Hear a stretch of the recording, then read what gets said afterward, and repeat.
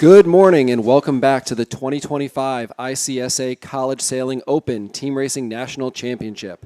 We're live here at the Edgewood Yacht Club in Cranston, Rhode Island as we get ready to start the third and final day of this 2025 championship.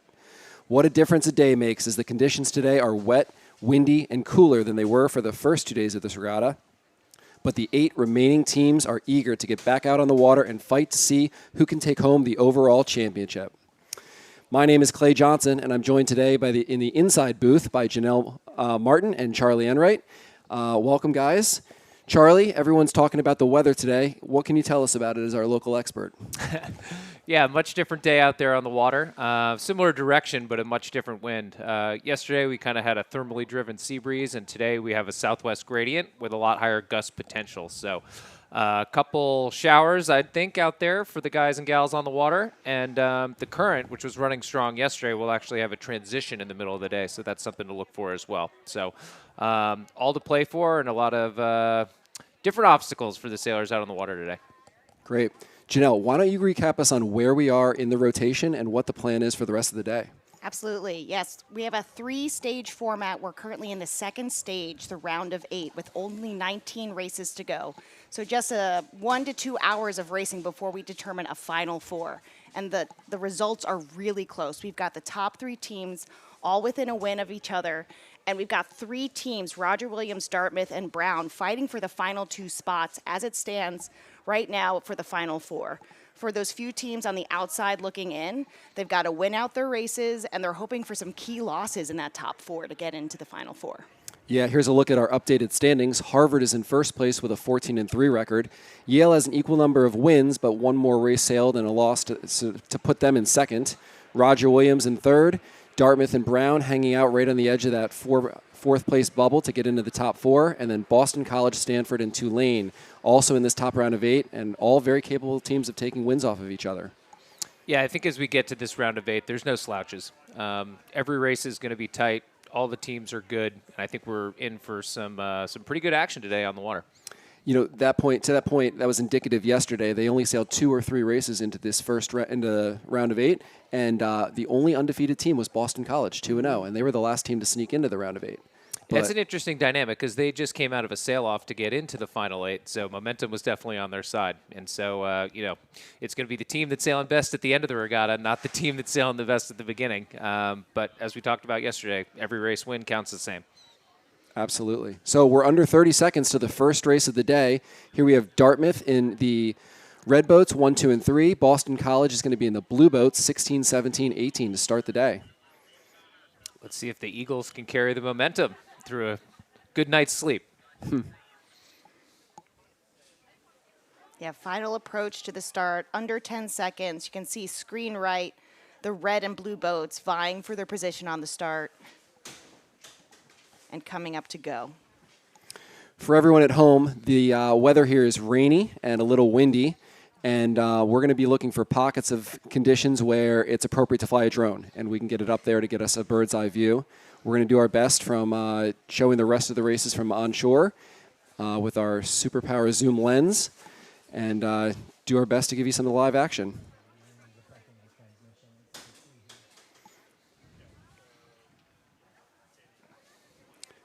But off to the right of the screen, you see Dartmouth and Boston College just starting their first race of the day.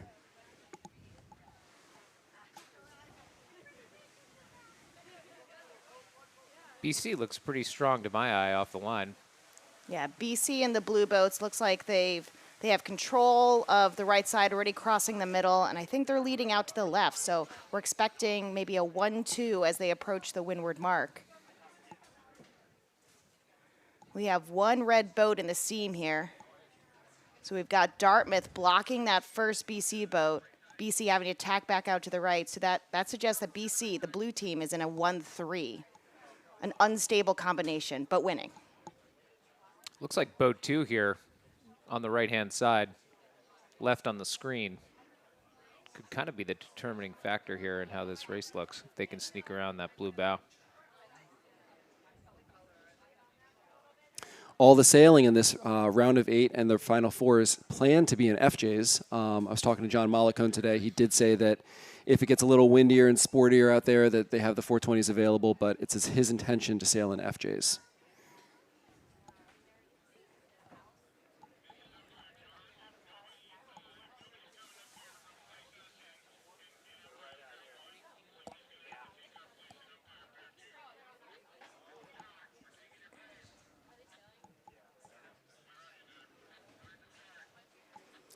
Looking at the pre-start area here, on deck we have Tulane versus Brown, and following that, Harvard versus Stanford.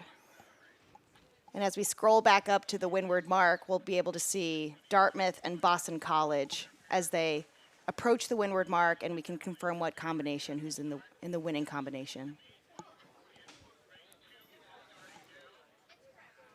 So we're starting to get to the nitty-gritty. Any team that has aspirations of making this Final Four group or even winning the regatta needs to win races. You know, Boston College is a little far out, but I think if they win out today, which they're certainly capable of doing, they're going to be right in the picture. And Dartmouth is right on that bubble too. So big premium on winning all of these races today.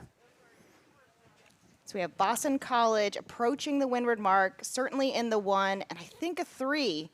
We have a Dartmouth second-place boat that's going to cause some problems for that third-place BC boat to get around the mark. Looks like the 3 boats on the right there are all over ley line, holding each other up. Yeah, we'll start seeing some S-turns, some pushing.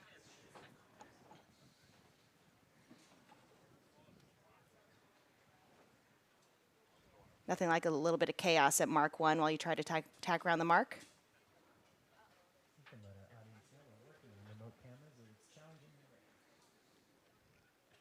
We're doing our best here to work on some remote cameras right now, but the weather is just not cooperative. Here's a dockside view of just how wet and windy it is out there. But hold tight. We're going to try and get some cameras going so that we can show our viewers what's happening.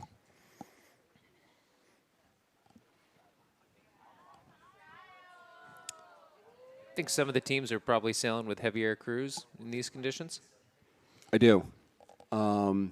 And I did a little straw poll of some of the teams this morning, and I said, okay, you know, let's say it gets pretty gnarly. Let's say it's 20, 25 knots, and it turns into a boat speed, boat handling competition. Who are the teams that maybe are the biggest, strongest that you're most afraid of? And Brown was a name that came up, and Boston College was a name that came up as just, you know, heavier teams that maybe should be feared. And looking on this downwind, we've got 2 blue teams leading. So Boston College in a 1-2, but having a 6, a 1-2-6, so a winning combination. But they could get in trouble if this red Dartmouth boat can get to them on the downwind. They certainly look balanced right now.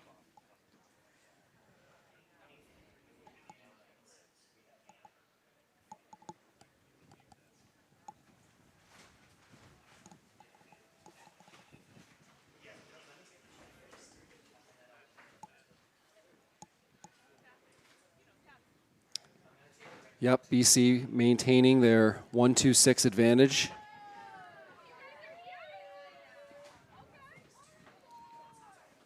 Always fun to have your team sitting dockside, watching right at water level, experience the rain just as you are out on the water while you're racing. These are teams waiting on shore for the rotation, waiting for boats so that they can head out, and all the extra support ready to hop in if needed. Lots of enthusiasm yesterday with some vibrant cheering and energy as these teams came to the dock that we could just hear in the background.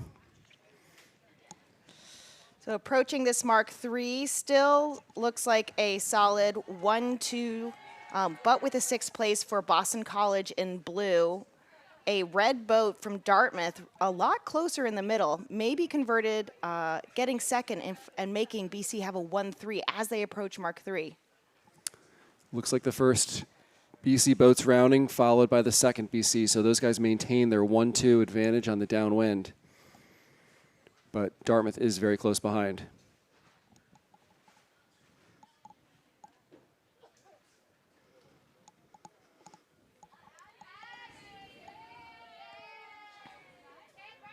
I always like sailing FJs. Yeah? Yeah, going the kind of same speed in these conditions. You know, I think when it's puffy, you see bigger differentials in the 420s, and kind of more of a team racing game here than it is a boat speed game. But as we discussed yesterday, the fastest teams always win. Yeah, BC doing a really nice job on that bottom reach, extending the distance between the second and third place boat. BC in a solid 1-2 and still 6. So this 1-2 is going to need to do a really good job balancing and making sure those red enemy Dartmouth boats don't get inside the seam and break up their winning 1-2. One thing I like that the Boston College team's doing, they're in a 1-2-6. You know, the 1-2 need to do an element of fleet racing to make sure that they can get to the finish. They have 3 boats chasing them down. But I like how the 6, boat number 17, is following the 2. That was always a team racing play we did, which is 6 cover 5 in this case. That way, if these guys sail all the way out to the right-hand side and there's a big right-hand shift, then that 2 gets to put himself back in the race. 17 will also get it.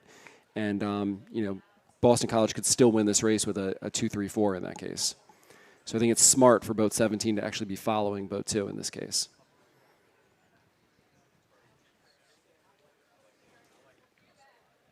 Yeah, no big shifts, pretty consistent breeze. It's going to be easy for BC in the 1-2 to hold this combination, particularly as they approach the finish or in the top half of this last beat. Not a lot of time for Dartmouth to break apart this 1-2. BC looks pretty well positioned and sailing fast. I don't feel like those Dartmouth boats are chasing them down at the moment. Pretty in control on the long tack here as they approach the finish of the final leg.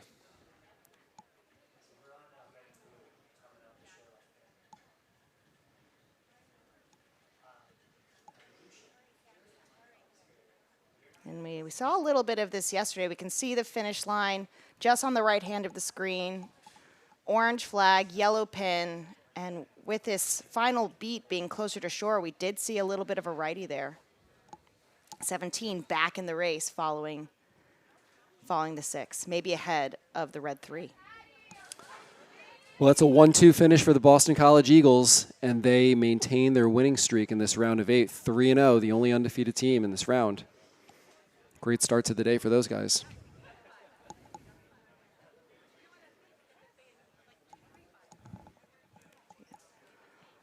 Also on the course, we have Tulane meeting Brown and Harvard meeting Stanford. On the downwind, we've got Tulane in gray and Brown in black.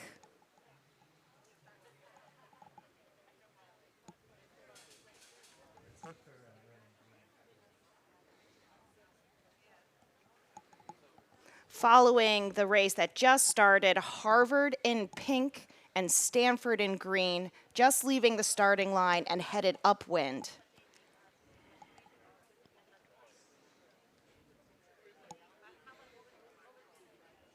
Harvard seems to have first place, but not control of a second pair, maybe getting pinched off by 13 on the left side, 7 having to tack and cross 15 and find a lane. So not quite a breakaway 1-2 yet for pink Harvard. That said, if you could choose to be one of the 2 teams right now, it would probably be Harvard and pink. You know, it's interesting, our perspective. I was convinced that number 8 had the 1 pretty easily and was crossing boat 14, and as we see, they had a leap out of them coming back. So this is still very much a race. Yeah.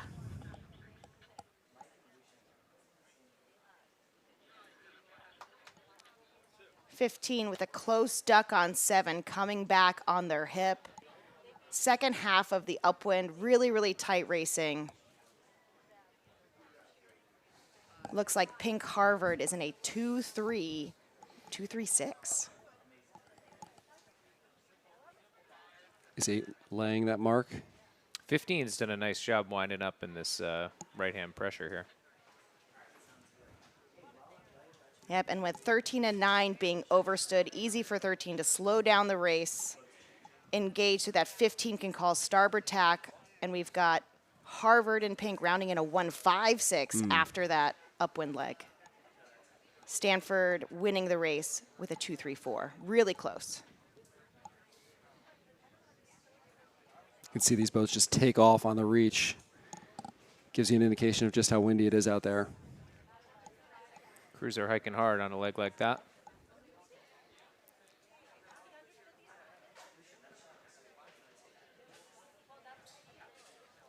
In theory, skippers should be hiking hard too, but it never really seems to work out that way.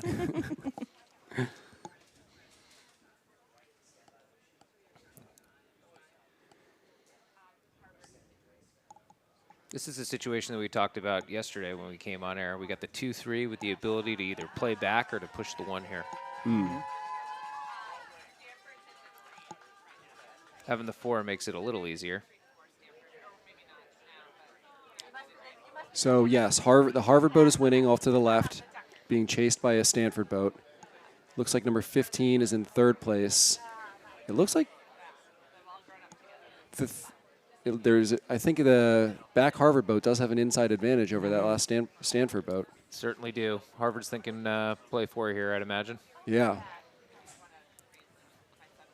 And it looks like they've done it. They've gotten an ace. And a foul. And a foul, yeah. Here's the Boston College team.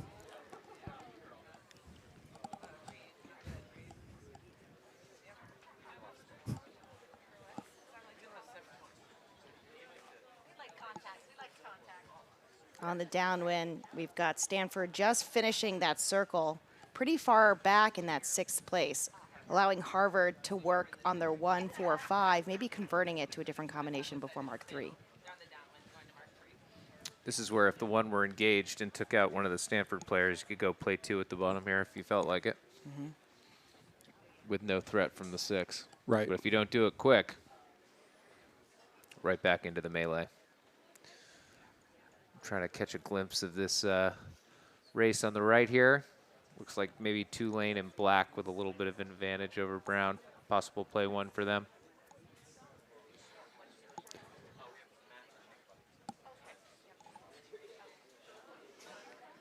We've got first place Harvard slowing down, waiting before the mark, engaging, just as Charlie mentioned before, because that 2-3 from Stanford has been doing a really good job slowing down the 4, compressing this race. Yeah, and it looks like boat 9 from Harvard has slowed down too and really committed to this play 4.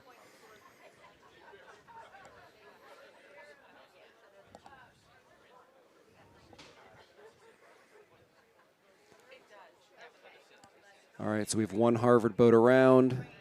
Ooh. There they go. Followed by 2 Stanford boats, and then 4th place Harvard. Simo jibe. And Stanford's going to try to set up a wall here on that 4th place Harvard boat and shorten that distance between them and their teammates in the back.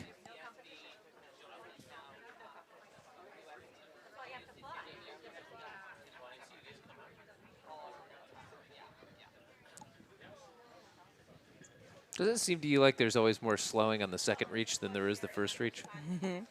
Absolutely. We saw this continuing obstruction issue a couple times yesterday. Pretty tricky part of the race course. Tricky part. And maybe Harvard a little bow ahead of their pair. 14 shooting head to wind to see if they can keep a good pin, and the wall is set up. That's a great wall setup, right? So you want boat 15 in front, slowing down, making it really hard for boat 7 to go below. Boat 14's job is to just pin and just really try to slow them down and let your teammate catch up. Well, you got to be careful watching for if 7 chooses to foot. If that 4th place Harvard chooses to foot and sink down the wall, got to watch out for 5th place 9, who's ladder rungs above you and faster. Right. So there's a balance of Harvard gapping the 6 and maybe an opportunity to jump forward and go play 1. And Stanford's broken off, and they're trying to go play 2. So boat 14 has left their guy. They're going back down to boat number 9 to try and do a pass back, and now it's kind of 2 competing pass backs and see which team does it better. And Harvard might be okay with letting 14 go if they can do go play 2, but no one has control of 15. 15 sailing free, out and across the middle. Yeah, maybe 7 and 8 looks good. hoping for a righty. 14's got the 1, I think. 8's got to get control of 15. Someone's got to get trolled 15, or Dartmouth has a 1-2. Ooh, it's going to be tough here with 7. 14's done an amazing job letting 15 sail free. But 14 self-sacrifice, 7 comes back down. I don't know where they are on ley line, if they're inside the box. I think they have a little bit more time on the upwind.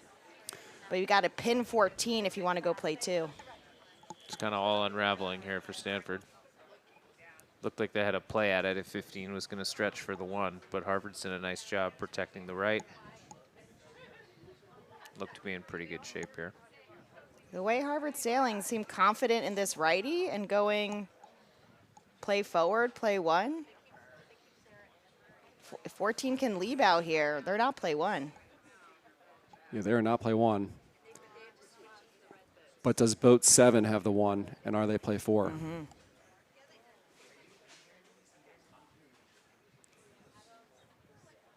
Looks like 7 has 14.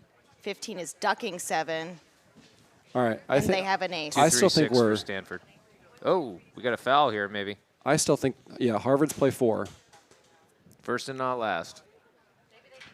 But they could be 1-4-6 if there's a penalty on 8, but doesn't seem to be. I heard a whistle. No eyes on the umpires of what flag they put up. As it crosses the And it finish looks line, like- looks like Harvard had a 1-4-5, which would win. And 14's And it going looked to like spin. 14's going to spin. So that race is going to go to Harvard. Another close one. Really close one.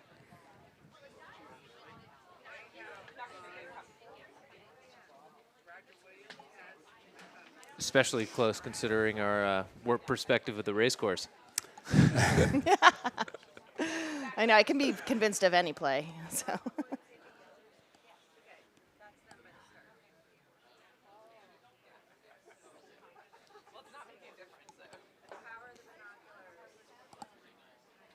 Inquiring minds would like to know what happened in the Brown Tulane race. If we got the scores anywhere. I think it just flashed through on our computer here. I think Brown ended up taking the win. Yeah. 15 seconds to go here. So a quick recap of the scores after those first few races. Harvard's going to maintain their lead at 15-3. Yale's in second still, 14-4. They haven't sailed yet today. This is probably them starting now. Roger Williams 13-5. Brown 12-6, and Boston College is moving up the leaderboard. They're now in 5th place with an 11-7 record.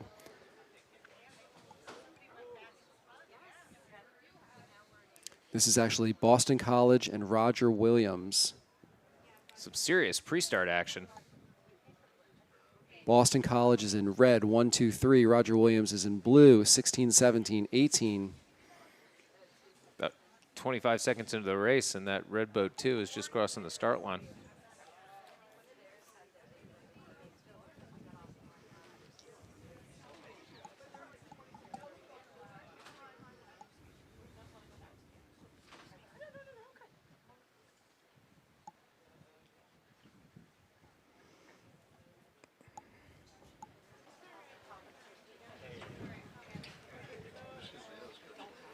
Yeah, so hard to tell from our angle, but what do we definitively know? It looks like boat 2 is in the 6. Boat 3 is in the 1. I think boat 3's winning their pair on the right side of our screen.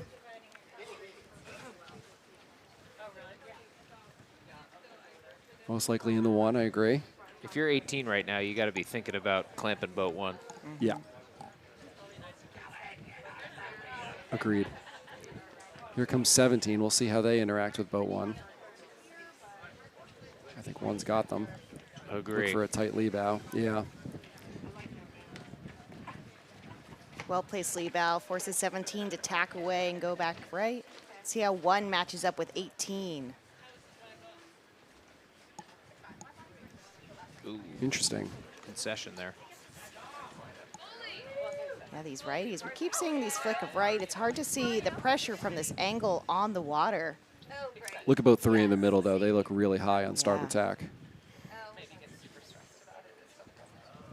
17 still extending, looking for starboard advantage, maybe even more of a righty. But BC extending away in phase, looking like a 1-2. And we talked to the BC team before sailing yesterday, and they really emphasized their plan of getting good starts and looking for opportunities to fleet race early and use some of that speed to their advantage. It seems like they're doing it now. Here comes boat 1 back. Looks like a gain to 17 from here. Yeah, hard to see from this angle on the water, but these righties keep bringing boats, digging in a little bit further right. We'll see if 1 can lee bow 17 and stay strong. I think 1's still ahead of 17.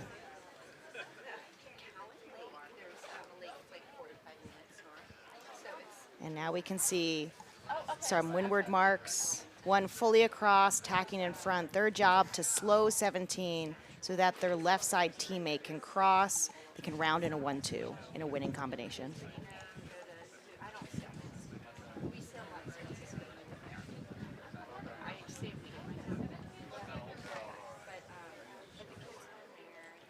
And the left side BC boat is across. BC in red, tacking in a 1-2 with a deeper 6 as they head on the top reach to the downwind against Roger Williams in a 3-4-5.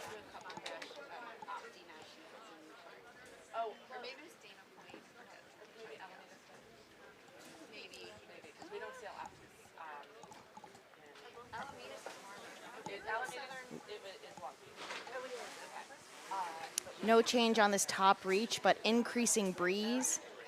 BC bearing off in a 1-2 with a really close 3-4-5 with Roger Williams. I expect Roger Williams to create a 3-boat wall of bad air and suck up one of these red BC boats.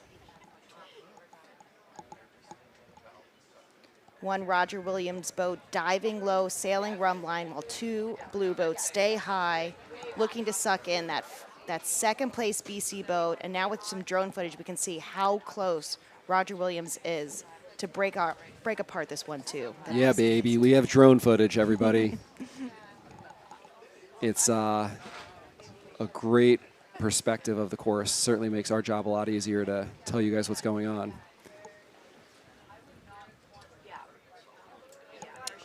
Roger Williams. Getting a little inside advantage there. Yeah, tight pursuit. Probably a little early to be thinking about that for me. Right now, I think it's still all about the slow. Slow, yeah. All about the slow.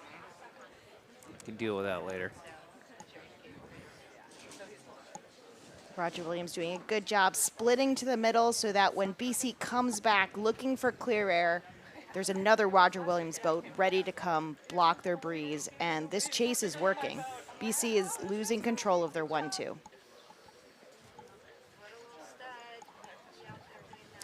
Good shot of the umpires right in the action, huh? This umpire team has been fantastic, and they've been right there for all the close calls all weekend long. Maybe we shouldn't talk too much about them. Yesterday when we did, there was all of a sudden a flurry of umpire activity. Yes, they're doing a great job, and we'll let them continue to do so in the background of our broadcast. Gang cover working perfectly here for Roger Williams. Yep, Roger Williams pushing that second place BC boat all the way out to the right side, but our 6th place BC boat is in range.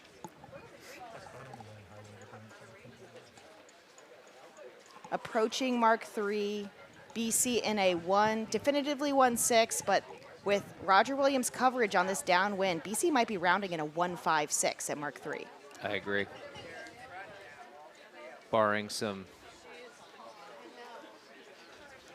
crazy happenings with the first place boat here, Roger Williams looks pretty solid in a 2-3-4.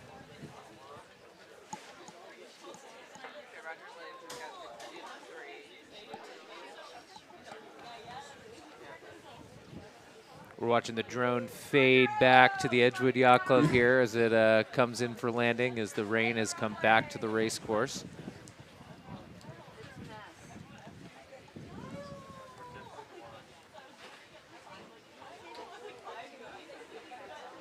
These look like team racing ants now. They do.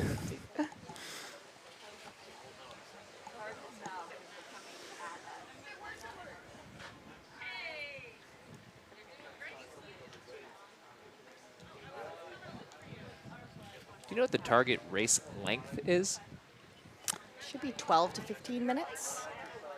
According to the procedural rules, a relatively short race when you break it into the 4 separate legs. It seems like they've been a little shorter than that. I feel like they've been clocking in right around at the 10-minute mark or so for most of these races. And we're back. Checking back in, we've got BC in red and Roger Williams in blue.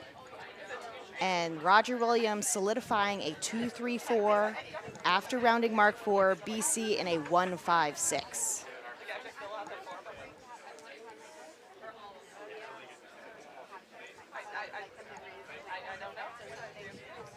As 2 comes across, if they can get to boat 17 and help their teammate, the red boats are looking to slow down 1 blue boat to go play 4 and put a blue boat in last.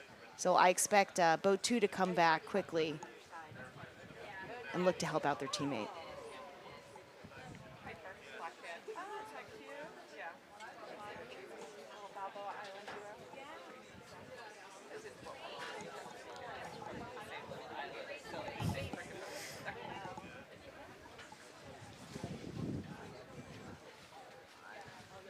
Boat 1 in a pretty tough spot here.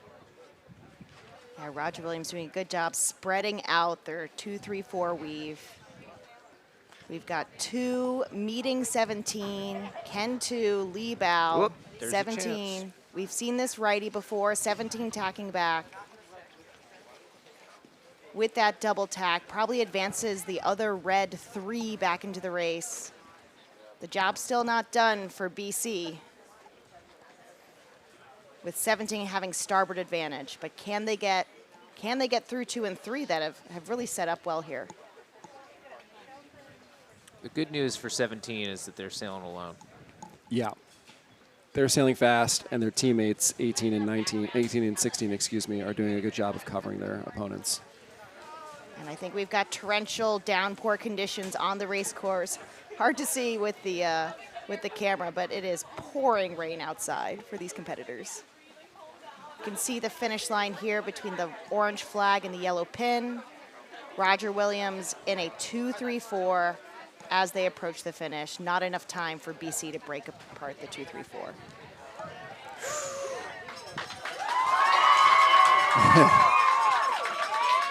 Presumably the Roger Williams team celebrating a win out in the rain.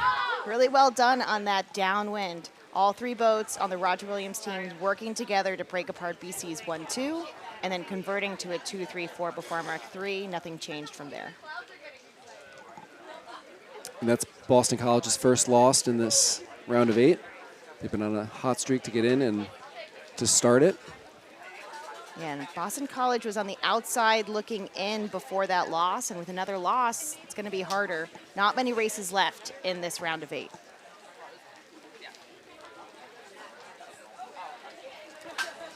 With the black and gray boats here.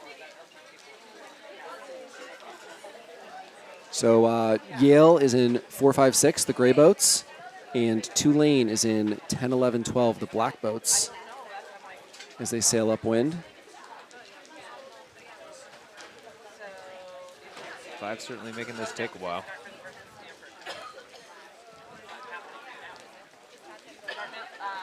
It is pouring out right now. Absolutely pouring. You can hear it from inside. Ooh, we got a jibe out. We've got Tulane jibing out. Yale and Gray 5 doing an incredible job preventing this 1-2 from happening. We don't have a 6th place boat in our screen. I wonder if Yale has a really, really deep 6 that they're trying to help out with, but I would assume they're advanced. They're there. They're advanced. There they are. And 12 is the 6th place. So Yale in a winning combination. Torrential downpour. It must be Telltale stuck to the sails. Hopefully everyone has a baseball cap on, because I don't know how you're going to see upwind with this much wind and this much rain. Definitely a good day to be inside. I'm glad they moved us in. All right, Yale still in control of black 12 that's in last place. And as they approach the windward mark, Yale looking like they're in a 1-2, a 1-2-5.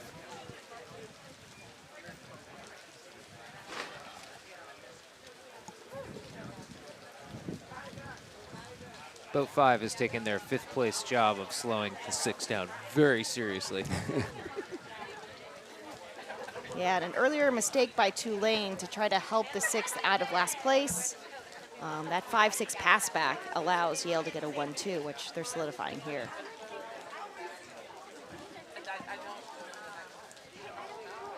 Oh.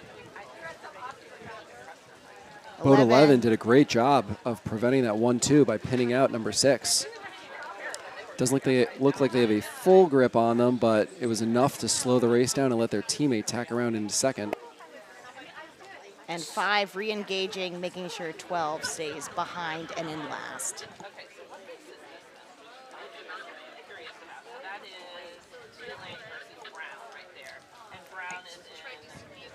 Yale in a 1-4-5 on this top reach, looking to push the 2 black boats around Mark II.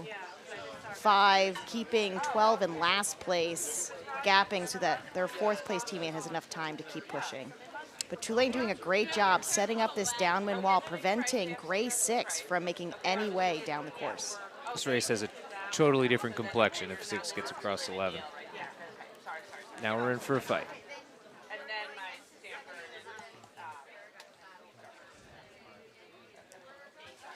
And 11 with an incredible hook, pushing a gray boat in deeper into 6.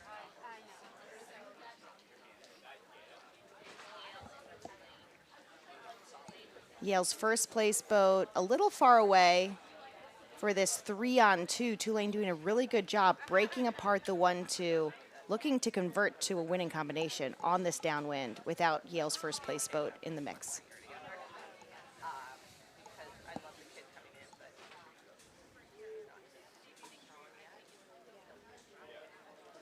And Yale getting control of a last place Tulane boat, 12 tacking around.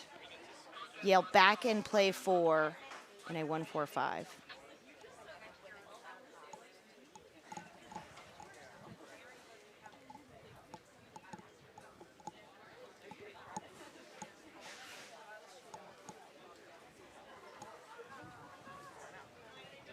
Tulane needs to be careful doing a 5-6 pass back on the inside here, getting their teammate out of trouble. If you look center screen, far right side, Yale sailing fast and free, and I would expect maybe first place looking for an opportunity to do a 1-2 bump.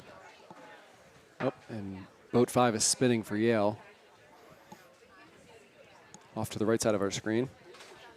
Yeah, Yale spinning likely for a windward leeward, maybe not keeping clear on a aggressive hook and head up, but looking forward, maybe a 1-3 isolated for Yale to go 1-2. There's one black boat preventing it, but you can see that outside Yale boat just inching forward, almost clear ahead, making that pass back pretty easy as they get to Mark 3. If there's an opportunity here for the first place Yale boat to just bump that lead Tulane boat a little bit, it could easily be a 1-2 at the leeward mark for Yale. Sooner the better before 12 establishes inside later in the piece. I'm sure boat 12's happy to see 5 in the 6. It's been a long race for boat 12 and those 5. Yeah, 12's is ready for it. Yeah, that outside Yale boat has done a really nice job of sailing fast and wide. There it is. Yale with a 1-2-6 as they round Mark 3.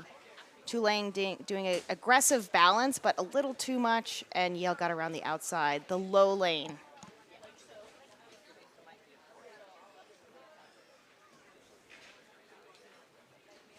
This is the perspective I usually watch as a coach, so I actually like this a little bit more than the drone footage, if I have to be honest. Through the mess. Yes.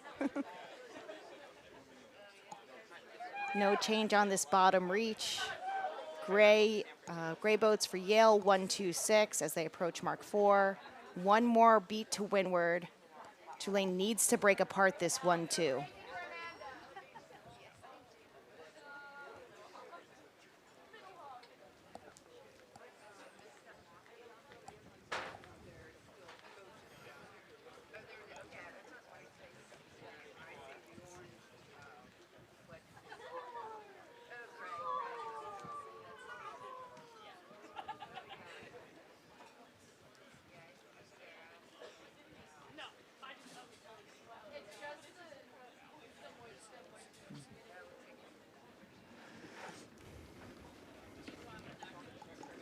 Easy balance so far on the upwind.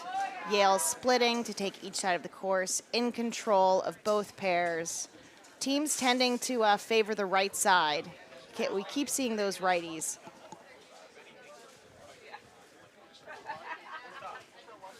Four's doing a nice job of covering 10 and staying in phase and make sure they're never in the dirty air of their teammate. Delaying a maneuver here or there just to keep their nose clean.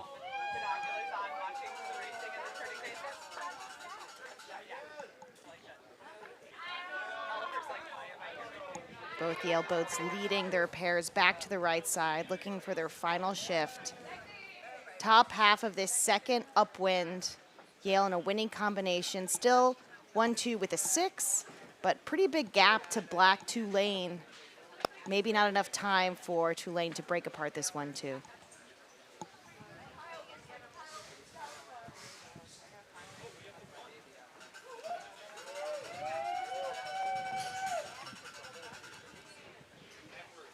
Oh, and here comes a Yale boat down. Boat 6, just to be a little safe, make sure they can balance if needed.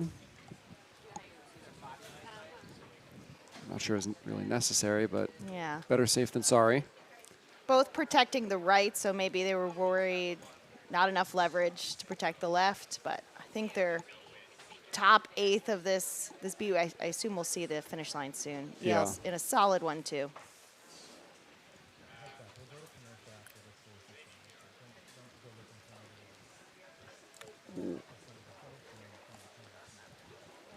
You can see the rain come down even harder. Oh my gosh, you can see every droplet on the screen.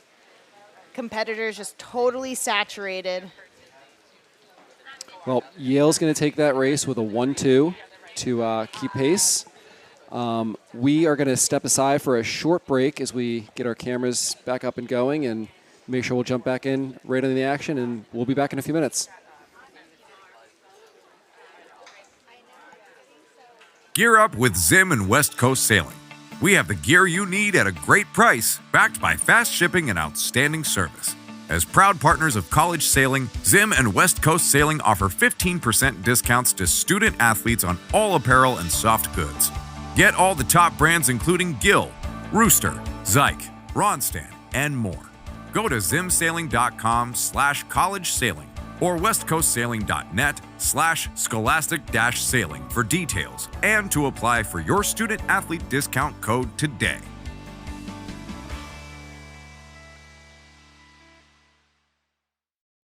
If you speak the language of bosons and quarks, of nanoengineering, Wordsworth, or hip-hop, then look no further than Brown University.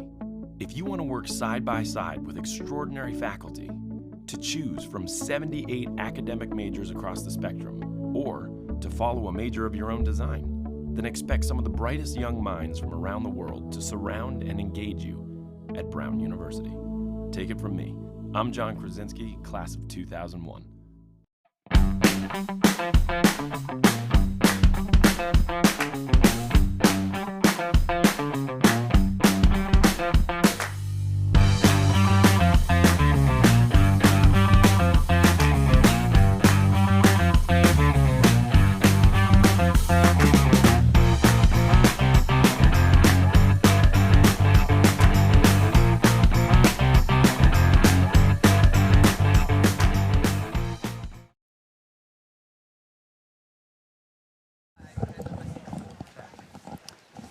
We're back here at the Edgewood Yacht Club, the 2025 ICSA College Sailing Team Racing National Championship.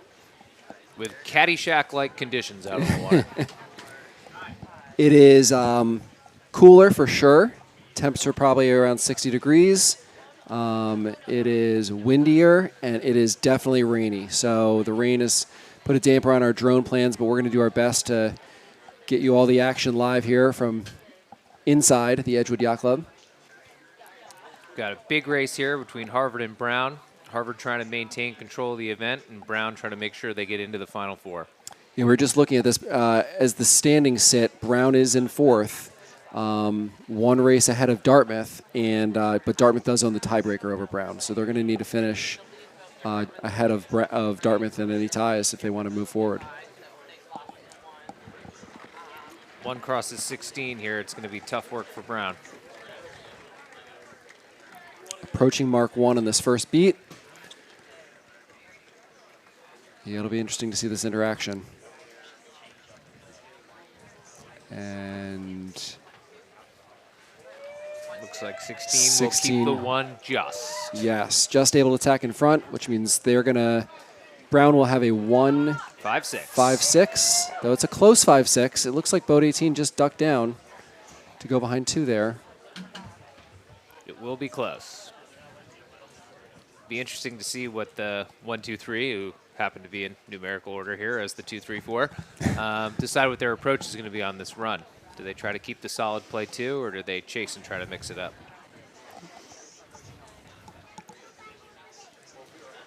If I'm 16, I'm just headed for the hills, trying to get comfortably in first.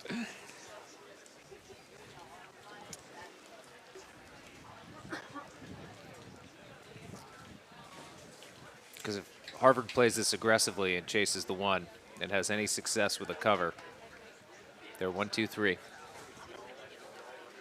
And right off the bat, like you said, we see boat 2 sail more of a rum line course straight for that mark. As much as it's about the play, it's about the spacing. If I was in the red boats rounding this mark, I'd be playing forward. Big time.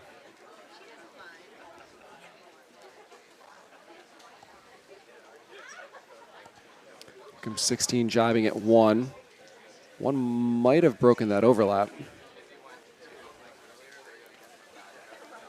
Saw them shoot up pretty aggressively. Real significant battle here is between 3 and 18. Brown's going to have a chance. They need one more pair. Right. 3 doing a good job of reestablishing themselves on the inside to maintain control if needed.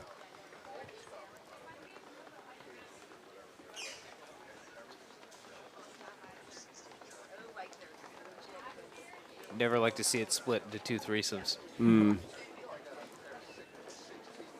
Now I have to think, if you're the leftmost boat in our view, number 2 from Harvard, if you are in the 1, you look for an opportunity to jibe and solidify yourself in the front, don't you think? Yes and no. I think it probably behooves the front threesome, and Harvard more specifically, because they have 2 boats. Yep, there they go. That's exactly what happened. Boat 2 went around the outside, solidified themselves, and then came back and did a pass back, and now Harvard's in the 1-2. Which is good, depending upon how much run is left. All I was going to say is that they could be pushing it forward and then make sure they do it at the right time, so it's the last exchange before the mark. Yeah, you're right. I mean, if it's close and you don't quite have it, you don't want to rush it, because if you don't make it, then you're just outside boat in a close interaction. Or if you do make it and you have 2/3 of the run left, everything's just going to go inside out again anyway, with the chasing boats having the advantage coming from behind. So making sure that you do it at the right time and have the last one go right is really important. I can't see where the mark is right now, but I think it's just to the left of our screen. Hard to see how this is all going to come together. it's looks like they're all outside the circle here, but so more likely than not, Harvard's going to come out Got some hands up. well ahead. Yeah, I saw a hand go up. It looks like simultaneous jibe, though. Green flag. 16 could have a, ooh, 1, 2, 3? No. No. I think I see another hand go up. I think I could hear some of the yelling from here. 16 is going to have to be the savior here. Not looking good for Brown, unfortunately. I think Harvard's in a 1-2-6 at the moment. Up, but 18 spinning And a from Brown Brown. and a Harvard spin. Okay. Go. Big change. Wait, double penalty. Oh, Wow, and 3. okay. Holy shnikes. So Harvard is going to round in a 1-4. 1-4-6. 6. Oh, Whoa. little double jibe. 17, hunting 3. Play 2 for Brown. Was simultaneous jibe for 17. Aye, 17. Oh, I see a man. oh, lot boy. of umpires. A lot of hands going up. I mean, Oh, my teammates are hitting goodness. each other. Wow, someone's really going to have to spin for this. I see. This is unbelievable. This is an unfortunate display. This is like a raft up of pontoon boats. The flotilla of Brown and Harvard. Saw a red flag. Looking who's going to spin is 17. It looks Getting like space. 3 is Three spinning. is spinning. Harvard spinning, standing up, I mean, raising their hands. They just have a 360 competition right now. So you can get done 17 first. spinning, twin. This is what coach does at practice. You were both wrong. Both spin. There's guilt all over everybody here. Harvard, a lot of work to do still. We've got a 1, but they're in last even after that 720. We'll have Now- to see how 3 and 17 match up. And now was 16's got to come down here and make sure they're bow forward on 1. I don't think 18 had a great grip on 1. Definitely not. And the tack off would lead you to believe that Right. So if, they were bow back. I think- 16's got to lock it up. I think Harvard's only chance here is for 2 to really clamp down on 16 and let their teammate 1 sail wide around the outside. Oh, the tack away, it might solidify that. 2 can hold this.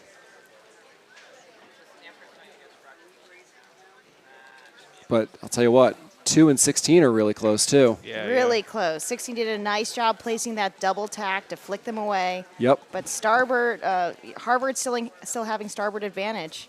Makes the next meetup. I mean, this might come down to what the last shift of the race is. Can 16 get a close duck here and prevent 2? 2's in a righty. 2 another tight lee bow on 16. Oh, my goodness. 18, it could be the 1, and 17 stays ahead of 3. And Okay. So 1. All right, we've got a switch here. 1's going to pick up 16. 18's the X factor. Harvard's convinced. They're playing forward. They're showing us that they're not worried about 18, but I don't think they have a choice. I think they just need to sail fast at this point. They have a 6. blocking 16 again, a little bit further ahead. 1 had better control. I'm at the edge of my seat right now. I don't know if Yeah. 1 has this. I think 18's ahead of them. I think 18 is as well. Tight lee bow. Tight lee bow. They've got to stay here. Oh, a as duck. What was Just kidding. that? a duck. Woo! Harvard strong here. Well, I'll tell you what. You get Close 18 duck and coming an back on FJ. with a starboard tack advantage. You can see the finish line coming into On our view port. here. This is the Can cross. 1 get across? Can 1 get across? That's the race. They're across. 1 is across. Oh, Near saw- port ley line. Maybe still 1 more tack. I saw a hand go up from the brown boat. I mean, obviously, you got to ask if it's close. gotta Yeah, ask the asking the question. umpires, was it clean? Was it a clear cross? Harvard crossing the line into 1-2. No one spinning, maybe a green flag. What a race. Wow. That was How- wild. How many 720s? Too many. Too many.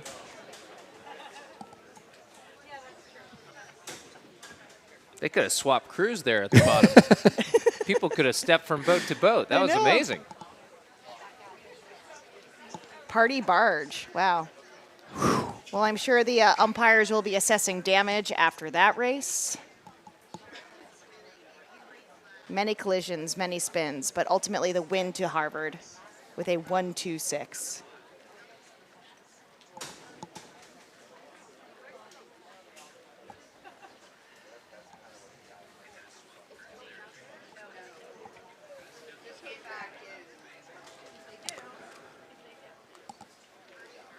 Certainly not in charge of production, but if that's the current state of affairs, maybe we can get a drone in the air.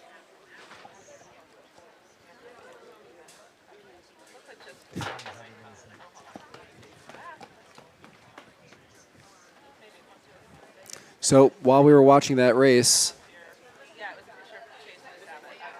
Stanford looked like they beat Dartmouth, and we saw Yale beat Tulane. So I think the Stanford over Dartmouth was the only one we didn't see, which Brown certainly needed. is good for Brown because they lose all tiebreakers to Dartmouth, as those two teams are jockeying for one of the last spots in the top 4.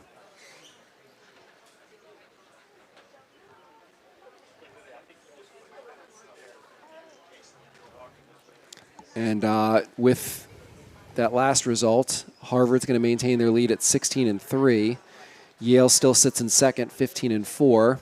Roger Williams, sole possession of third at 14-5. All of those teams are one race apart from each other. And then Brown's going to fall to 12-7, but that still keeps them in 4th place overall with just a few more races left to go in this round.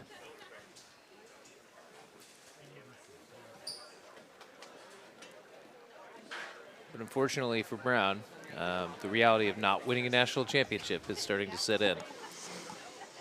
4 races back with 5 to go. Yep, with that loss and not many races left. They're fighting for placing now. Certainly the goal is to make the top 4. Give yourself a chance, but starting to run out of time. We're in the pre-start of Tulane versus BC. Tulane in the lighter gray boats, BC in black.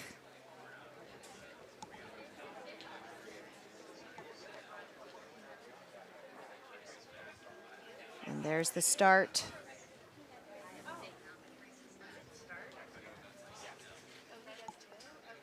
Tulane in control of the pin pair for now and blocking the middle. But BC with the edges. Can 11 pinch off 6. Most likely in an FJ, they look like they're advancing forward. And boat 10 starting at the boat, immediately tacking, searching for that first righty to come back to own both edges of this course. Call that start the dead bird. Why do you call it the dead bird? Slow at the boat, first attack.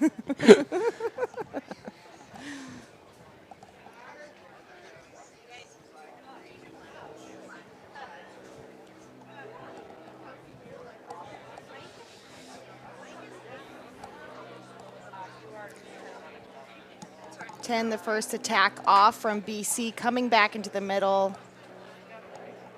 Not looking great on the rest of the fleet, definitively in the 6.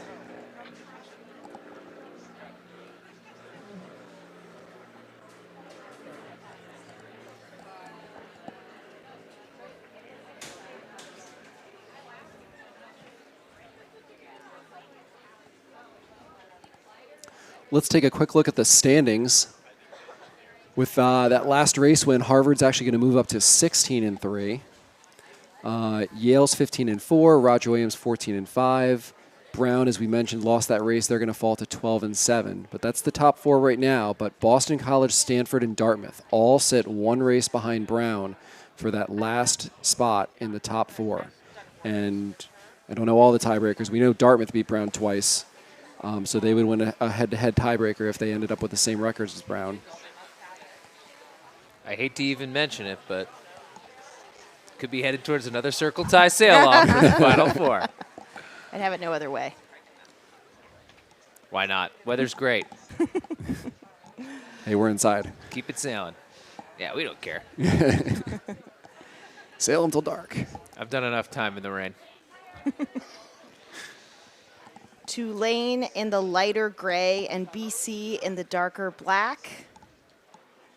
Looks like BC is in first, but last. So an unstable combination for BC, losing right now.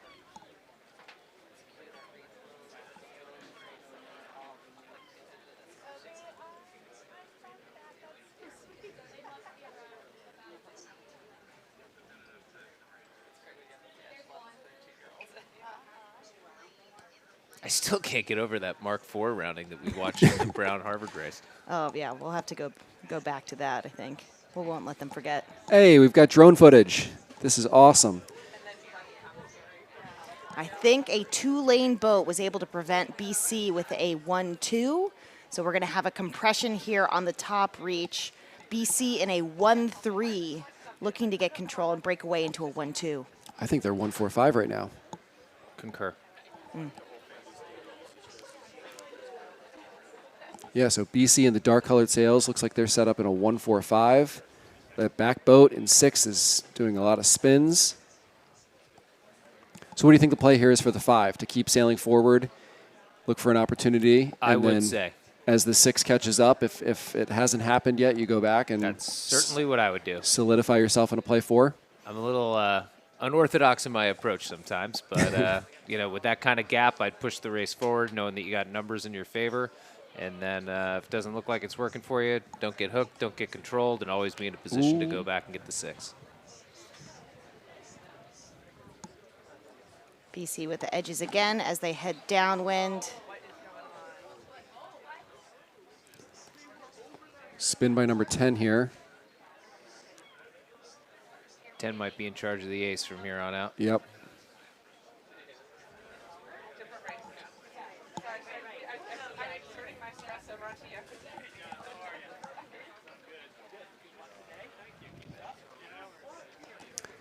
You know, that was the case. Boat 10 pulled their boom across, tried to do a quick jibe against the Tulane boat. Didn't get it. It was close. I don't think they got it, but they chose to spin, which keeps them right in the race and certainly ahead of the 6. And, you know, you get a little aggressive and defensive and call for the umpire, and you get a 2-turn penalty, and all of a sudden you might be the 6. So I thought that was a pretty good level-headed move by Boston College there.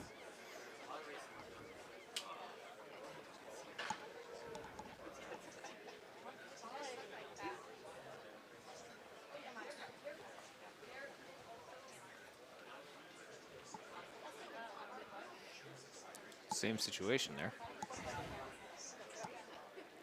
Opposite result. Boat 4 is going to spin. If at first you don't succeed. I had a situation like that at the Team Race Worlds in 2011. Tried to pull the boom across. It worked. Other boat wasn't believing that maybe that occurred, and both boats ended up capsized in 25 knots. Oh, jeez. Yep. Painful. And they called racing for the day after that.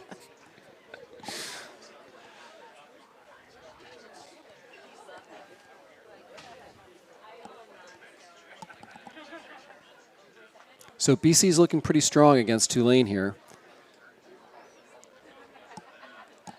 Have to imagine we're almost at Mark 3 at this point. Up, and just as I say that, boat 11 spins. Still.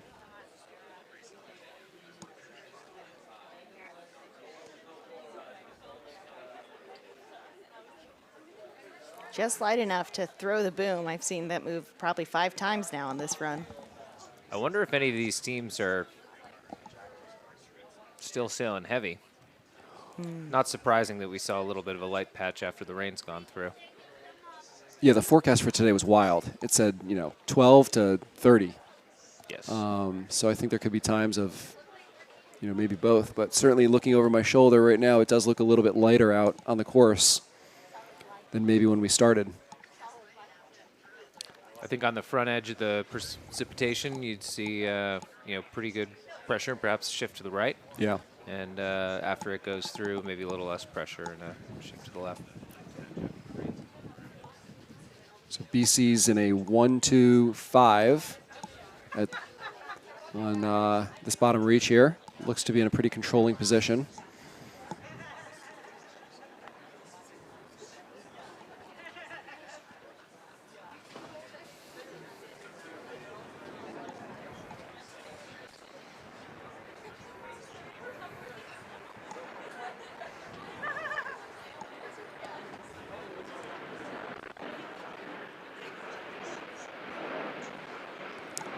Boat 5 goes and boat 10 goes with them. I like that. I like dividing up like that.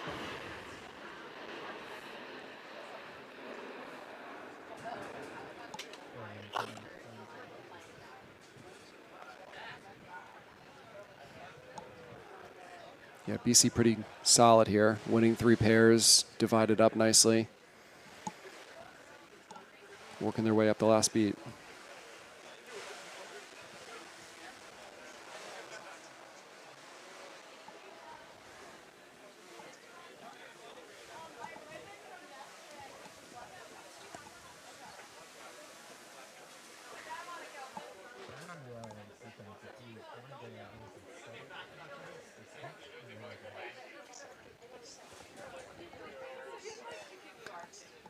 Boston College I have to give them a lot of credit. They have seemingly turned it on today in this round of 8, and they are moving up the leaderboard. I think they're going to be threatening to that top 4, but they seemingly have this race in hand, and I know Brown and Yale is an important one, and that's about to get started. So I think we're going to look over there and get a glimpse into that race.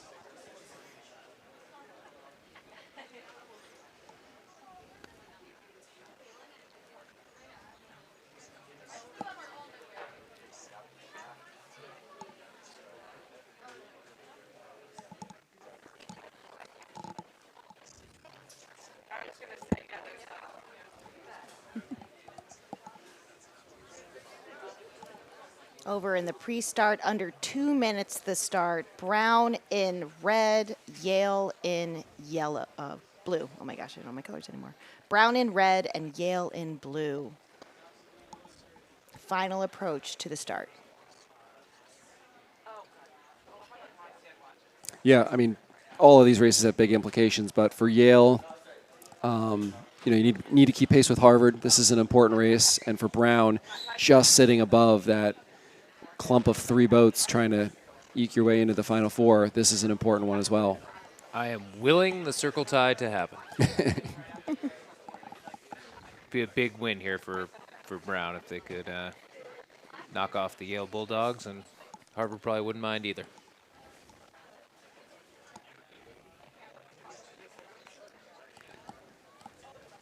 Coming up on the start here, about 10 seconds left. Got a boat on port. It's always exciting.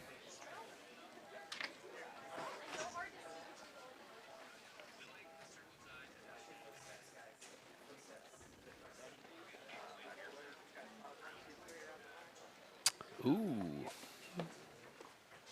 Yeah. So 18's gone back. It's a Yale boat. It didn't look like 17 had the best start either.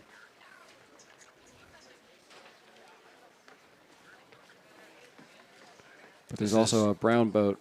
This is one where if 3 can just stay ahead of 16, maybe you put the blinders on and send it around the course.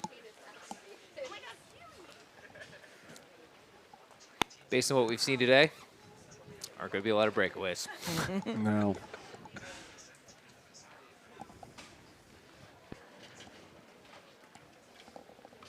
One of the reasons for that is the current hasn't switched yet. Yeah, when do you expect that to happen? I think around 1 o'clock, but we talked yesterday about how the boats that are behind on the downwind have a little advantage, and if there's a little tide going out still, it only makes that leg a little bit longer.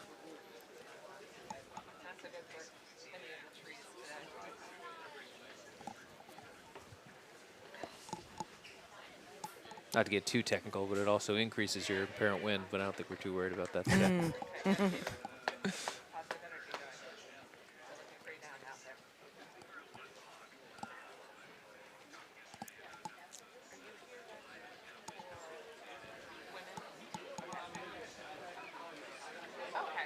Man, it is coming down out there. Yep. Another rain cloud coming by, saturating everyone out on the water, anyone watching on the dock. Brown looking like they're in a 1-4-5. Yale looking to catch up and compress this race so that their last place blue 17 can get back in the mix. One's got to start worrying about 17 here.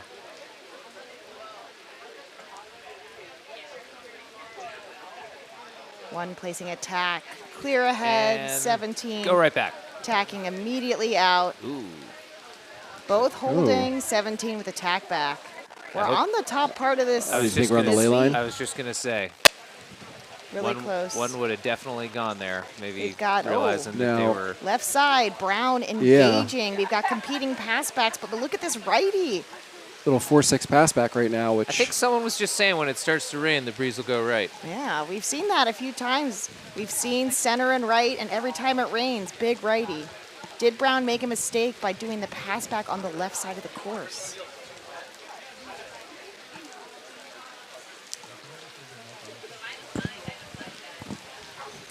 you know, our perspective is so tough. 20 seconds ago, I thought the boats on the left were so far behind.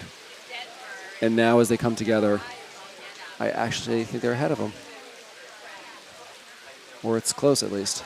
We've got Yale in blue tacking, double tacking to reestablish, maybe upshift, maybe to close to the mark. There's our windward mark.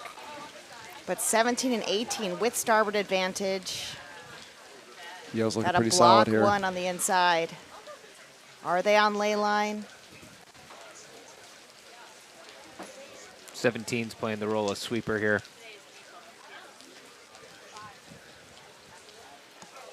And with 17 1, blocking 2, here. 1, 2, 3 for Yale here. 17 gets a 17. piece of 3. It's going to be pretty ugly. Ooh. 17 I with see a a double hand. pin. Can 17 tack though? High risk. And a brown boat spinning. So Yale's going to round that mark in a 1-2-4.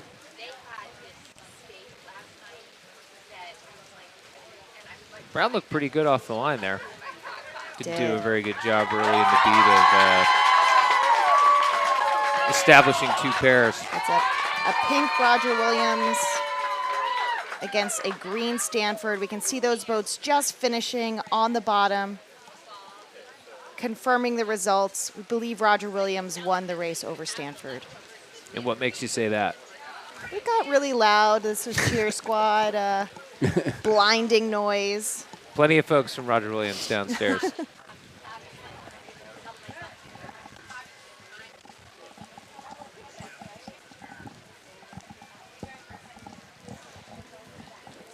Going back to our blue and red boats, blue Yale against red Brown. Yale in a winning combination with a 1-2-4 as they head downwind.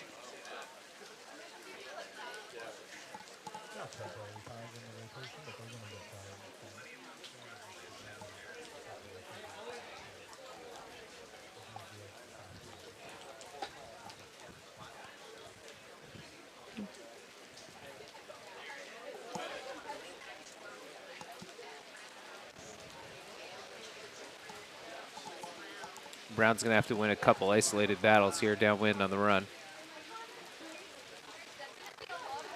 And the spacing of the 1-2-1 really extended far away to quite close to the third place Brown. But threatening on the inside is a blue Yale boat leading their pair on the low lane. Ultimately good coverage for this downwind for the Yale team. Can confirm that Roger Williams did just beat Stanford 1-2-3 in that last race. Hence the loud cheering.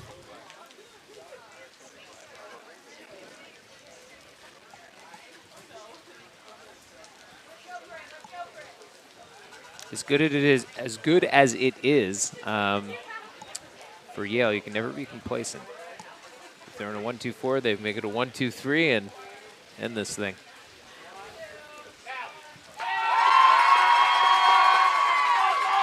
The rain certainly makes it unstable for this downwind. No telltales, maybe no feel, just heavy, heavy rain. So advantage to Brown, who's really close behind on Yale. Yale hoping to get around this mark in a 1-2. Looks like it could be a 1-2-3 here.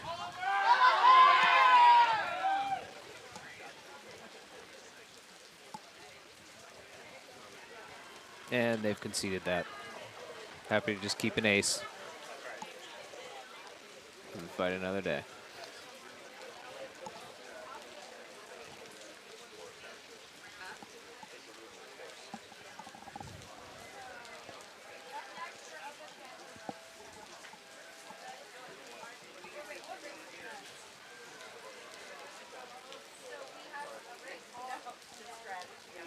Still following our blue and red boats on this downwind, much more compressed.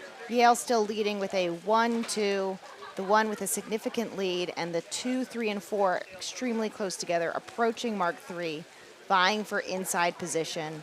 Yale looking to round in a 1-2-3. Yeah.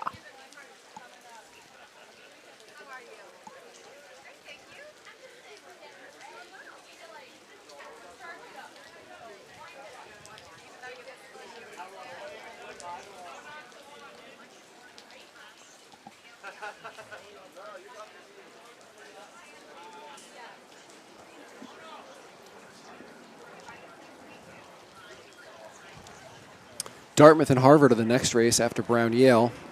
Dartmouth's going to be in the gray-colored boats 4, 5, and 6. Harvard will be in black 10, 11, 12.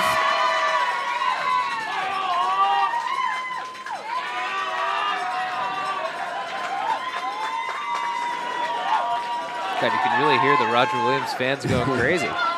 Got to give them tons of credit. Traveling in mass.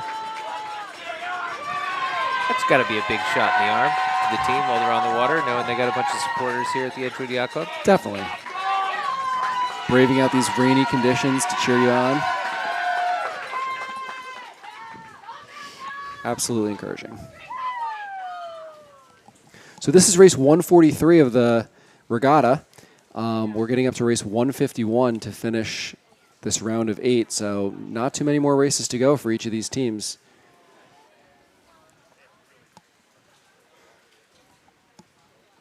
Last minute and final approach to the line. Dartmouth in the lighter gray and Harvard in black.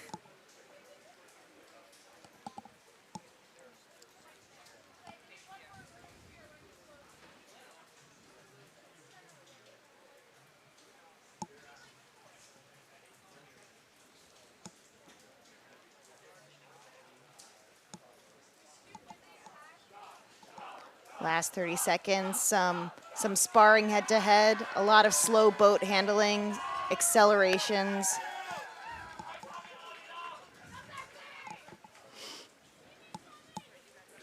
It's been pretty important to win the edges of this course.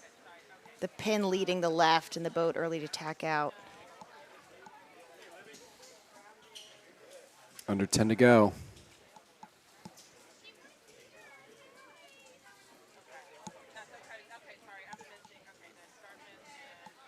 Gray 5 I having see an to individual spin. recall. Looks like 6 was maybe over. And another. And 11. So 2 Dartmouth boats behind, exposing a 1-3 opportunity for black Harvard. I think Dartmouth is actually in the 1 at the moment. I think It's probably between 10 and 4 here. Yeah. Depending upon what happens up the course. Right.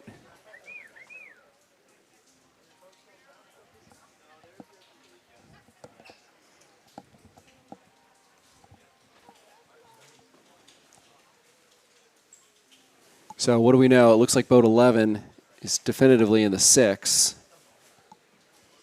I would say boat 6 is ahead of them, most likely in the 5. Two Dartmouth boats are back there, but 4 is ahead of 12. And then I guess the question is, where does 10 come into factor here? Are they winning or are they in second? 10 and 4 look bow to bow before they split.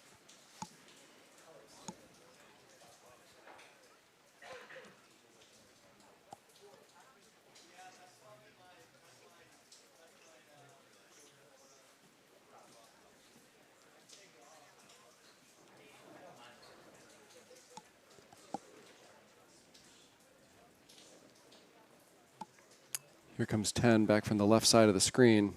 4 looks strong. Yeah, 4 definitely looks strong.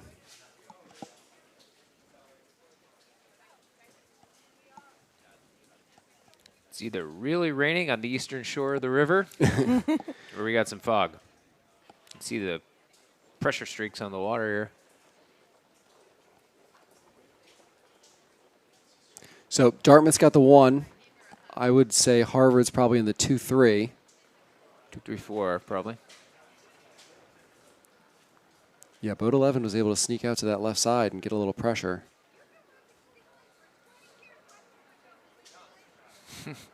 Must be pretty up and down because we saw boat 4 gain huge on the right early on. Yeah, it looks like Harvard is in a 2-3-4 combination right now as we head up the first beat.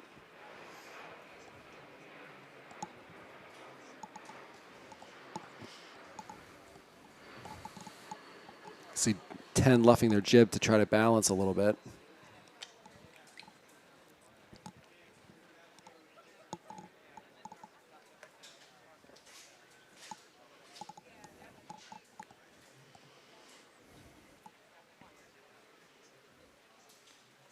Both 12 and 10 doing a good job blocking that gray boat, solidifying their 2-3-4. Big righty on the course. Here comes some rain. Charlie's righty.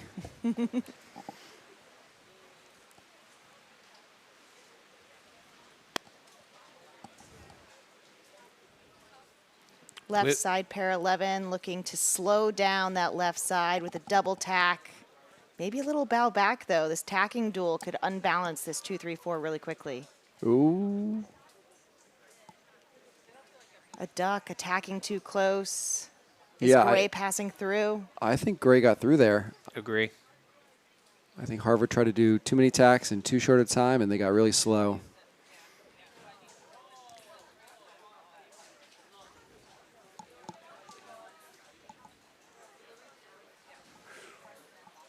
Once the boats start to over-flatten out of these maneuvers, you can tell it's getting light out there. Double dial downs here. Total compression of the race. All stop. Boat 1 waiting.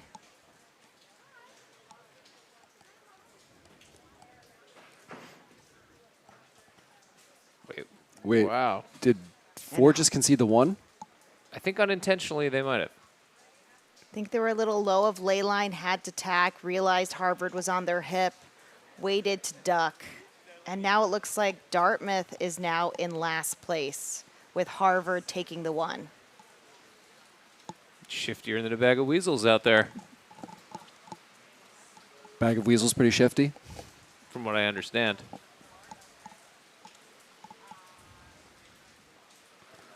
Boat 6 looks a little slow at the moment. Clay, let's be honest, they all look pretty slow at the moment. So, wow, it is raining. To my eye, it looks like Harvard is in a 1-3-4. Would you guys agree with that? Yeah, 1-3-4 can confirm. 4 will be maybe 3 will be the sacrifice here. Sailing up a little too extra. That second place gray boat has a lot of work to do on this top reach. They're going to get swallowed up real fast.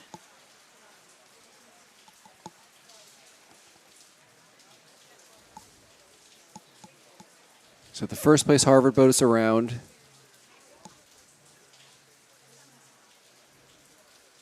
And then a Dartmouth boat, number 4.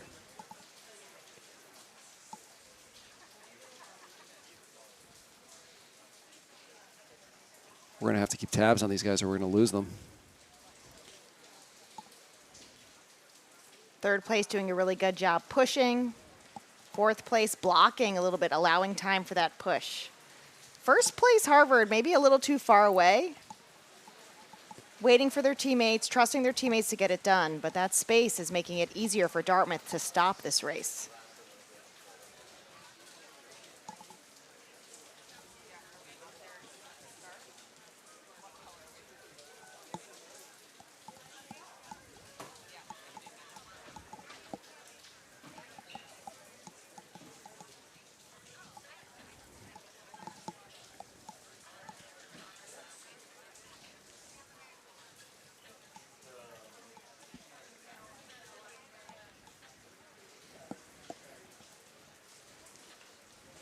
Just looking at the weather radar here,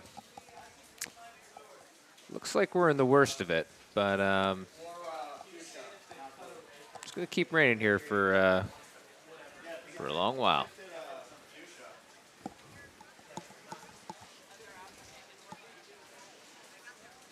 I don't think anyone's spray gear works in this kind of weather. Hopefully someone opted for a dry suit out there.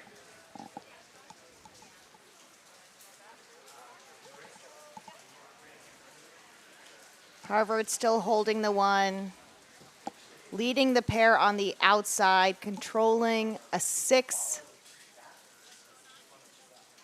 Harvard still in the winning combination as they head downwind to mark 3.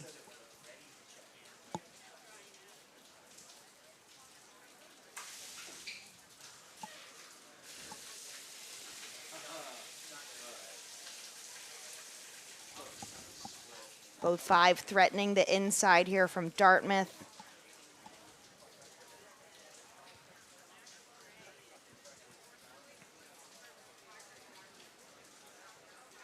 Breeze is softening up a little bit out there. You can see a lot of roll jibes going on. Boats accelerating out of their maneuvers.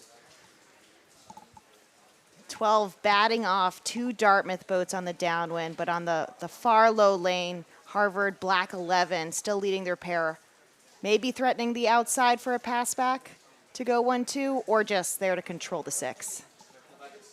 Last part of this downwind as they approach Mark 3.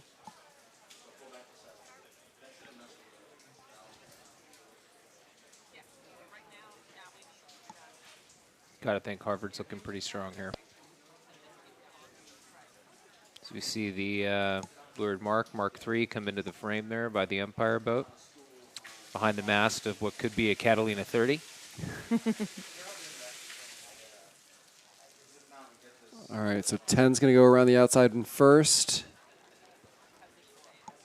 And 12, the gatekeeper, Ooh. taking their time. Wow, is it triple pick here? Triple pick. Wow. Dartmouth a little too hasty to throw their boom over to crash over for simultaneous jibes. Harvard taking advantage. I see some hands going up.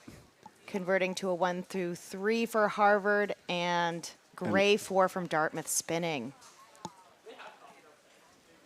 I don't know what 2 sailors are in boat 12, but that looked to me like the most heroic move of the day. Oh, is that another spin? And Wow. Dartmouth 5 spinning. Yeah, I think that was Dartmouth getting a little antsy, jibing to port, assuming Harvard had jibed, and Harvard just holding on starboard.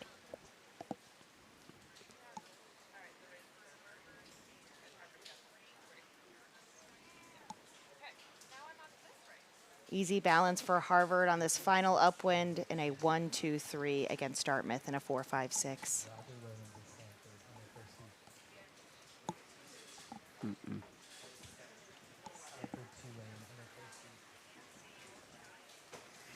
So Harvard looks pretty comfortable here in a solid 1-2-3 with some space on the last beat. We're going to switch over and try and watch some of the first beat between Stanford and Tulane. Stanford is in the pink boats, 7, 8, 9.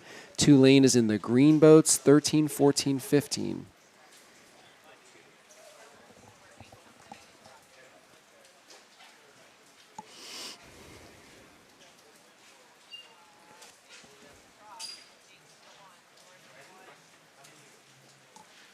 Here we go. Looks like these two teams have just rounded Mark 1. Tulane looking like they're in they have 5-6, maybe Stanford in a 1-2. 1, 2, 3. Yeah, 1, 2, and change maybe. 1, 2, 3.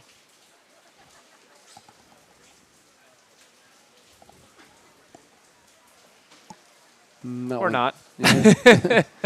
Advantage will go to Tulane on this downwind with the race being so close. Stanford having to hold that 1-2. 15 being the boat that could break apart the 1-2. 1, 2, 4. Something like that.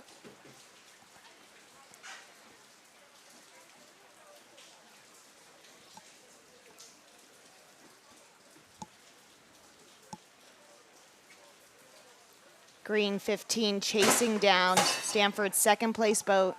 Break up this 1-2, but Stanford picking up an ace, putting Tulane deep into 6 to control this on the downwind.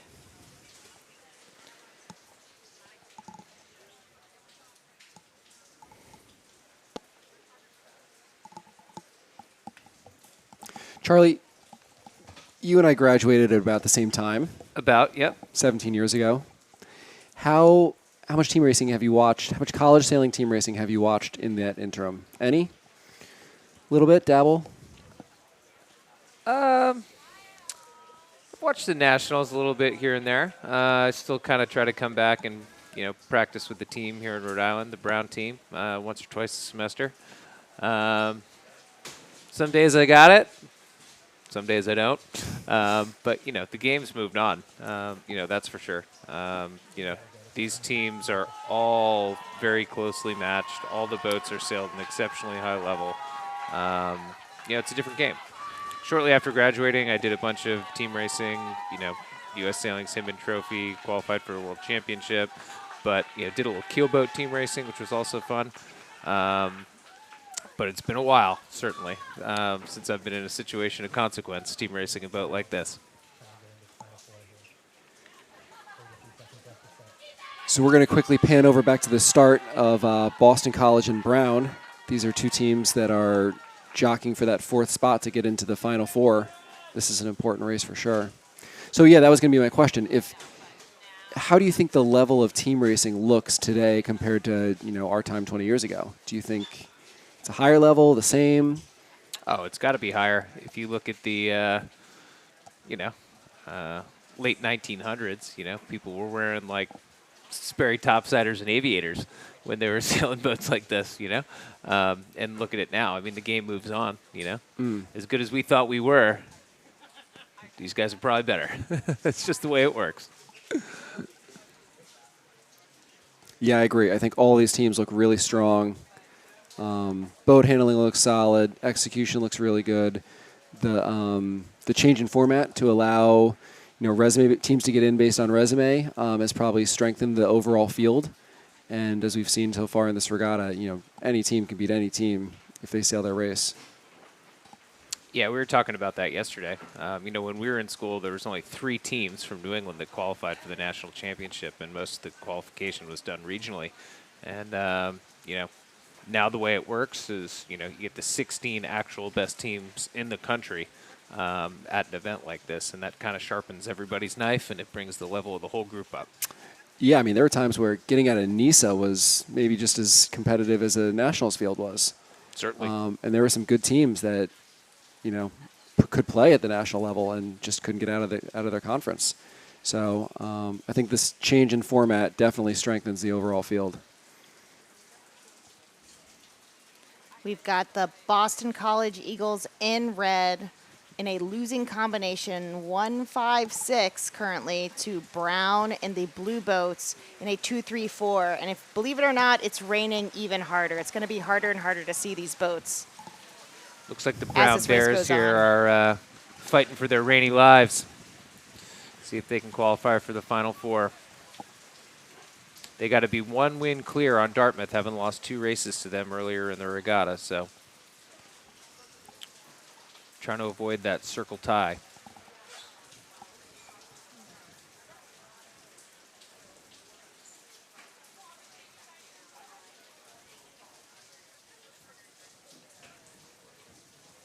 In a really shifty, unpredictable beat like the one we have here, spacing's important, and Brown looks like they're doing a nice job here in the 2-3-4, covering the entirety of the race course.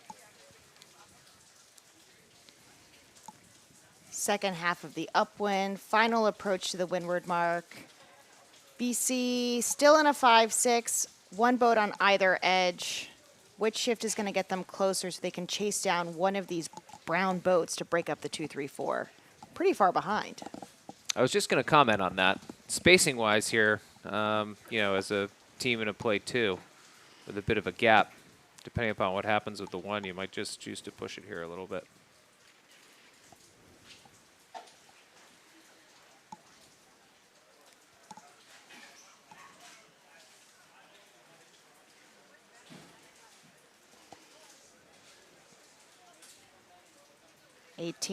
Blue 18 shadowing boat 3. Looks like red 2 is connected into a nice righty. I think the threat is going to be boat 3, but that's the farthest boat behind of the 2 BC boats. 18 lets him go. Must mean we're on the ley line.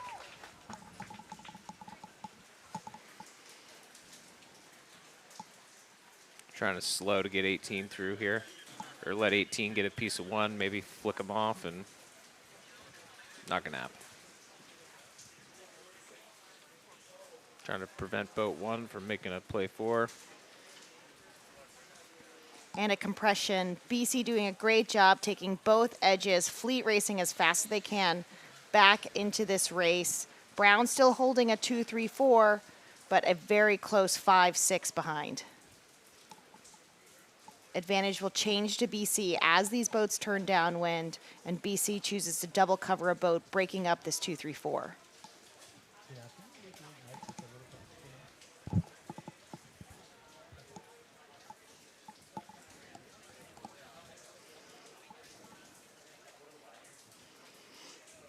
Brown got that done pretty quickly.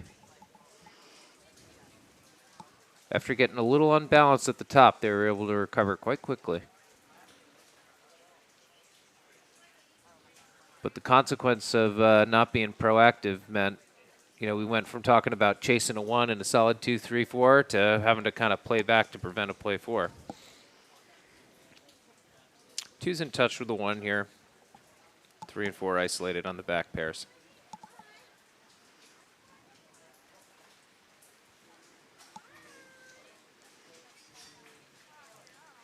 BC in first place, keeping their gap as they go upwind. We'll look for them to set up near Mark 3 to cause congestion, as now they're trusting their teammates for a double cover in the back of the race. You can see how close the boats are. 2 red boats working on 1 blue, trying to put Brown into last, switching from a 1-5-6 to a play 4.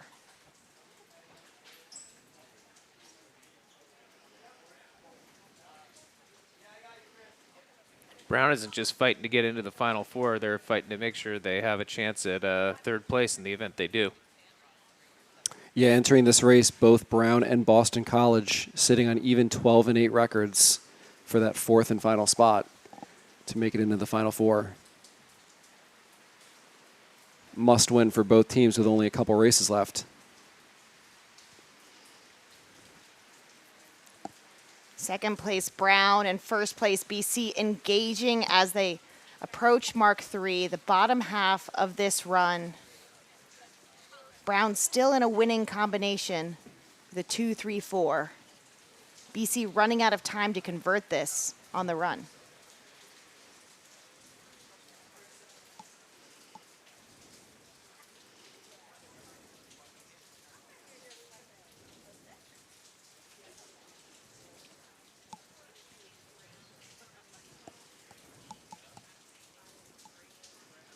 BC maybe taking the first step of this conversion.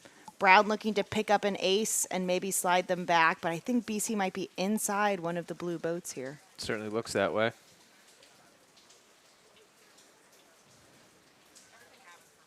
No surprises. We're looking towards another interesting 3-4 reach.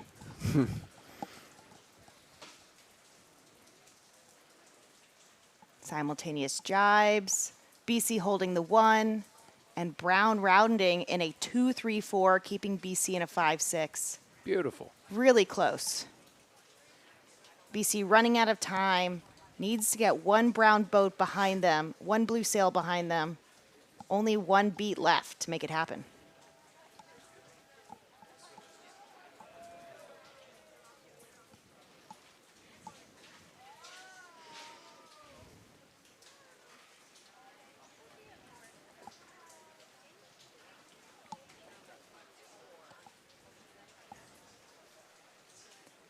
First place BC sail number 2, doing a small compression at Mark 4, congesting this 2-3-4 weave, pinning boat 18 to leeward.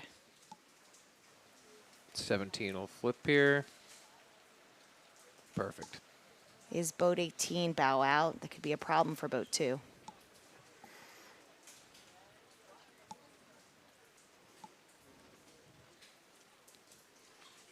'18's happy to push 2 all the way to the ley line.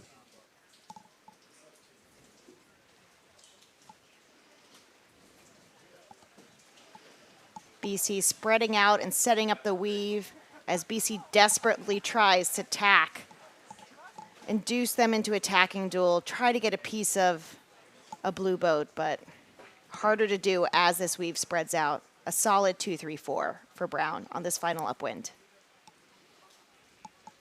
Do you think boat 2 was losing that matchup with 18, or do you think they just said, hey, I can't really slow anybody down right now, and I need to go try something else to give my teammates another chance? Unclear. My initial impression was they tacked because they were weak, but we're about to find out here as they come back together. 18 did a nice job being patient, waiting for their time to come back. And there we go. 2's ducking. Yeah, 2's move at Mark 4 set them bow back on 18, forced them to tack away, and now have lost the 1. Brown looking to convert to a 1-2 with 18 picking up 2. This is where 18 slowing should for their swoop teammate. down on 2, never Yeah. let him tack, and Brown will finish in a 1-2-3. I mean, hey, Brown certainly looks very solid right now, but my only fear is it's a little unbalanced. All the Boston College boats are to the right. 17 can't slow anybody down at the moment. So to your point, if 18 can come in there and help, that'd be good.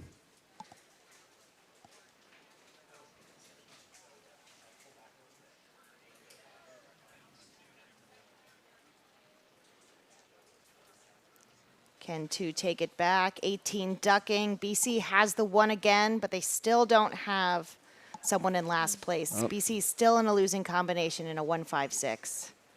Bigger righty on the course. Does boat 1 have boat 17? This race is not over. 17 over, 1 meeting 17. I think- Who's ahead? Is 18 luffing too hard, or is 2 slowing for no? 2's conceded the 1.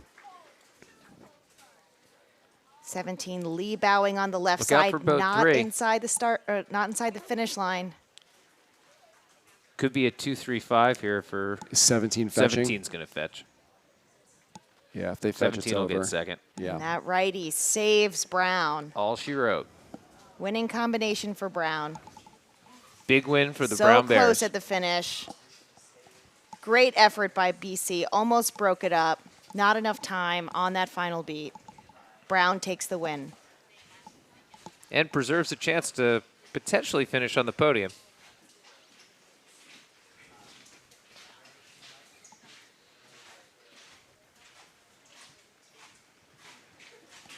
Let's analyze the standings and you guys just fill in the stuff that's not there yet. So with that last race, Brown is going to move up to 13-8, and Boston College is going to fall to 12-9. So our top 4 is becoming a little more evident as we end out this round of 8. I know an exciting race coming up is going to be Yale-Harvard in this next one. So that's going to be an important one to follow as those 2 teams jockey for the overall lead. A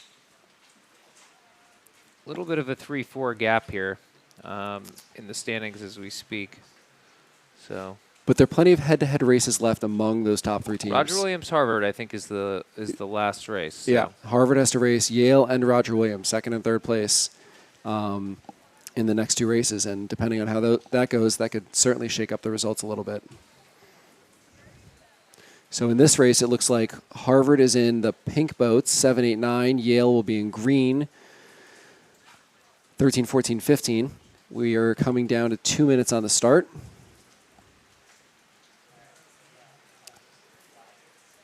I think this will be an exciting one to watch. Both teams seem to be sailing well today.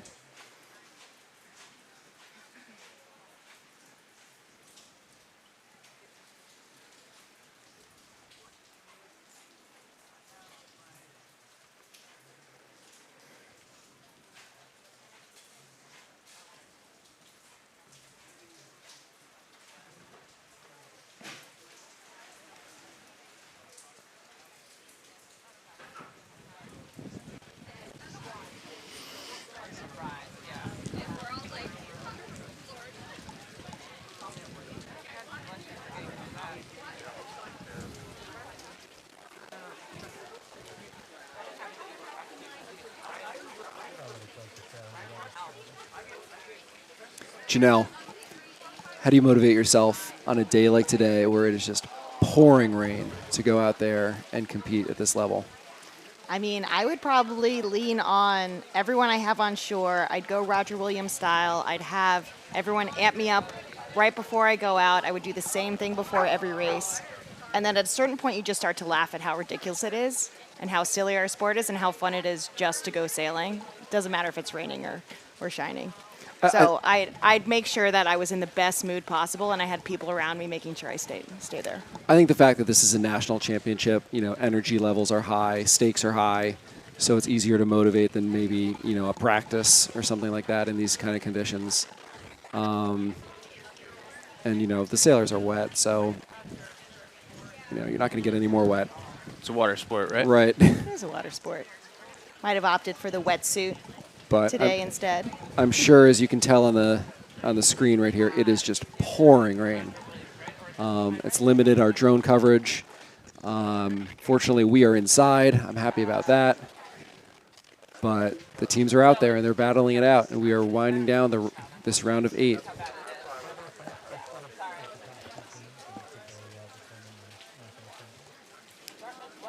And there's the start. Looks like individual recall flag is up. Saw boat 9 go back. So this race is between Harvard 7, 8, and 9 against Yale 13, 14, 15. Yale might have the initial advantage here if they can get the pairings right. But they definitely have 2 of their boats ahead of 2 of the other team's boats, and that's all it takes. Got 9 sailing free, and Yale picking them up. 15 tacking over to take the left side. Starting to spread this race out. So 15's ahead of 9. Looks like 8's ahead of 13. And then 14's going to cover 8 and split up there. And this is a pivotal point, I think, right here is 7 ahead of 14.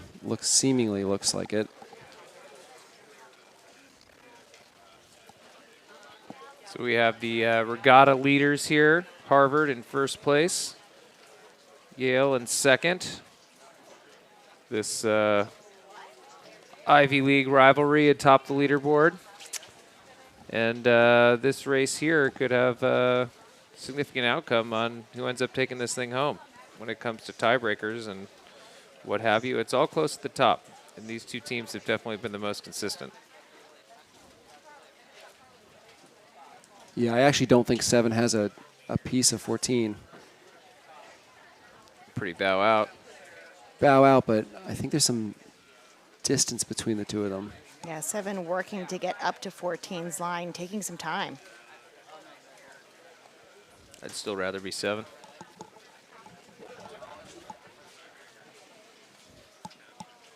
Eight tacking over in phase. Meet up between 8 and 15. Can 8 leave out here?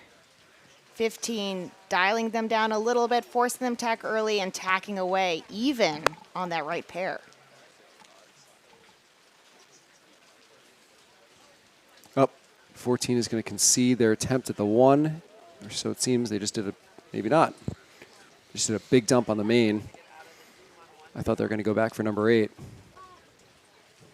Yeah, 13 winning this matchup with 8 is 9 ahead of 15. Looks like 15's in phase, lifted in this righty. Harvard still has a boat in last place, a losing combination for Harvard in the second half of this upwind.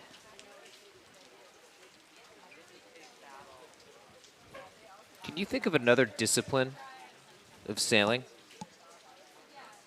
where it can be good to go slow? Match racing. Yeah, match racing. There you go. Why would you go slow in match racing? If you have a penalty ahead, you have to kill it. Gotta Penalty engage kill. them. Fair enough. Try not to get penalties. And I guess that situation could materialize fleet racing, right? Yeah. The end of a regatta. You could. Trying to get points between other competitors. If 9 has control of 15 here and is looking to slow, is their teammate 8 across? I think Harvard's going to round in a 1-3 here. And 8 doing a sacrifice, making 13 in last, exposing a 1-3 on this top reach. 14 is do or die, keep second, compress the race for their teammates to get closer. This is going to be a bloodbath all the way to the finish. I can feel it. Yeah. No love lost between Harvard and Yale. Probably hasn't been for 200 years. I think these 2 teams sailed against each other in the first team race national championship in square riggers. I think Harvard just did a little conversion to a 1-2 there.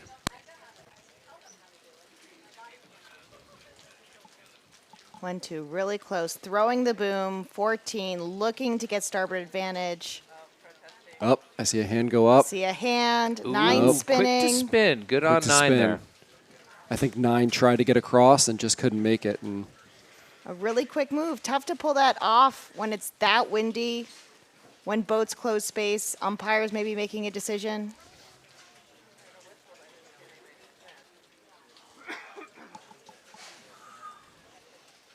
So that'll drop Harvard back to a 1-4-5.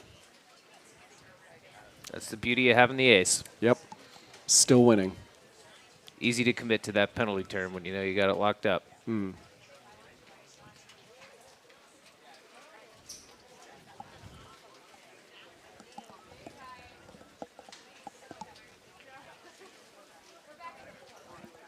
14 starting to slow their jib, sucking in that pink Harvard boat. Little match raising here, one-on-one, pushing 14 down. Harvard in a winning combination of a 1-4-5. Can't see the 5-6 in screen now.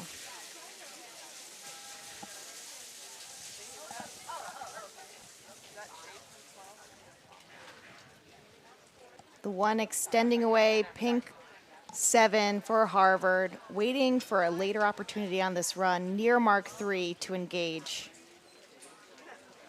And boat in 4th place. Pink might be looking for an outside passing lane, maybe a pass back to happen at Mark 3. You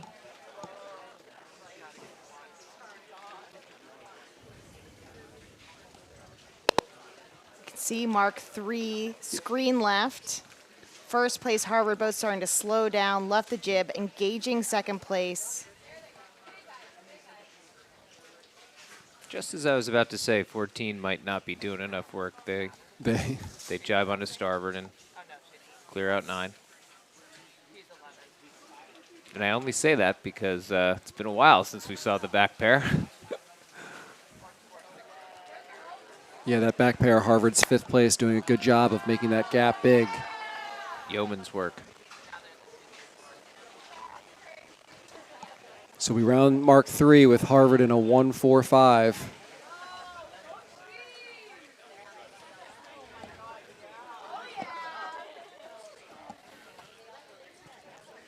The danger of being too aggressive with the ace is You get past and you're done. or a potential penalty.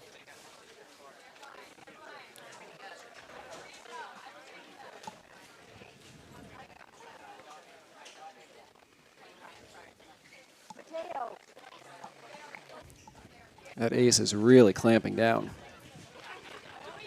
1st place Harvard, extending, doing a double tack, looking to block someone from tacking out with their teammate sinking low in the wall. So Not a bad thing for 4 to sink low, as long as they have an ace there.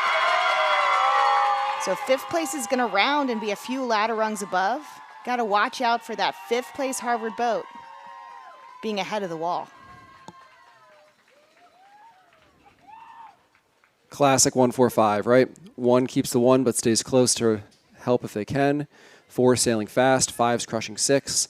The 2 and 3 on the other team are trying to set up a wall to slow that down. One's Doesn't doing a seem nice like- job staying close here. Doesn't seem like Yale's far enough ahead for the wall, meaning directly in front.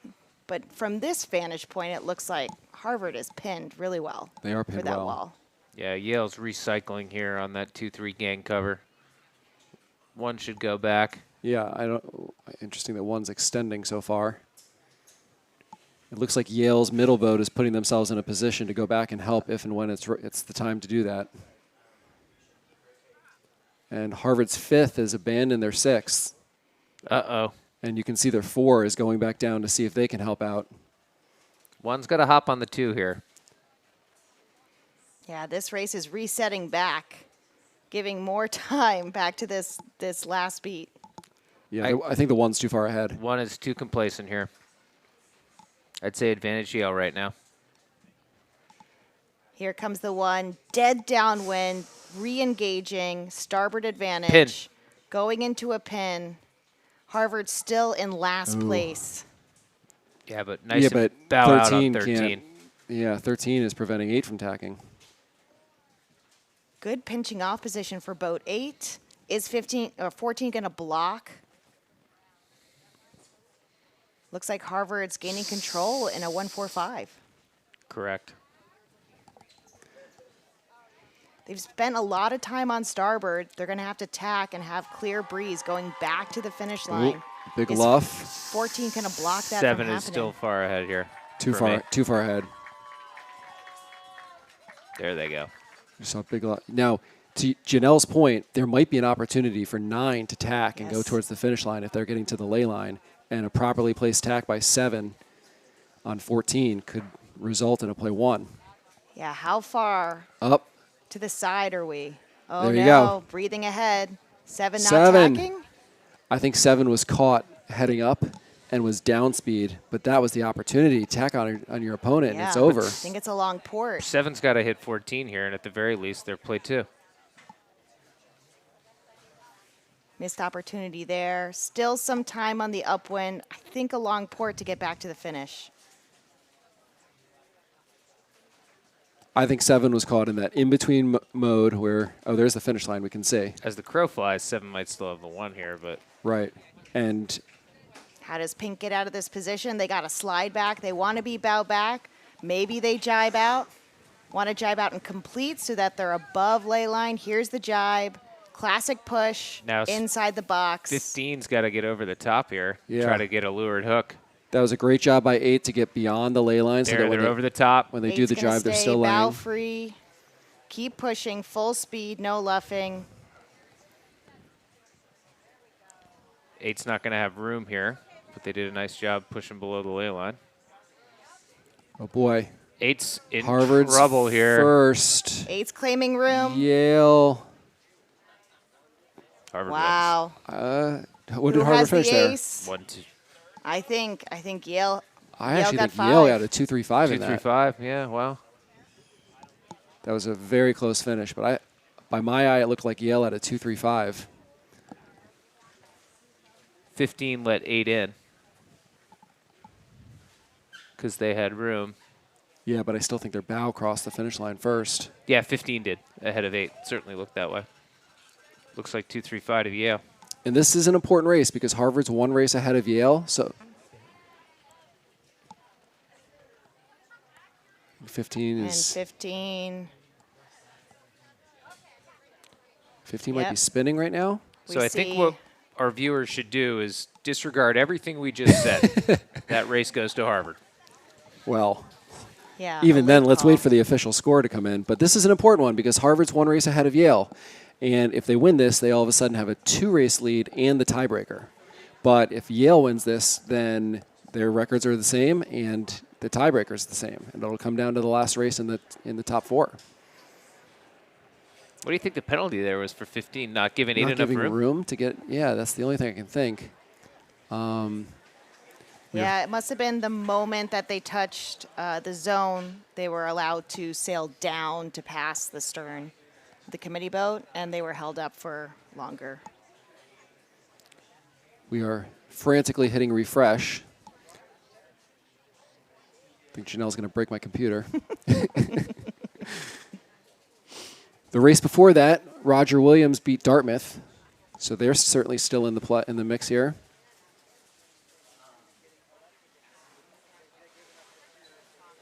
Gives Brown a little more breathing room.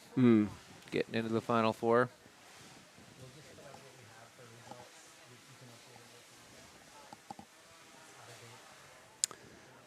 So these results we're looking at are before that last race, maybe even before the last race or two. But Harvard, we're waiting the Harvard-Yale result, but Harvard had a race advantage going into that one. Roger Williams in third, Brown pretty solidly in fourth, with it looks to be Boston College and Stanford as the two teams vying for that last spot, hoping to jump past Brown and get there. And the results have freshened up, and it does look like Harvard won that last race against Yale. So as we look at them, Harvard is actually at 18-3, Yale 16-5, tied with Roger Williams at 16-5, Brown 13-8 in that fourth and final spot for the round of 4, Boston College and Stanford 12-9. So we only have 4 more races left in this round of 8. Each team has 1 race remaining. Brown is up first against Stanford, a win, and they are in the Final Four.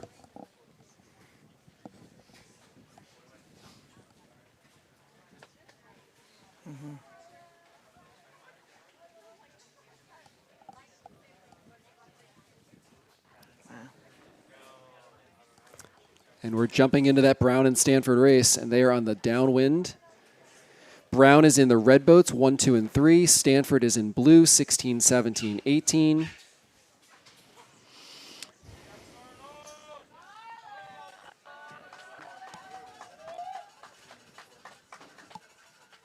Currently only have 4 boats in the frame, so I think they're 1 through 4 or 3 through 6. a little difficult to discern what's actually happening here.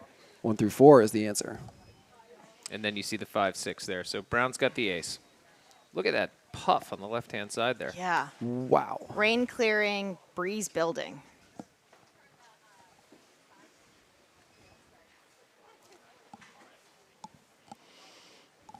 Yeah, that was quite the shot that just went through there. Looks like Brown is first, not last. Yeah, Brown looks like 1, 3, 4-5. 4, 5, 3, 5, 4, 5, 4, 5. Even it's 3, it's Not a solid 3. soon to be 4. Seeing a little more of this play 4 today. Mm-hmm.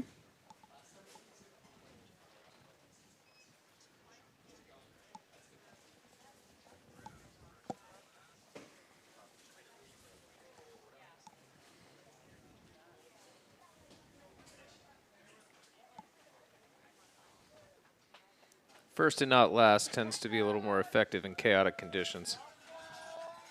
It's a lot harder to balance in the play 2 scenarios when the conditions are so up and down. Stanford looking to pass forward. I feel Looks like 3 is this is a carbon copy of the race we just watched. setting forward. With a drone shot, we'll be able to see how far back red 2 is. But they're pressing forward. They're leeward position. They might be passing through. All right, there goes 17. It's like all these teams Green have the flag. same playbook. It does look like 2 is a little bow out. A little bow out, but with a lefty and a little slowing, they slid back. 2's in a tough spot here. But 2's play in the 4, as long as their teammate has an ace, they're going to go to lay line, maybe jibe out. Maybe not too much slowing, just sail the long way. There's the jibe. 17 looking to place a lee bow, resetting up the wall. Beautiful job there. I think it's so important if you're the windward boat and that leeward boat jibes out that you do attack. Oh, yeah. Too many times boats try to jibe with them And end up bow back. and when they come out of it. out of it, bow back, and they're not in control. And 2 doesn't want to tack here. 2's just happy to keep pushing forward. They know their teammate's there. They might be getting into worse and worse air. Yeah, your job as the 4 is just to keep going. Push, keep going. Because look at their teammate in 5th, starting to pass through. Their job is both to look for an opportunity and keep the 6. Maybe we'll see the opportunity happen in this race.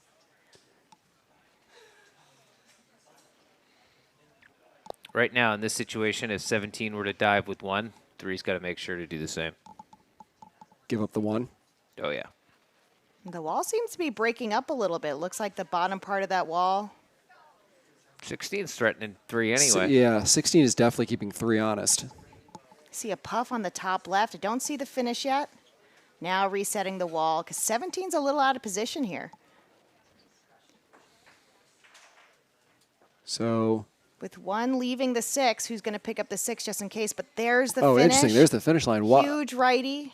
I'm curious. I think 18 could be relevant here yeah, on the left. Is 1 was 18 ahead of inside the 18, box? and Brown left him. Correct. Resetting the wall Play on 2 1. right now. Play 2 for Stanford here. Did 16 dip down too much? Do they have a piece of 2? 2's going to have room to finish, but is 16 bow ahead? I got Stanford here. Wow. It got really messed up when 1 Huge left righty. 18. I don't know why 1 left 18 there. Wow.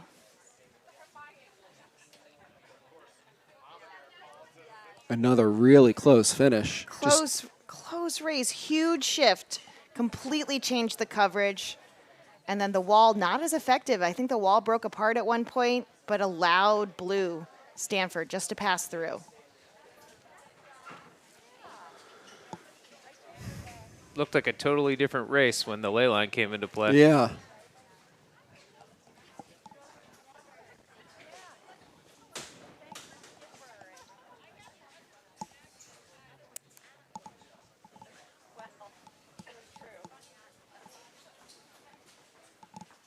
Two really close races. The 5 did a really nice job putting that gap in the whole race, like white on rice, and then right at the end, gave it up to slide right.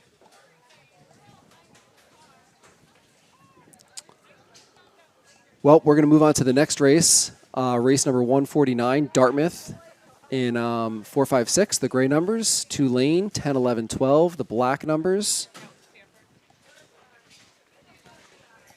And it could be if Dartmouth wins this race. I actually think Dartmouth is mathematically 2 losses out of clear. it. Yeah. Last race of the regatta, there's no way they can catch up to 13 wins, which Brown already has. Yeah, both Dartmouth and So Tulane we're really looking outside at looking in. I think, Brown, BC, Stanford tie, yeah.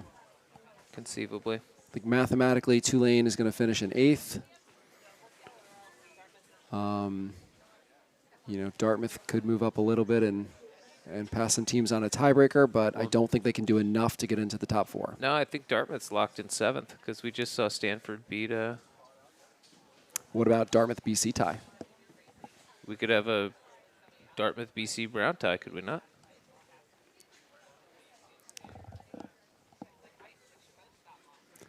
No, we could not. Brown already has 13 wins, and Dartmouth can only have 12 wins if they win this. So, but that Brown race that we just watched is current in the standings? No. So stand by, caller. There it is. Now it's freshened up. So Brown is the current 4th team at 13 and 9. Tied with Stanford. Tied with Stanford, 13 and 9. And if BC wins, Right. 13 and 9. Yep. But Dartmouth cannot be 13 and 9. Tulane is 8th. Dartmouth is 7th. And we have a 3-team tie for 4th.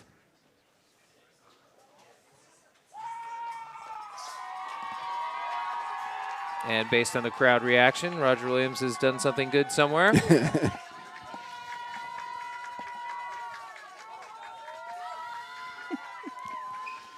And it looks like after rounding this first mark, we have Dartmouth rounding in a 1-2, 1 or a 1-3. Almost a 1-2. Very close. 1, 3, 4. The 1 starting to slow down.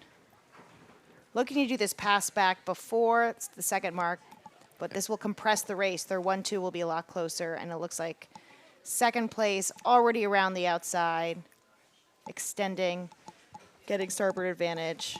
Dartmouth holding a 1-2.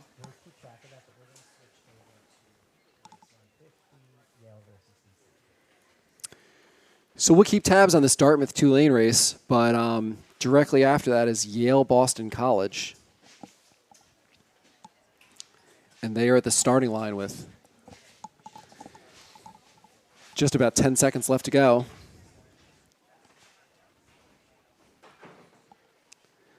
So as it stands, Brown and Stanford both done with this round of 8 with identical 13 and 9 records tied. Boston College is racing Yale right now, and if they win, they enter the tie as well. Yes, and then we might have to look at our tiebreaker scenarios again. We should have people for that, no? Yeah.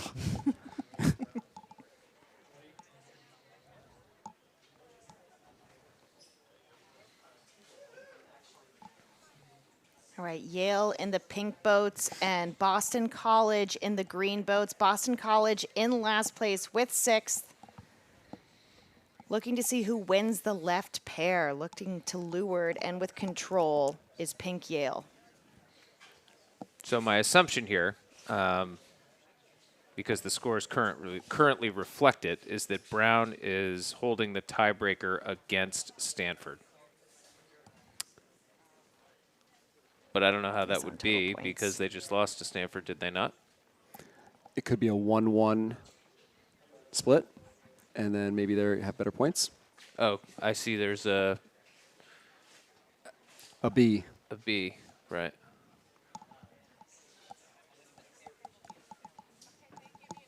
So right now there'd be a sail-off for fourth if BC loses. If BC wins, there's the possibility of a 3-team sail-off, maybe. Maybe. So what do we actually know? Nothing.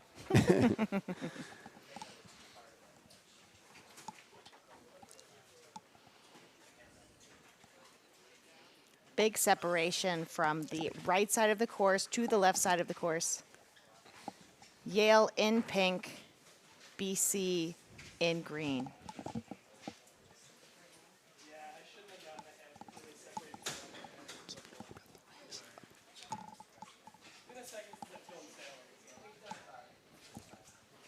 You can see the windward mark on the top right of the course. Big separation on this course.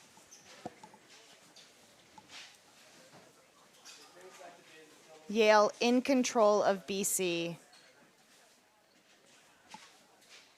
as this race compresses on the second half of the upwind.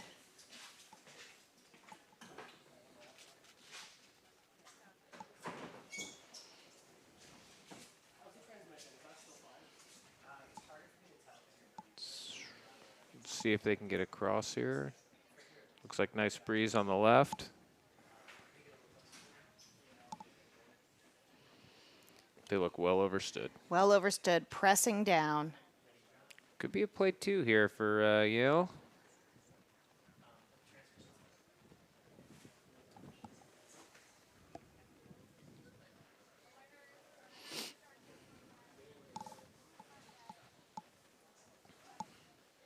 Play 2 for Yale. First BC boat tacking around, overstood play 2, full speed, and a pretty big gap to BC behind. If you're Yale, you're pushing here, I would think. Yeah, big breeze on the course. Great view to see the next puffs coming down. A little compression here from BC, being aggressive, owning the zone. Compressing this 2-3-4, allowing their teammates to be closer for the run. Advantage to BC on the run, being close behind, but a quick jibe to starboard. No foul by BC. BC keeps the 1. Loses the 1, sorry. A little too much compression with that 2-3-4. Yale taking the lead, inside edge and outside edge, but a compressed race. Excited to see what this next puff does. Red flag to BC. Not exonerated within their mark room to do such an aggressive maneuver at Mark 2, doing 2 circles, giving Yale advantage. If you're that inside boat of Yale right now and you can make it over to the only relevant Boston College boat on the course, you could launch your teammates into a potential 1-2-3. Yeah, and watching this inside, boat 13, green 13, and a great puff coming down inside. Not a problem for 9 that is ahead of them, but maybe for the Yale boats that are on the inside. Yale holding the edges on the downwind, but best pressure, screen right. That's a good call there, Janel. The puff on the right has really changed things up a bit. Yeah, 13 might be ahead of both Yale boats. Being patient, screen left, is Yale going straight, rum line. Pressure lightening up. Maybe another one on the inside right side. I can see something at the top of the screen. BC really using their fleet racing to try to get back in this race.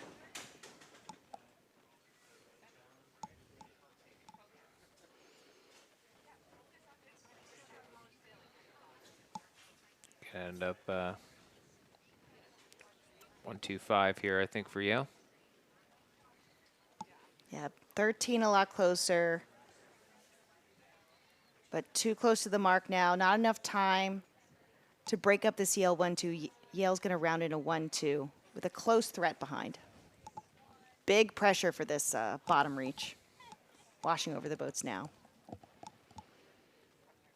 Jibing inside, 15 with speed and clear ahead for Yale, no issue. Yale extending it with a 1-2. 1-2-5. Safe play as they approach Mark 4 and the final beat. BC, a lot of work to do here. They need to get to one of the first two place boats, break up this 1-2 to have a chance. And in the event that doesn't happen, they're on the outside looking in. And we have a sail off between Brown and Stanford. 15 with a better rounding, sitting a little higher.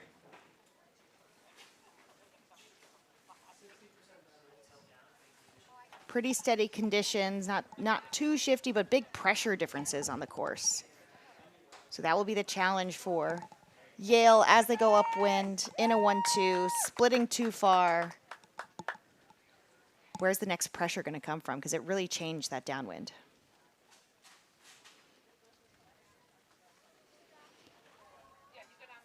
Screen right, we have a Yale boat coming back in. Are they bow even with this first green boat? Are they in control? Will this be a switch? I think depending upon what happens in the last race with Harvard and Roger Williams, that we can just see kind of top right of the screen, that'll determine whether or not whoever ends up being the fourth place team has a chance to play anything other than spoiler in the final. I know with this format and all the results counting, it just takes one race in the Final Four to determine the winner. I'll tell you what, I give BC a lot of credit. You know, Yale had a pretty solid 1-2-5 at the leeward mark, and they're not making it easy on them. Yeah. 15 still relevant here. Let's see if 15 sailing full speed has a piece of that left side boat. Looks like Yale's tacking off. But I do see a puff, screen right. Is that on the course? Is that going to help Yale get back? So BC's play here, you got to take that guy out. I don't know who 15 is, but they are fast. Tacking to port. Oh my gosh, to the starboard boat. You know, that might have been a play we were talking about yesterday, putting yourself in a position to receive help. Yeah. And maybe that BC teammate could have tacked underneath, and if the Yale boat goes with them, they tack right into their cover, and if they don't, they've made a split. And that interaction was not favorable for Boston College. Red flag. Looks like there's a red flag. No one's spinning. I don't see anyone spinning either. Same scenario here with a right shift on the second beat. There's the finish Pin line. coming into Yellow play. pin and Boat BC 15 spinning Yeah, for that that Yeah. makes sense. dock, yeah. Yale did a good job turning down early while 15 was tacking. 15 was surprised. Starboard port, BC spinning, and Yale to take the win, 1-2. So a Yale win unfortunately squashes Boston College's hopes of getting into a tiebreaker and fighting for that Final Four spot. But that does mean that Brown and Stanford finish the first two rounds with identical 13-9 records. They've each beat each other once in their two head-to-head matchups, and I believe we're going to have a one-race sail-off between Brown and Stanford for the final spot in the Final Four. So just to recap, from the bottom to the top, Tulane 8th, Dartmouth 7th, BC 6th, and Brown and Stanford sailing off for 4th and 5th. Right, with the winner, you know, an opportunity to continue on. Though, to your point earlier, not, you know. To no avail. To no avail. And there is still one race on the course, Roger Williams, Harvard. If Roger Williams loses to Harvard, I think the fourth place team, whoever they are, that gets in, has a chance to force a tie if they win everything, and Roger Williams loses everything, and then win a tiebreaker. So Right. That's a lot. it can happen. Crazier things have. So I believe this is the last race of the round of 8. Harvard in red, 1, 2, 3. Roger Williams in blue, 16, 17, 18. Harvard looking strong. These boats are on the downwind.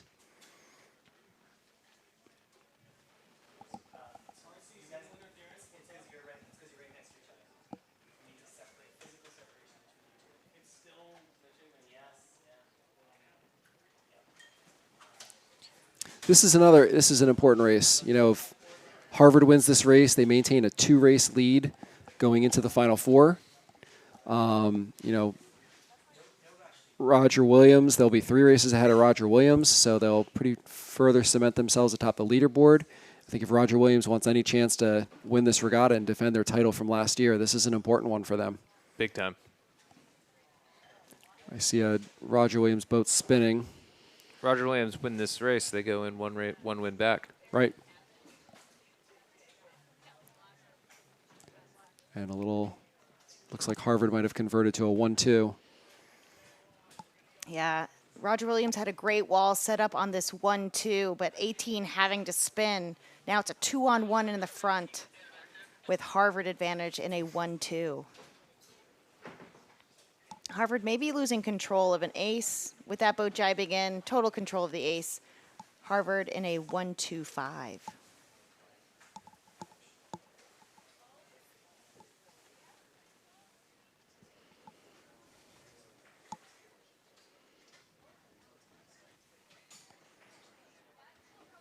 Boat number 1 picks up 17, lets their teammate 2, who is a little vulnerable, sail fast for a second. That was really nice work by boat 1. And boat 2 for, like we talked about before, just getting into a position where you could accept help, separating from 17 and letting 1 go to town. Yep. Nice pressure on the course here. We can see following down to Mark 3. And not much time left to Mark 3 for 17 to get an inside overlap, but maybe a little weak. I see teammates crossing for help. Yeah, I like nice boat 2's job. play there. Just really make sure that there's no opportunity that 17 gets an overlap. Perfect. There we go, small bump. Harvard effectively pushing all the Roger Williams boats out to the side. This could almost turn into a 1-2-3 if executed properly. We saw them do it before, and they do it again. 1-2.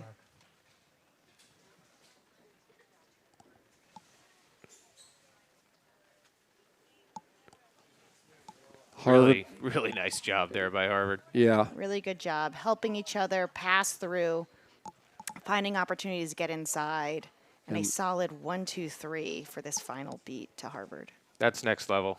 A lot of teams are complacent with the 1-2-5. And 3 is going to come down, and A lot Nice easier. Wide. A lot easier here. Let's just block them. They came from behind. look for boat 1 to be the first one to tack out. Yep, I like that move. They can cover the left side of the course.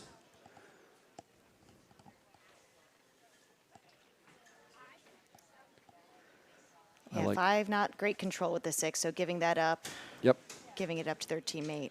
Rebalance this. Just remain 1-2-3. Giving up a little of your height as 2 to help your teammate, but such a strong look here for Harvard on this final beat.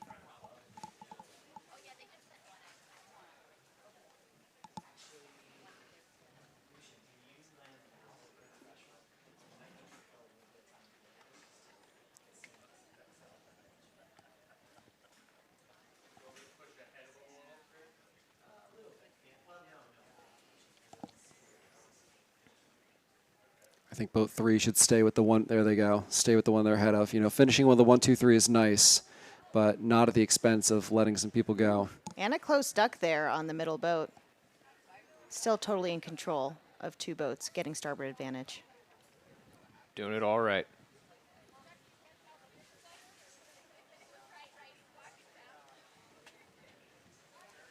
Left boat coming across a little unbalanced here. Our first place boat farther away from the farthest left enemy here, but it looks like a lee bow. Probably not a lot of time left on starboard. 2 left side boats are headed to the finish, and a great puff Look on at the that way. puff and lefty. After this 601 sail off race between Brown and Stanford. Look at this huge discrepancy in breeze. Boats in the middle in no pressure. Some lefty, looks like those boats on the top of our screen fell out of pressure but are sailing quite high. But Harvard still threatening both edges. Not a lot of time for Roger Williams to pass here. Great coverage on this final beat. Harvard, so disciplined, so well coached. Pretty impressive performance Yeah. thus far. Very well executed.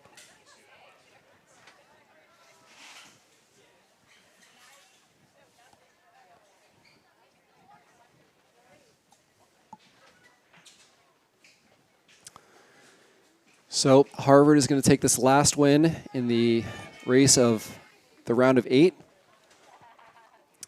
and solidify their place in first place with a 2-race lead going into the Final Four.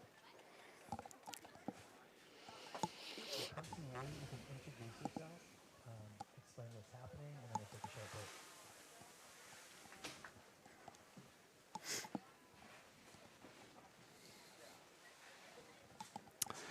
So for those of you joining us at home, I'm Clay Johnson, joined in the booth by Janel Martin and Charlie Enright. Thank you for joining us on day 3 of the ICSA College Sailing 2025 Team Racing National Championship. We have finished the round of 16. We've winnowed it down to 8. We have finished the round of 8. We are in the process of winnowing that down to 4. We are done with the round of 8. Harvard is in first place with a 19-3 record. Yale is in second place with a 17-5 record. Roger Williams is in third place with a 16-6 record.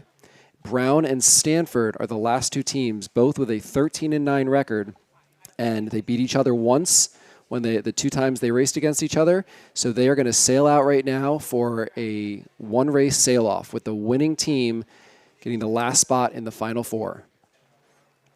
Janelle, what are your thoughts, having watched the last few races today and seen all the action? Competition is extremely close. We've seen so many combination changes, so many lead changes, and now that the rainstorms have passed, it's getting quite unstable out there. There's big differences in pressure. There's really big winding shifts that teams are losing track of, and we've seen complete inversions, complete switches in the lead because of the conditions. Yeah. Charlie, your Brown Bears are in a sail-off against Stanford. Both of those guys, both teams have taken some impressive wins and suffered some devastating losses. What's your take? Yeah, they had a tough loss to Stanford just a few races ago, and now that gives them the opportunity to sail them again, put them away, and advance to the Final Four. Certainly I'd love to see that, but it's not about me; it's about these teams, and we should have some good action here for the rest of the afternoon. Great. Well, it looks like the boats are at the dock receiving some coaching. We are going to be prepared for the sail-off between Stanford and Brown, and we will be right back live with that sail-off as soon as it gets going.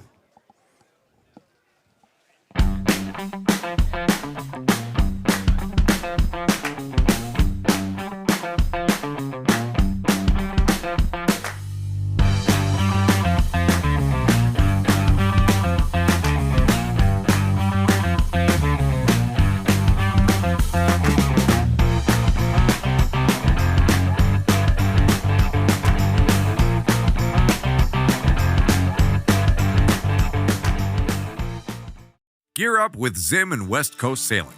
We have the gear you need at a great price, backed by fast shipping and outstanding service. As proud partners of college sailing, Zim and West Coast Sailing offer 15% discounts to student athletes on all apparel and soft goods. Get all the top brands including Gill, Rooster, Zyke, Ronstadt, and more. Go to zimsailing.com/college sailing or westcoastsailing.net/scholastic-sailing for details and to apply for your student athlete discount code today.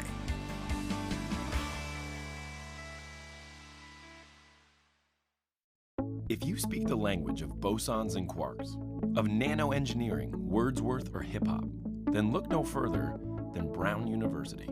If you want to work side by side with extraordinary faculty, to choose from 78 academic majors across the spectrum, or to follow a major of your own design, then expect some of the brightest young minds from around the world to surround and engage you at Brown University. Take it from me. I'm John Krasinski, class of 2001.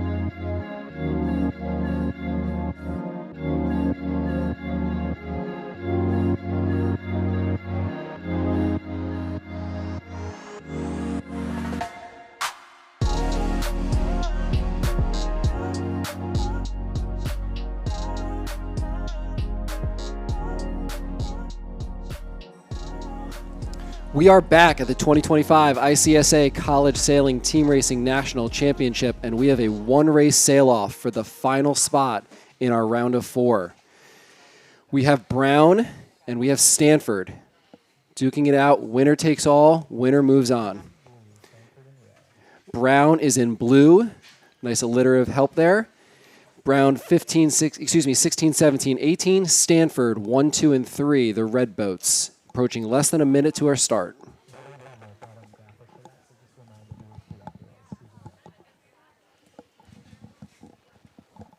44 seconds to go here. Still plenty of time to establish position before the start. Looking up the course, we can see some pressure, some streaks building. To the left of the windward mark, something pretty big above the windward marks are going to be washing down for this first upwind beat. Really streaky conditions again today. Maybe even with the puffs being a little bit bigger than they were yesterday, which puts a premium on having your head out of the boat and sailing the course. Boats early to the line here, and Nice job by boat 2 there. yeah. Did a nice job not getting hooked and pushing 18 just to find a little bit of room, and what that's going to allow him to do is tack out with the first boat that gets flushed. Brown looking strong off the line here. The boat clearing out 17 from the left side. Good position on boat 2, and Stanford having a boat laid off the line, just tacking there in the middle of the screen.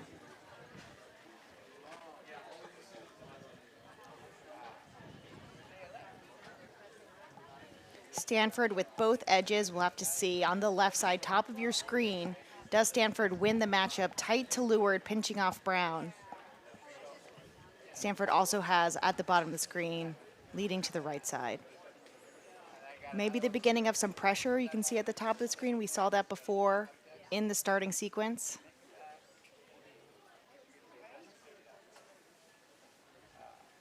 Snapshot right now, Brown in the blue boats, 2, 3, 4, but maybe not balanced yet. Brown looking pretty strong here with that blue boat crossing the boat out on the left.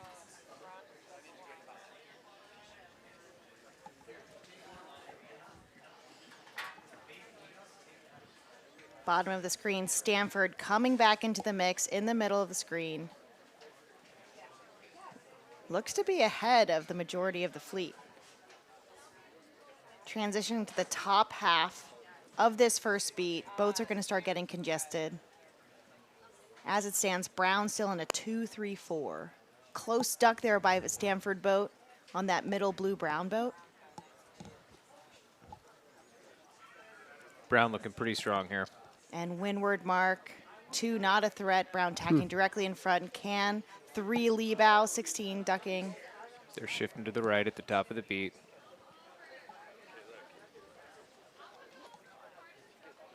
Nice big puff on this final part of the beat coming down.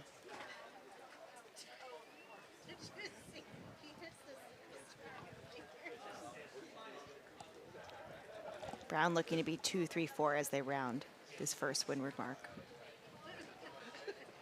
16's got to be a little careful they don't slow down too much to try to get up to 3's line, or 2's line, and let 3 come in here as the wrecking ball.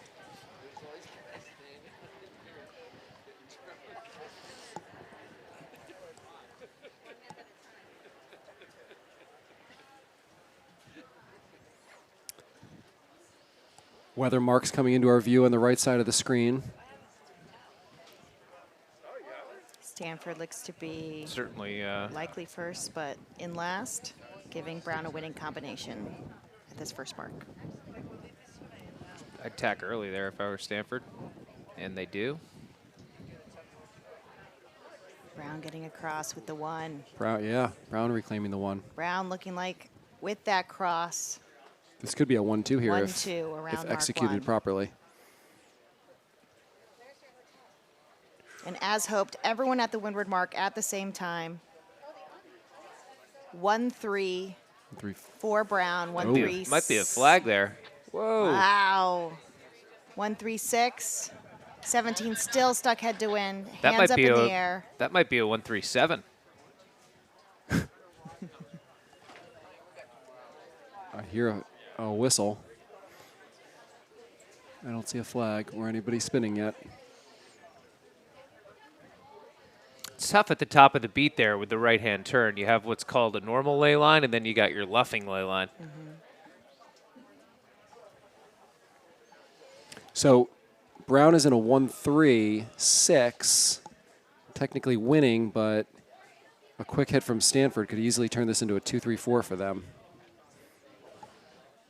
Yep, someone needs to pick up that sixth place boat that's steaming forward and some engagement between, at the bottom of your screen, between Stanford and Brown, a little balancing for red to stay in a 2-3-4. That was well done by Stanford.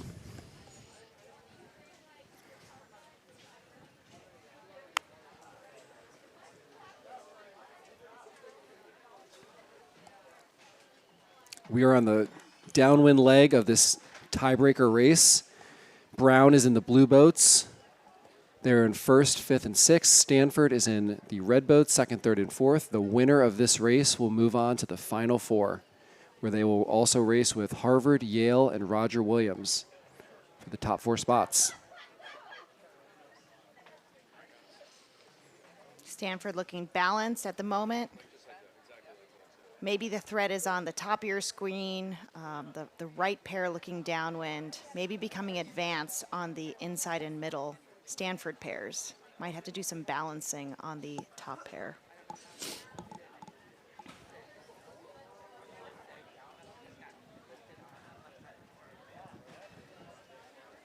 Pretty good spacing here for Stanford. Yeah, right? That's what you want. Yeah. Divide and conquer. I think if you're the team behind, you probably want to create some chaos, some opportunities for a pass back, but Stanford's doing a nice job of just spreading it out and keeping it easy. Yeah, with 3 having to head up here, that outside pair is a problem. It's unbalanced. Maybe isolating a 1-3 to do a double cover to get their inside teammate. Brown conceding the 1. Yep, giving up the 1, but go and play 2. And now we need to lock down on an ace if you're Stanford. Pick up a 6, convert to play 4. I like that move by Brown. I think it just depends on what are you more comfortable with. Are you comfortable in a 1-4 or a play 4, or comfortable in a play 2? I mean, I think for Brown, a 2-3-5 is probably better than a 1-5-6. And they lost the ace. Yeah, Wow. this could be a 2-3-4. This race has gone inside out.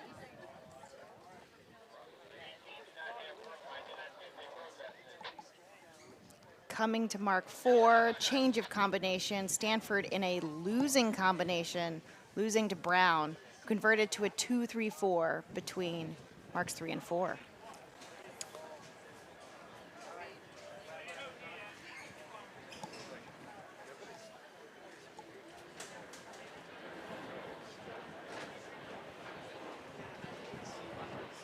Good job by 18 recognizing that No one else is going to be no able one to else is attack. able to attack and help you. You know, normally you have one of your top 2 boats tack and do it, and everybody was a ladder rung down, unable to tack and get a cover spot, and they had a great tack and then quickly got over their opponent.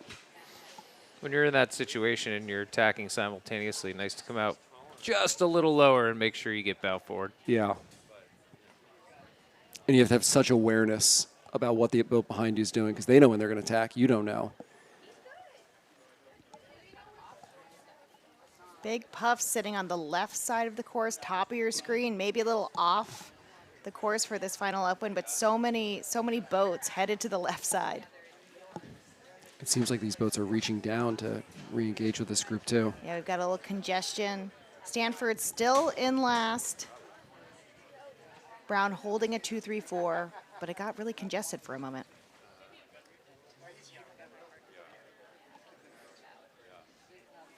If I'm not mistaken, this isn't too dissimilar from the race that these two teams had about an hour ago. I think that was a good exchange for Brown just there.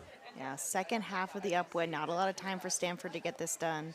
The one might start to get desperate, looking for points where two blue boats are too close together. Maybe they can do a double pin. Maybe they can do a dial. But Brown doing a really good job spreading this out.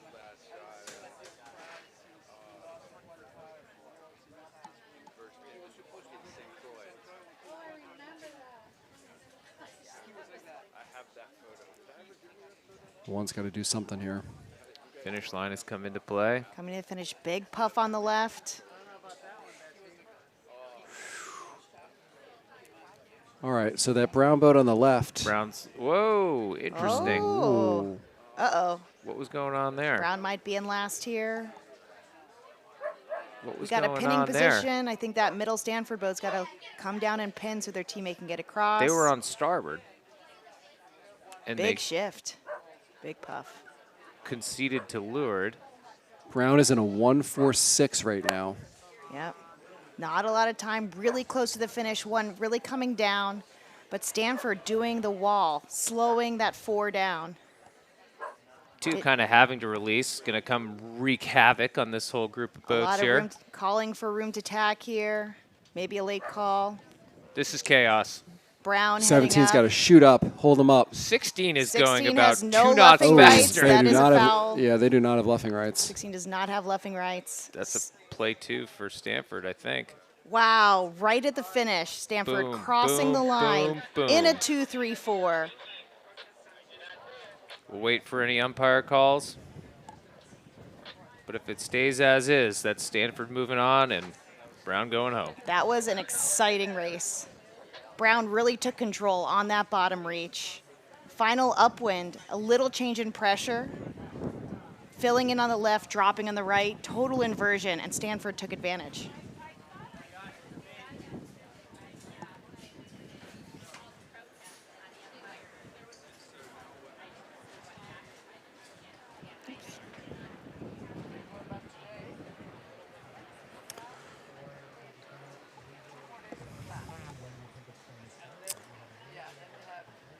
So as Brown and Stanford sail in, Stanford seemingly the winner of that sail-off and becoming the 4th team to move on to the Final Four, joining Harvard, Yale, and Roger Williams.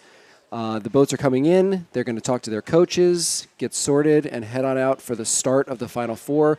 We will have a short break. We're going to try to put on the screen when we think the Final Four is going to start, so please don't go away, and we will talk to you soon.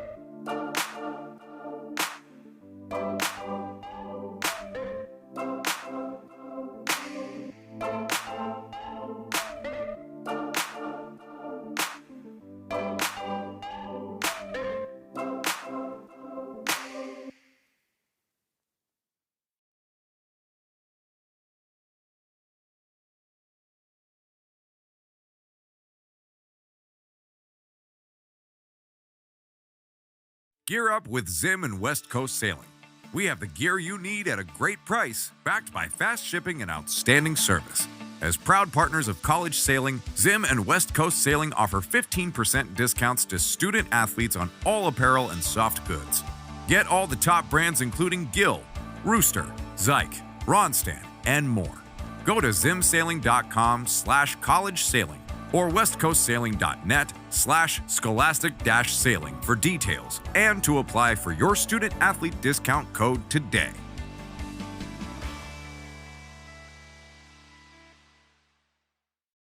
If you speak the language of bosons and quarks, of nanoengineering, Wordsworth, or hip-hop, then look no further than Brown University.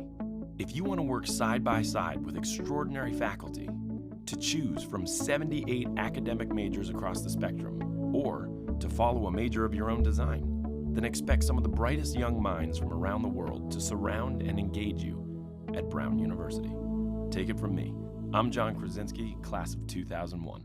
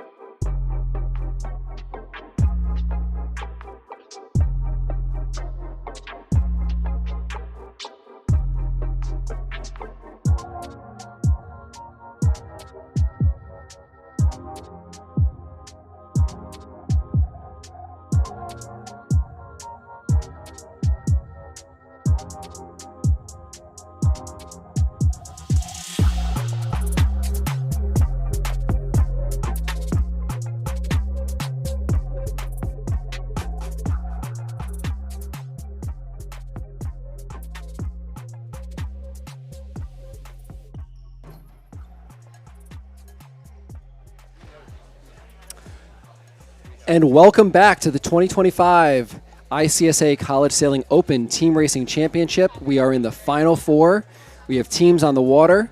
The first race we're going to watch is Yale versus Roger Williams. Yale in the low boats, 1, 2, and 3. Red versus Roger Williams in the higher boats, 16, 17, 18 in blue. 4 teams moving on to the Final Four. They are Harvard, Yale, Roger Williams, and Stanford, winning a very close sail-off against the hometown Brown Bears to make it into the Final Four. We have less than 2 minutes to go before this first race. You know, the Final Four, a lot of opportunities to face the top teams and maybe take a couple wins off of these teams, but not a lot of races. 6 races total for this series. And, you know, as we consider their records, Harvard sitting at 19-3. A full 2 races ahead of Yale at 17-5. Roger Williams 1 race back from there at 16-6, and Stanford is 13-9. You know, mathematically, I think Harvard or Yale are the only 2 teams that could potentially win this. And the question for me is, if Roger Williams wins this first race, is Harvard the new national champion? I think if Harvard win, Roger Williams wins over Yale, and Yale gets another loss. Can they mathematically win this regatta? well, Harvard does own the tiebreaker over Yale. Yeah. That's kind of what I'm saying. Yeah, so you're right. A Roger Williams win would crown Harvard your national champion. We'll be watching closely. We're under 1 minute for the first match of the Final Four. Yale meeting Roger Williams. Yale in red, Roger Williams in blue. Conditions look similar to what we saw at the end of that last round and during the sail-off. The rain is kind of lightened up, allowing our drone to be in the air and give us an aerial view of the race. Breeze remains up. Still some pretty big puffs and shears out there to keep an eye on.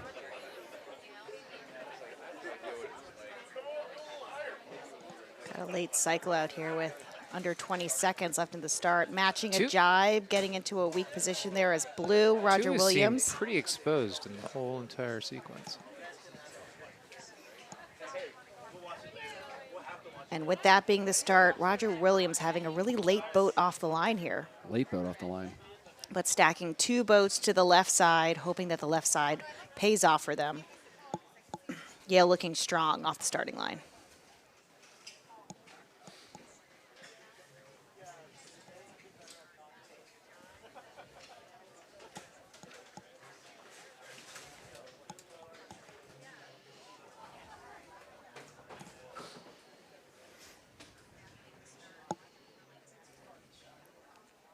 The Roger Williams boat hard left looks a little bow back from this drone perspective relative to the group to windward. Make it a little difficult to get out of there. And if that's the case, Yale's going to be looking pretty strong here. Yeah, Yale in control of both sides. Seeing red boat 2 here leading 17 to the right side and panning back over to the left. Yale in control of the left.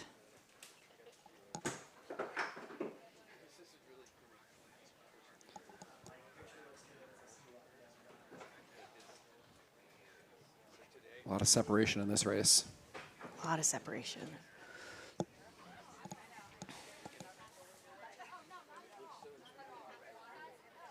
Breeze looking pretty steady across the course. Something building top of the screen, maybe coming down from the left side of the course.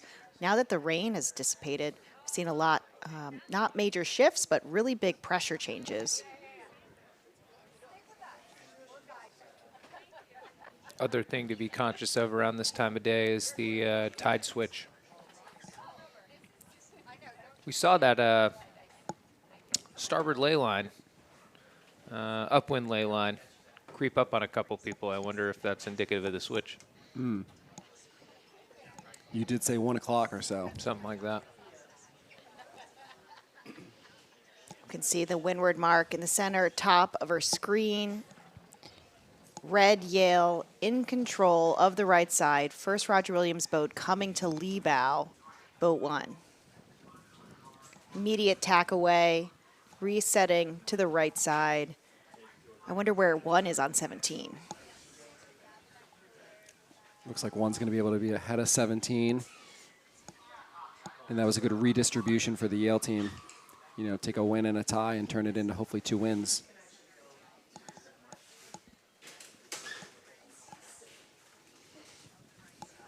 I believe Yale's leading in from the left side of the course as well. So right now, all 3 pairs to Yale.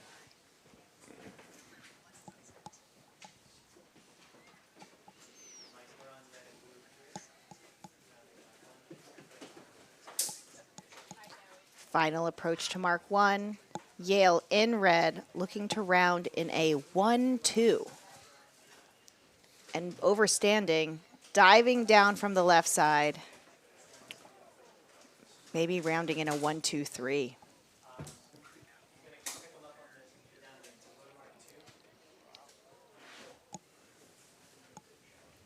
That was well done by Yale.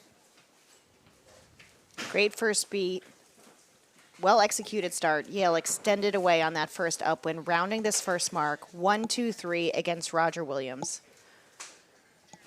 Boat 2 from Yale straight into the gap, slowing everybody down and letting the 1-2 extend.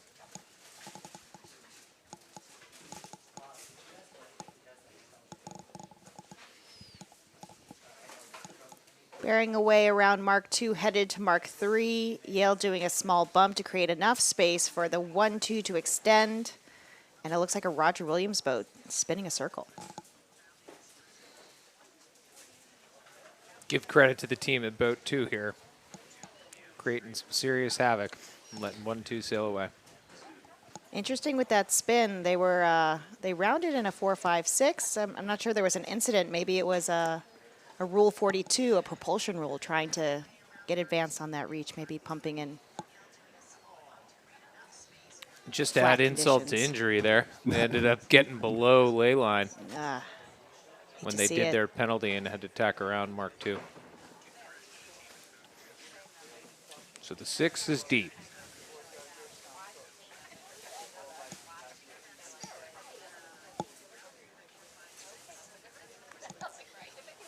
Great separation for this 1-2 for Yale on the second half of this run as they approach mark 3 in the winning combination in a 1-2-4 as they head downwind.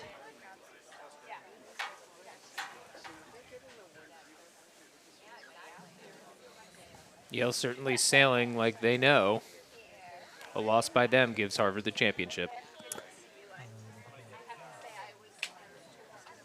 Yeah, by my by my math here, Harvard is a full 2 races ahead of Yale and owns the tiebreaker. So there are only 3 races for each of these teams in the Final Four. The only way Yale wins overall is if Yale goes 3-0 and Harvard goes 0-3. So any Yale loss or any Harvard win will give Harvard the overall championship.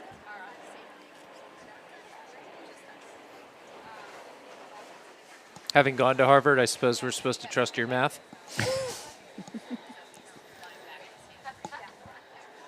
Might as well. Might as well.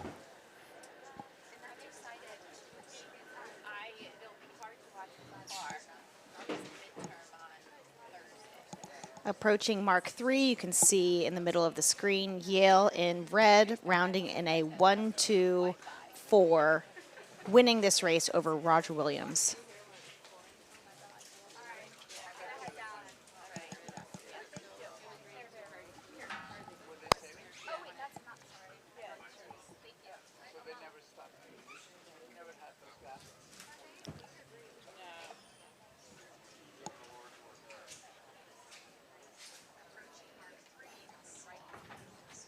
Turns into a 1-2-5, but the 1 and 2 are still pretty punched, and that 6 is pretty deep. So Yale still comfortably in control. Maybe we can check in on the Harvard race and see how that race is going. Against Stanford. In that race, Harvard is in the pink boats 7, 8, 9, and Stanford is going to be in the green boats 13, 14, 15.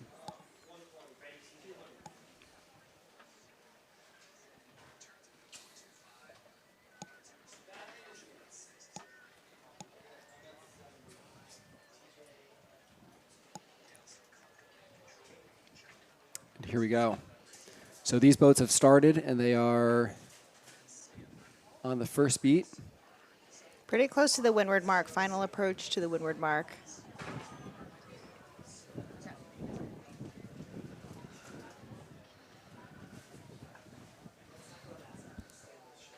Looks like Harvard's going to round in a 2-3-4. That's what I see. And the one is spinning. And Oh, boy. So Stanford in the one, spinning against Harvard, giving Harvard a 1-2-3. Harvard with a chance to gap here even more with control of the 4, letting their 1-2 have a clear lane for the entire downwind of this race. could have tuned in just in time to see a pretty pivotal moment. 9's going to bump 15 a little bit and give some breathing room to their teammate. I like the peel off when you're still in control. Stay in touch here.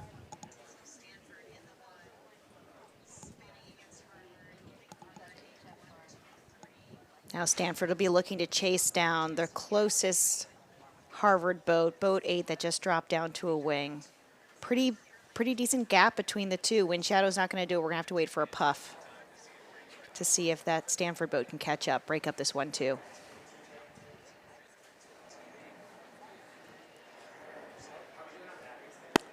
So whenever I see that boat in second continue straight with their wing, even though their third place opponent is going up, it tells me that they're probably far enough ahead that they're not being affected.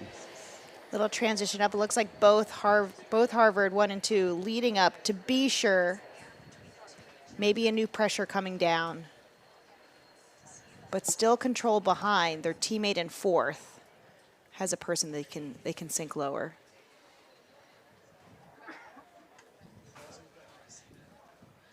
Eight crossing to the middle, double jibe here, giving starboard advantage to 14. Yeah. Using 2 jibes to gain speed, 14 chasing up with a long starboard. I don't think 14 wants to chase up here.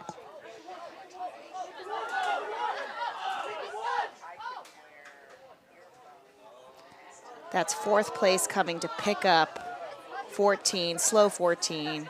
That's good help from the teammate from behind to slow down 14 and let their teammates kind of work on their 1-2 again. That was great. I was wondering why 8 was doing the double jibe. They were setting up so that 14 could pick up, or their teammate could pick up 14. Now, the only thing I'd like here is if 9 can get back in front of somebody and keep an ace behind them just as a security net. Certainly lighter conditions. We can see Mark III, first place Harvard, starting to slow down, making sure their teammate can round in second, and now going full speed, no problem. Harvard to round in a winning combination.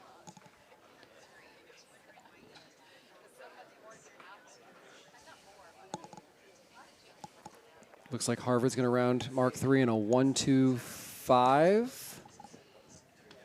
With boat 9 ready to put in a gap.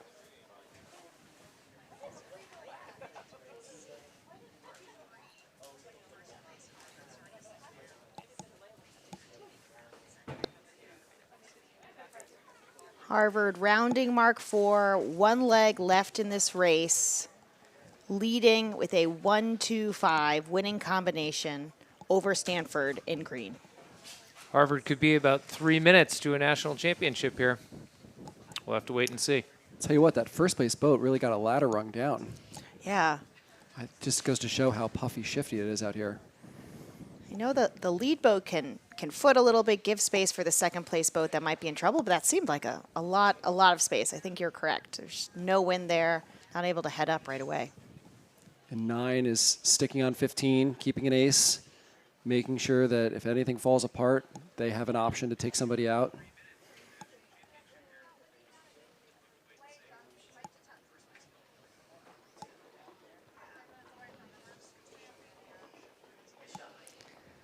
Closest threat is this green 13 on the bottom left of your screen. 8 going to meet them. That's the closest boat that Harvard needs to balance to finish in a 1-2. About halfway up this final beat. 13 hoping they tack back and forth. Slowing that side down, allowing the left side. Maybe a little unbalanced for Harvard here. You can see that top boat starting to slow down. The space between 13 and their teammate on the right is a little bit smaller than the others. 8's going to go come out and just solidify themselves in front of 13. 8 doing a nice job of staying in phase as well while covering 13. They always look bow up. Interesting to cross so far with Yeah. the boat in the seam. You're allowing that green 13 to get to your teammate before you can help. But inside the box, you can see the finish on the top right of the screen, orange flag and a yellow pin, and Harvard coming back from the left side, looking to get across green 13. Based on their reaction once they cross the finish line, we should know if our math is correct or not.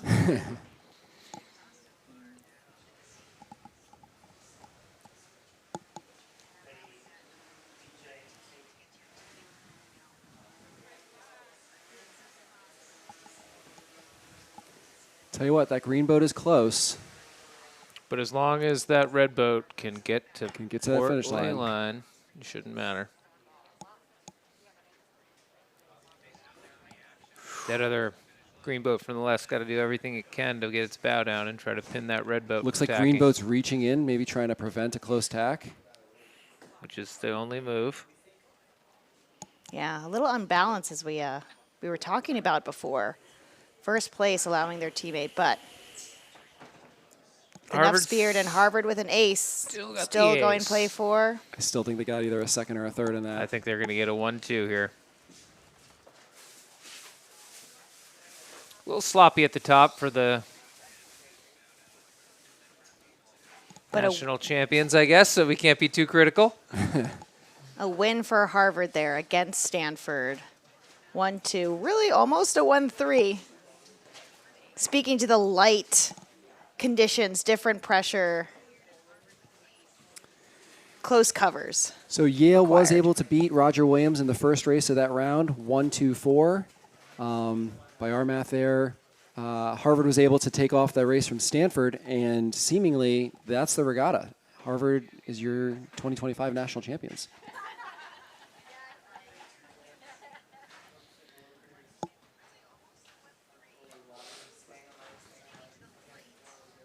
See if there's any celebration from these guys. I was just going to say, you wouldn't know from the onboard footage, but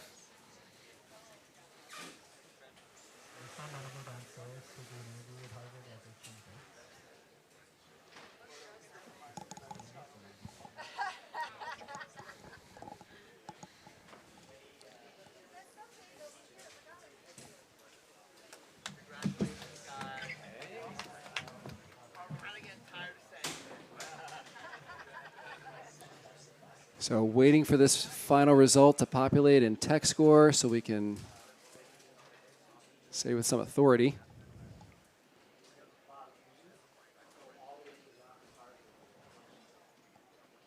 Sailors coming into the dock, switching. A few more races left in the final 4. There'll be bigger breaks in between racing. Every team gets an opportunity for some coaching to review the results. What's the strategy moving forward? How do we get on the podium? How do we move ahead? So racing will slow down a little bit in this final stage. Yeah, so tech score has been updated. Harvard did win that race against Stanford. And by our math, Harvard is your 2025 national champions. They have 2 more races to go. They have a 2-race lead over Yale. They win the tiebreaker over Yale, having beaten them in both head-to-head matchups. You know, I'm a Harvard alum, so I always have a soft spot in my heart for Harvard and have been rooting for them, of course, while trying to remain unbiased on air.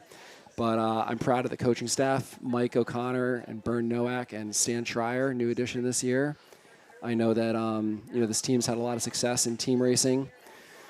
Over the last few years, they were second last year, kind of lost a heartbreaker at home to Roger Williams the year before they won. So they've got a lot of talent on the team. I know Justin and Mitchell Callahan, twins, are both juniors. They lost the College Sailor of the Year last year, Lachlan McGranahan, but in steps Robbie Meek, a fantastic sailor, and they continue where they left off. Their crews are fantastic. I know Kennedy Lahili is really good. Aiden Pesh, Rosella Irfan, and Alexander Dorofeev have played large roles in this regatta. in helping to make sure that the boats are fast. And just a big congratulations from them. Huge congratulations.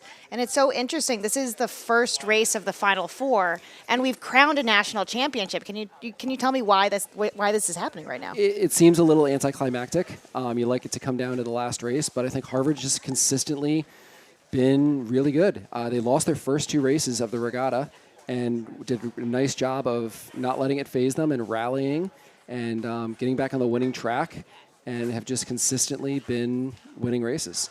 Yeah, and the formats, there's no dropping of a race. We're not moving to a new stage and resetting scores. We're not dropping every one race at every 6 races we sail, like in fleet racing. We keep every score. So all of these results are from stage 1 when we met 16 teams, and they've just been consistently winning races. It's really impressive, and they're so clean on the water. I'm very impressed, and huge congratulations. I think it comes down a lot to the coaching staff.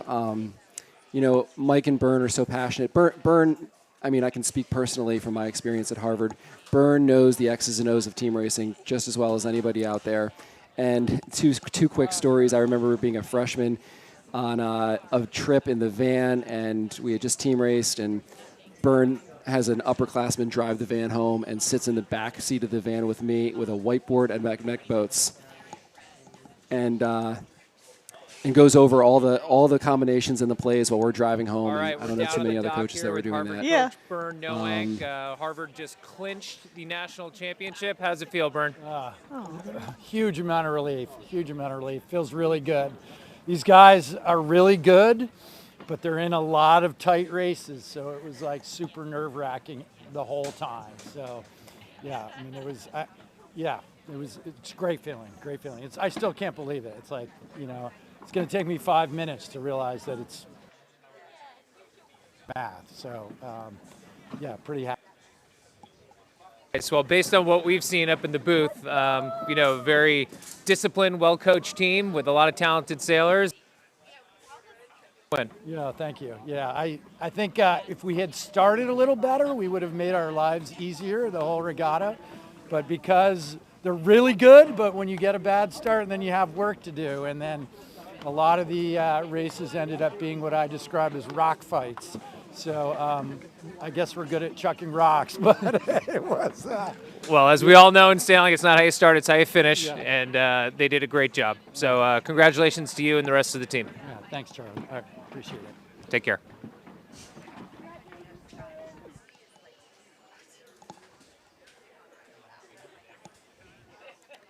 One more quick Bern story. I remember my junior year, we went to Charleston for the Bob Bavier team race, and we did not have a great regatta. And we're flying home, and unbeknownst to my teammate Vincent Porter and myself, but Bern went to the ticketing desk and switched our seats so that he could sit in the middle of Vincent and me on the way home. And if you know Bern, he doesn't like to sit in the middle on an airplane. And for the entire way home, we're like, Bern, we have homework to do. We have to do our studies and make sure we're ahead. And he wouldn't have it. He's like, no, we need to relive all of those races and draw it out and make sure that we're prepared for the next time. But that just goes to show how passionate he is. And congratulations again to Bern and the Harvard team. And there's a picture of those guys right there on the dock. Yeah, and that story's even better sitting in the middle of you two, because if you couldn't tell from the video footage, Bern's close to 6'4", I don't know, 6'3", 6'4", he's pretty tall. Yes, he's tall.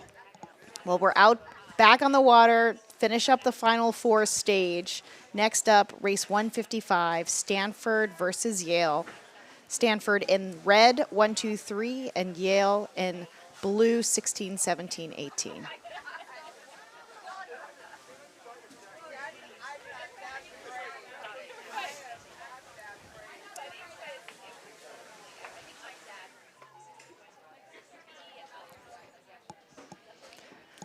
Boats just getting out to the race course. You can see the course is set, race committee with the orange flag, and sailors just going around doing their timing, warming up, getting ready for a sequence in a few minutes. Looking further down at all of these results, Harvard 20-3, Yale 18-5, Roger Williams 16-7, Stanford 13-10. Yale owns the tiebreaker over Roger Williams too, so I think we're locked in to our Final Four results. I think we know it all already with 2 races to go. which means Harvard's going to win, Yale's going to finish in second, and Roger Williams is going to be third overall. Yeah, it was really about that first race, if Roger Williams could have won. Yeah, they needed to beat Yale in that first race to have any chance of moving up. But we do the races anyway, and we are under 3 minutes for this next race, Stanford versus Yale, race 155 of this championship.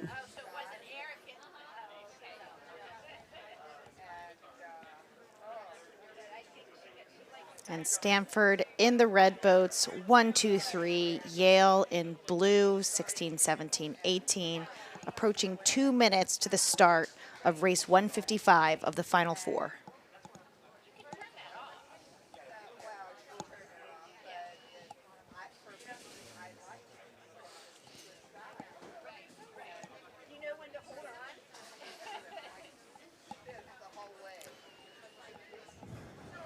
One last look at the standings here. Harvard 20-3, 2 full races ahead of Yale and owning the tiebreaker with 2 races left means they will win the regatta. Yale 18-5, 2 full races ahead of Roger Williams with 2 races left and winning the tiebreaker, meaning that they will finish in second place for this regatta. Roger Williams is going to finish in third, and Stanford is going to round out your top 4 in 4th place.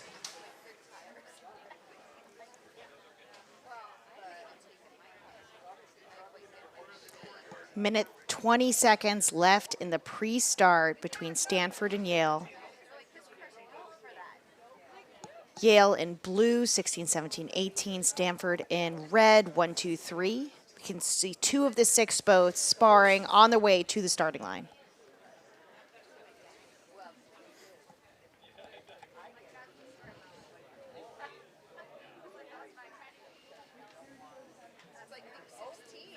Yale doing a good job pushing this red boat 3 towards the pin, being early. 3 deciding to stop. Maybe looking to tack out. 4 boats not in the screen, sparring, getting ready for their start. Only 40 seconds left in the pre-start.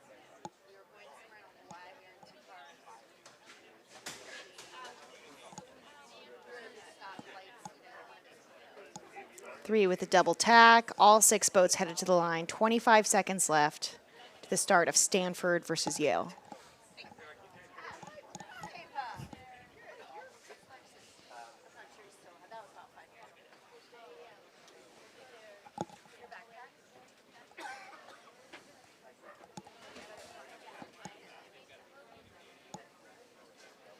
Yale chasing Stanford, blocking them from the boat.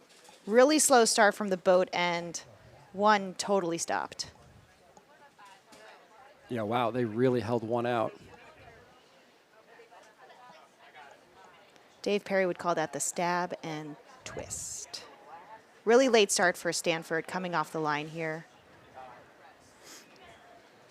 Yale taking the left edge and not in control of the right edge. 17 has a little bit of work to get up to 3, but Yale with the edges in this right after the start, Stanford versus Yale.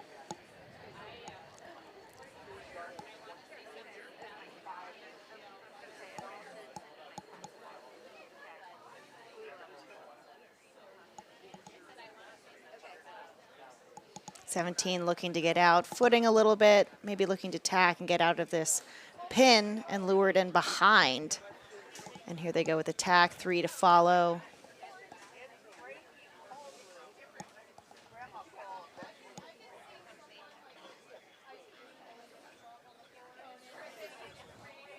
It doesn't look like Yale's coming out of the left side as strong as they looked before. Much lighter here, getting lots of gaps and pressure. Looks like the left side sailed to that pressure you can see on the top of the screen, but has immediately sailed out of it.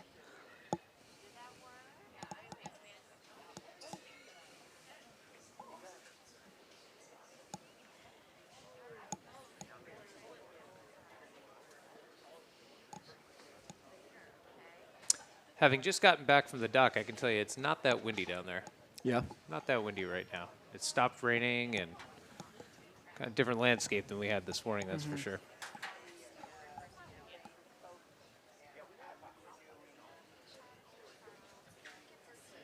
What are the vibes on the dock? Celebratory for some, I'd say. Sadder for others. interesting last couple races here with, a lot of the positions established.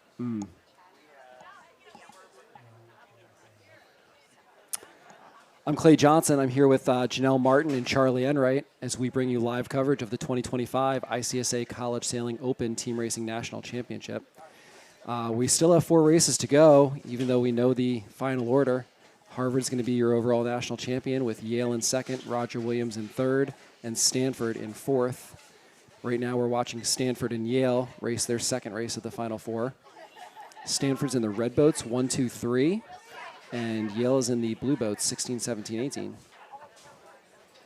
And Yale and blue looking to convert to a 2-3-4 here. Looks like 18 has good control of 3, looking to get 17 more advanced.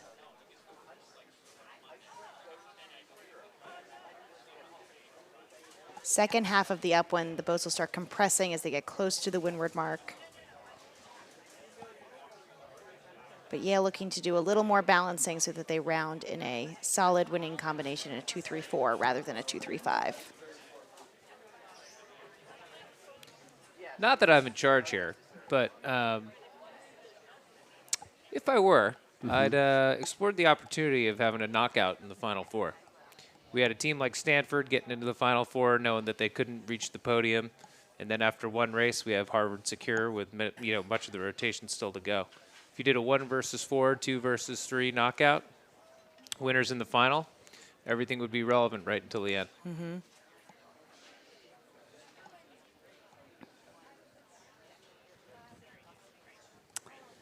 Looks like a peek back at the start of this next race. Roger Williams is going to be in the pink boats, 7, 8, 9, against Harvard in the green boats, 13, 14, 15. Less than a minute to go before their race.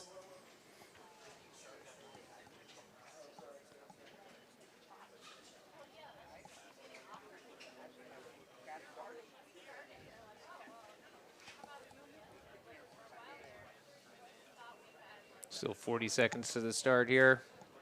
You know, the regatta results may be decided, but these sailors are all very competitive, and they love jockeying with each other. And I don't think anyone's gonna be taking it easy in these races. I don't think you get to the top 4 of a regatta like this because you like losing. Yeah, I'm sure there's plenty of good racing still to come.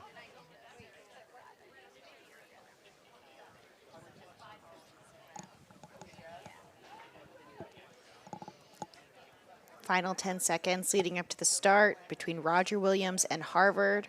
Roger Williams in pink, Harvard in green. looks like Harvard's going to be the pinmost boat and the committee boat most boat. And the 6th most And the boat. 6th most boat. Not a great start for boat number 13. It doesn't help to get tacked on by your teammate. I don't know if you heard my interview with your buddy Bern, but as we were just discussing, it's not how you start, it's how you finish. Oh, wow, they're match racing each other now. And And a spin. penalty. Good well. Lord. Roger Williams just ducked themselves as well, so.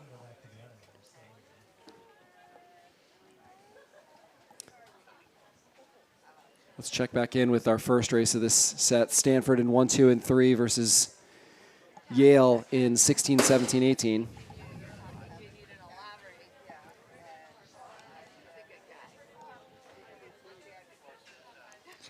Looks like Stanford has a 1. It's a 145, but Yale- it's yeah. that yeah. outside boat, the topmost boat on the screen is Yale sailing rum line pretty fast.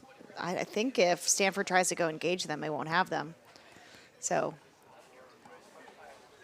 unstable for Stanford. Unsure if this is a 145. Got the 1 engaging, coming back. Got the 2 also coming back to engage. One may be a little late to lock up 2. Now's your time. Second half of this run, approaching Mark 3. Can't see the mark in our view here, but the 1 starting to activate, engage, looking for a hook, an aggressive stop. Nice job by Yale here. Yep. Yale balancing back into a 2-3-4, and that outside boat on the top threatening. the 1. So the 1 has to disengage and keep the 1. Really good job by Yale. Nice. Good little bump there by Yale, too.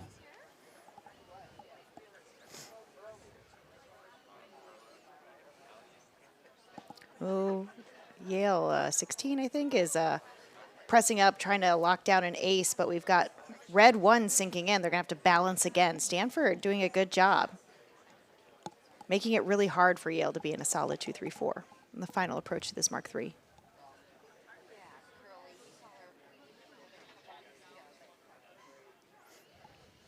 Stanford coming up here to engage. And unable to get that Yale boat in last. Spinning around, and Yale still in a 2-3-4. But red 3, Careful here. Red 3 is a problem. Yeah. Red 3 is definitely ahead of 18. He overbalanced to get 1 out of the way, and 3 snuck ahead. Nice job by I 17. think Stanford could be a 1-3 here. Yeah, nice job by 17. And good job of 3 not sailing into 17. You know, Going back, helping their team. Yeah, it could have been a play to try to go for a play 1, but it wasn't there. So they said, okay, we're going to go try do this 4-6 pass back and go play 4. I think 3 owns the zone on 18, but I could be wrong. It seems like they're playing the other way.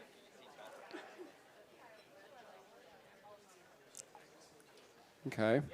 And 1's ahead. Got to make this pass back happen before blue 17 gets in there. Red boat passing through underneath. It's really light. It's hard for an FJ to pass through here. That's the better way to do it. Sailing upwind, long way around. Really got to hold this. Can't let them roll you. And Stanford doing a good job balancing back to a play 4. It's a great final approach to Mark III by Stanford.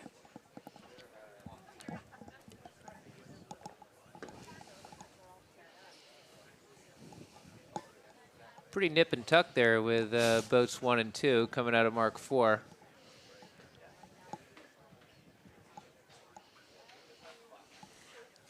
Boat in second, just trying to get their bow out. Good job by Red. Stanford with that rounding, really slow, wide and tight, made it impossible for Yale to match speed.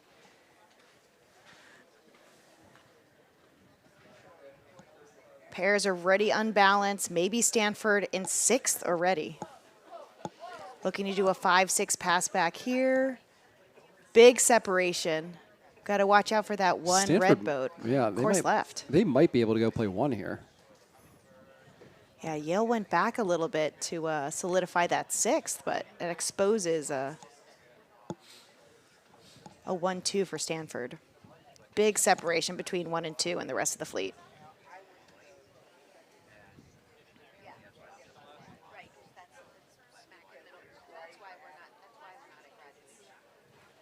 Double tack for Yale. Smoother, controlled 2 tacks. I bet Stanford holds here a little bit, speed builds, and then tacks again. Wonder if 2's getting a little dummied here.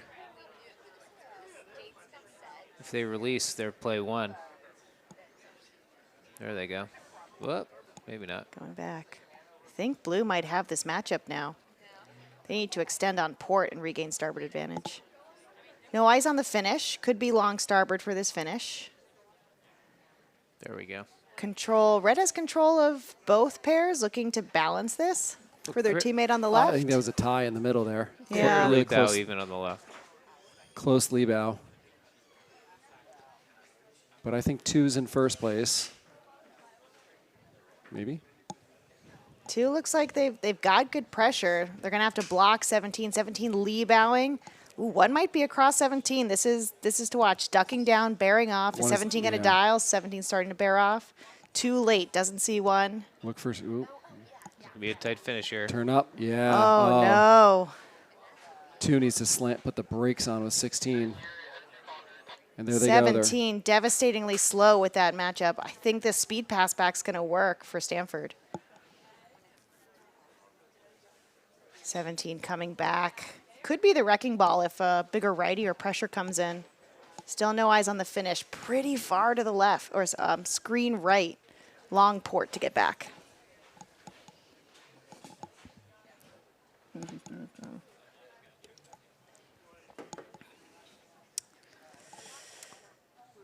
Is it just me or these legs seem a little longer? Yeah, maybe the course size hasn't changed, but the breeze, like we mentioned before, is a lot lighter. Okay, so Stanford is crossing out from the left side of the course. I think this is it right here. If they get across in this I think they did. pair, Stanford looking pretty strong. Oh, I see a spin from one boat. Could Yeah, be Stanford irrelevant. spinning. Make sure the leftmost red boat can tack inside the pin, and I think this race is done. Stanford looking really strong in a 1-2 with a spinning 6.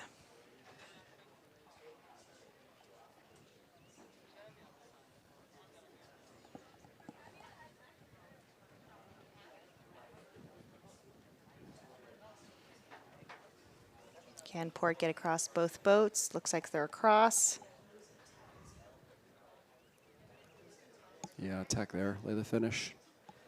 Right into the finish.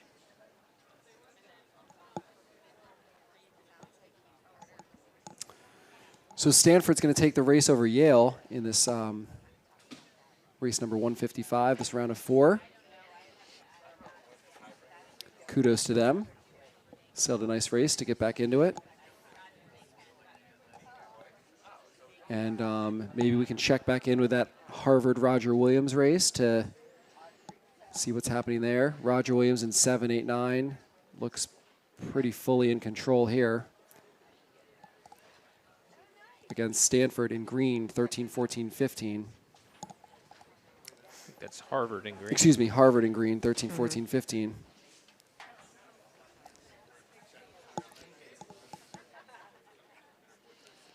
I think that was a case of just Roger Williams had a much better start. Harvard a little slow off the line, and it got ugly pretty fast for Harvard.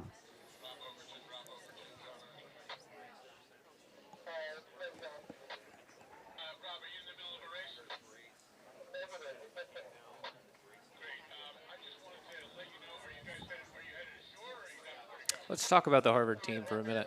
Oh, you just missed it. We did a little bit Oh, while you were walking to the dock. What do you want to know? What can we tell you? I'd love to know how many players they're returning. For next year? Correct. I think all of them. Bodes well. I take that back. They're losing one of their top crews, Alexandra Dorofeev, who's a senior. Gotcha. But just looking at their roster right now, team's made up mostly of junior. The sailors are made up mostly of juniors and sophomores. So they're going to be a player again. Looking further down at a bunch of these teams, I see a lot of juniors and sophomores, not a ton of seniors. Yale has a lot of senior sailing, but Yale's always strong. They have a full pipeline of talent, and they are always going to be in the mix. Really well coached with Zach Leonard and Bill Healy, and I know Leo Boucher's been working with them the last couple years, so they're going to be in the mix. Roger Williams returns a handful of juniors, some sophomores. Brown's got a lot of returning sailors. So we're going to see some competitive racing for the next few years for sure. It's unbelievable to think that all the top teams have 3 coaches here. College sailing's really come a long way. It really has. And you're right. And, a lot of teams are taking advantage of hiring recent grads to not only come and coach the teams, but also spar with them a little bit. I know your Brown Bears recently hired Cameron Giblin this year. Tulane sailor. Those guys won nationals when he was there. I think he won A division. And I think my understanding is he's been a huge asset to the Brown team and trains with them on the water a fair bit too.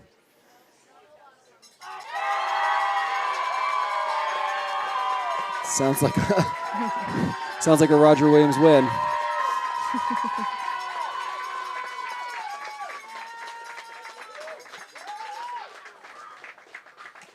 Roger Williams crossing the line in a 1-2-3 against Harvard in the green boats. Completing race 156. Only 2 races left in our final 4. First up, Stanford versus Roger Williams, and last race of the regatta, Yale versus Harvard.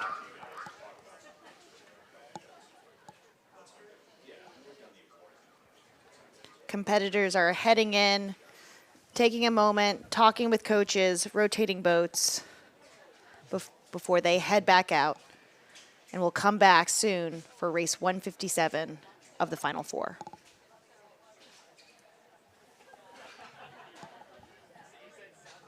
Gear up with Zim and West Coast Sailing. We have the gear you need at a great price, backed by fast shipping and outstanding service.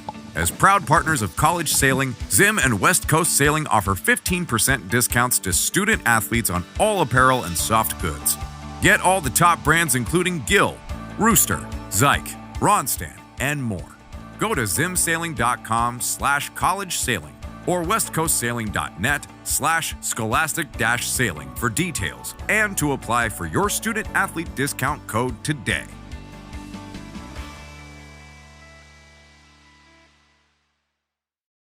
If you speak the language of bosons and quarks, of nanoengineering, Wordsworth, or hip-hop, then look no further than Brown University.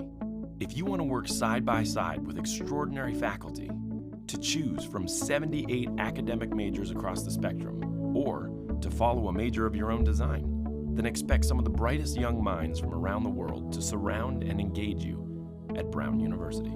Take it from me. I'm John Krasinski, class of 2001.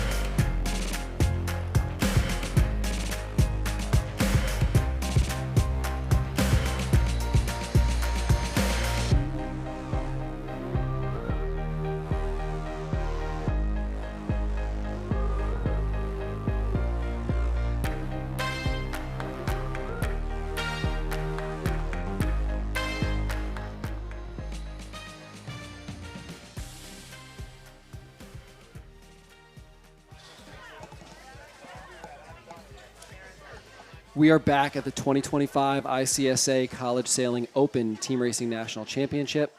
We have 2 races to go in this regatta. The first race we're going to watch is Stanford in 1-2-3 against Roger Williams in 16, 17, 18. The order has been settled.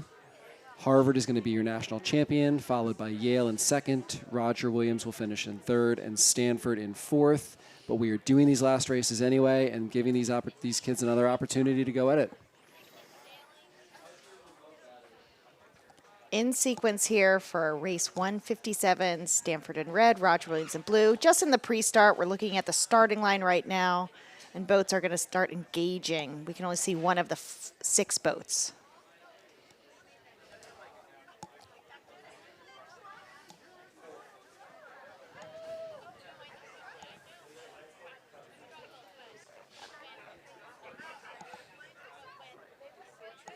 Probably a little bit of a disappointment for Roger Williams, having won this regatta last year.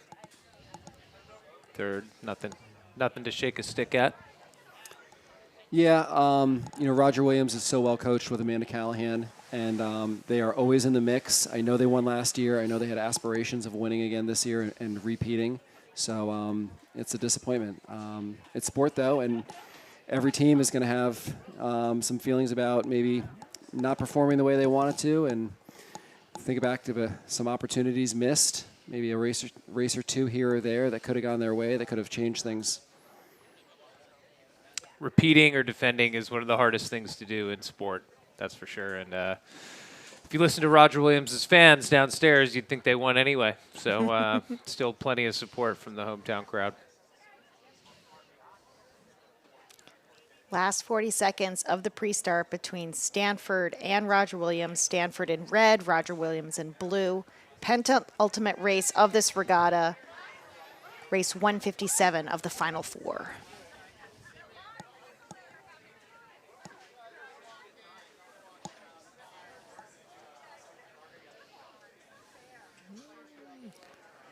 Last 20 seconds, pairs evenly spaced. Double tack by the leftmost pin pair.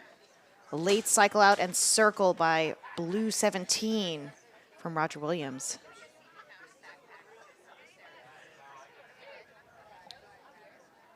Incredibly even start.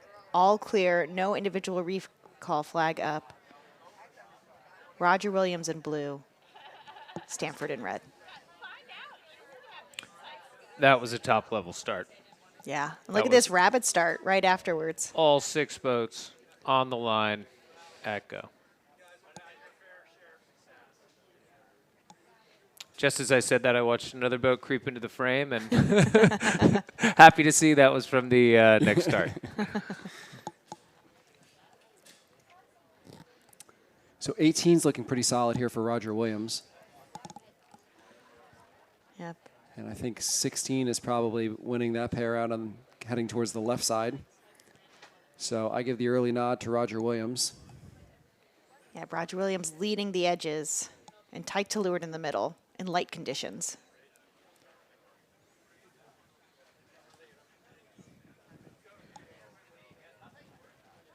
Got a little bit of a compression, bearing off, balancing on the right side so Roger Williams can solidify their 1-2.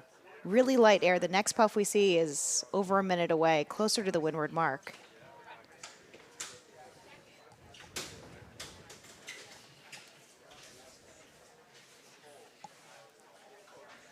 A little late to balance here, but Roger Williams looking to his speed pass back in the middle. And Roger Williams tacking from the left side, coming across.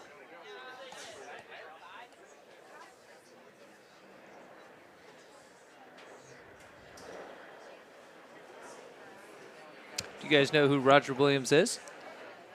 Educate us. Roger Williams is the founder of the great state of Rhode Island. Left the Massachusetts Bay Colony for purposes of religious freedom and established himself down here. And he is the namesake of the university. Learn something new every day. Yeah, Every day.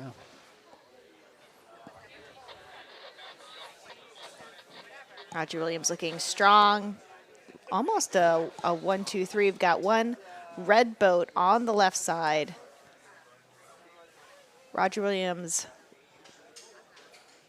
looks like Stanford lee-bowing that boat, coming back to the middle, but big righty on the course. And huge pressure into this anchored boat, top of screen right.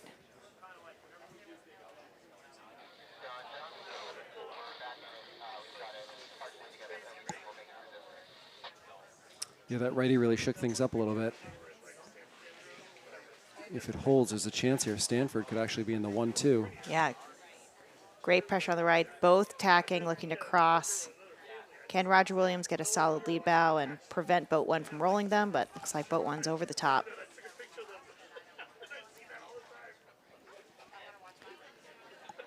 Another boat conceding to leeward. Maybe close to ley line, though. Oh, yeah. Here comes the mark into play. I think there's a chance 17's in there first. Oh, Yeah. sure, for me. Yep. Yeah, 17 shooting, head to win. Coaxing Stanford to leeward. And Stanford happy to go to leeward and push around. Ooh, and 18's doing a good job of getting over one and getting on the inside to break up a 2-3-4 for Stanford.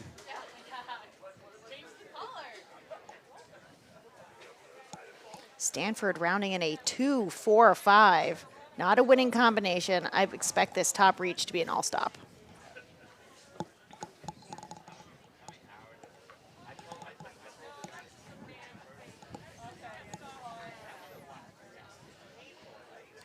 Lighter conditions. Try to do a quick 1-3 pass back. Real question is, where is the mark? Yeah, if 17 went up too high is one inside, but 17 and 18 looking really fast over the top. Roger Williams converting to a 1-2 between marks 1 and 2.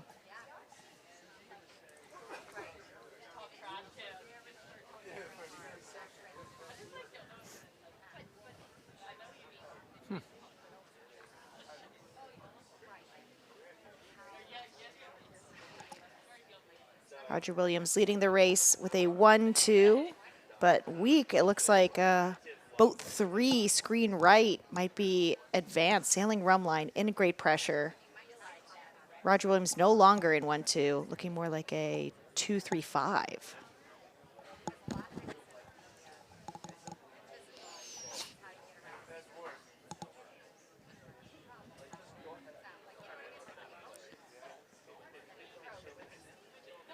Big shift for boat 3 to come back into the middle, trying to do a pass back, bumping out 18. Maybe the far right red boat a little too close to 18 for that pass back to happen yet. Very compressed race. Stanford trying to hold off a Roger Williams 1-3.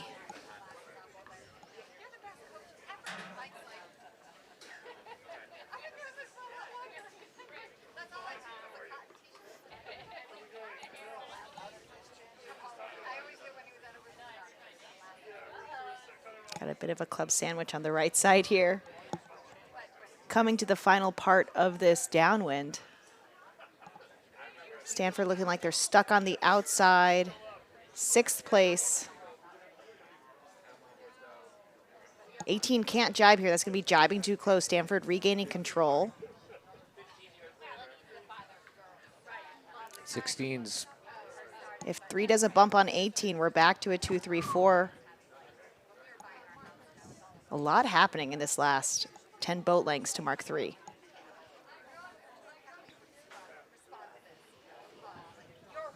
Stanford still stuck on the far outside of this pinwheel. And Roger Williams owning the zone. I think we're looking at a play 4 for Roger Williams.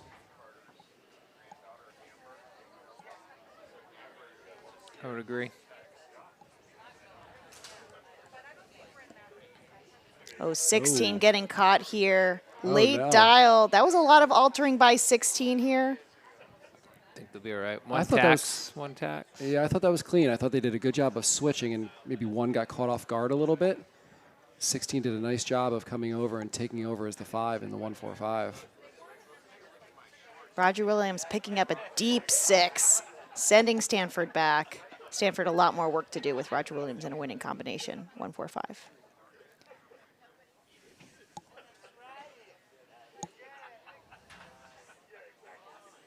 Textbook gap there by Roger Williams.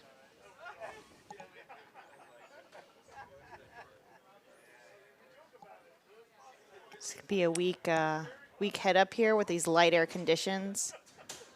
Yeah, that was a good move. You know, their teammate wasn't in trouble, but it was an opportunity to Get stronger. Get stronger. Yeah. Exactly.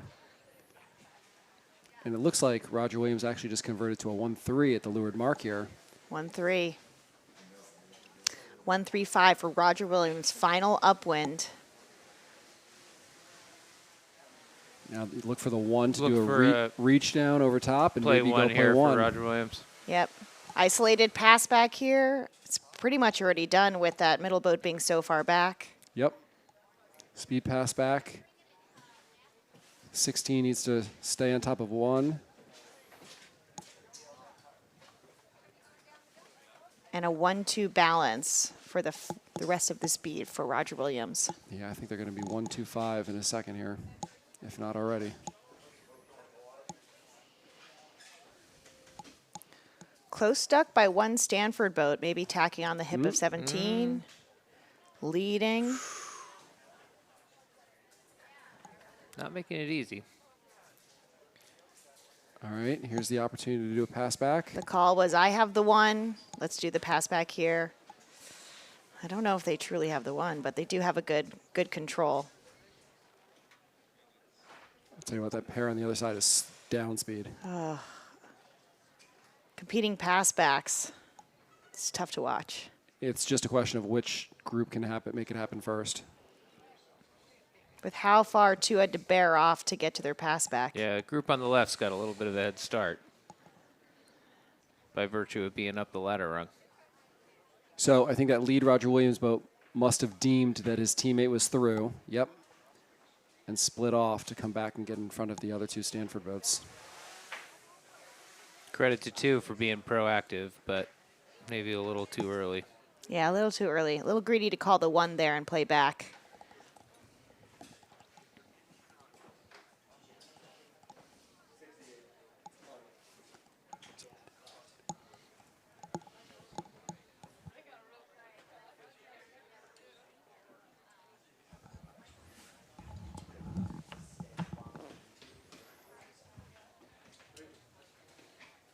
So seemingly Roger Williams has a 1-2-6.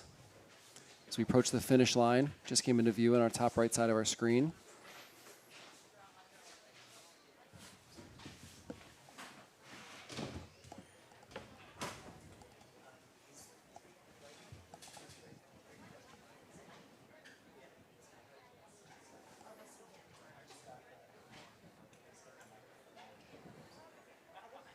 Roger Williams and Stanford finishing third and fourth, respectively, in this regatta overall as they approach the finish line of their last race of the event.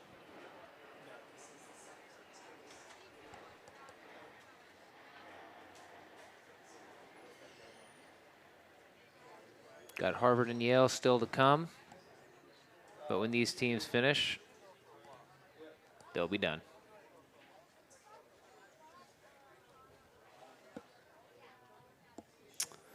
All right, so as my colleague Charlie just said, Roger Williams is going to take that one. The last race of the regatta is already on the course. Looks like they're rounding the leeward mark. Yale, 7, 8, 9, the pink boats against Harvard, 13, 14, 15, the green boats. Looks like Yale has a pretty controlling 1-2. This race does not have any implications as we've already crowned our national champion.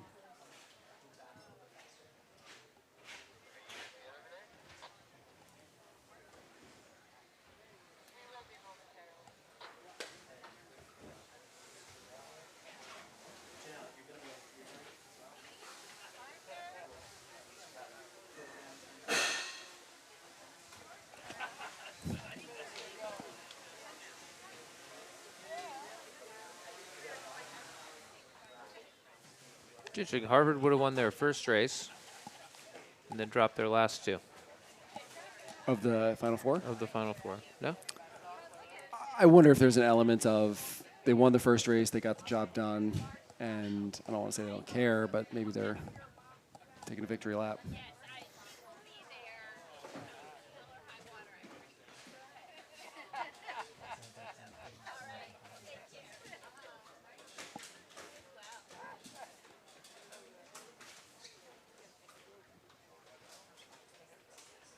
They certainly did a nice job, all regatta.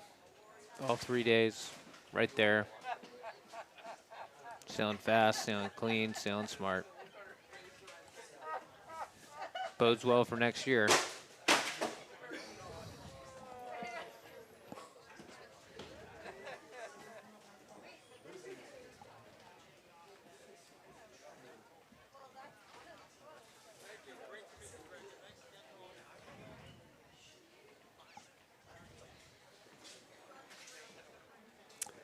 This is the last beat of the last race of the event. Yale in the pink boats. Looks pretty comfortable on Harvard in the green boats.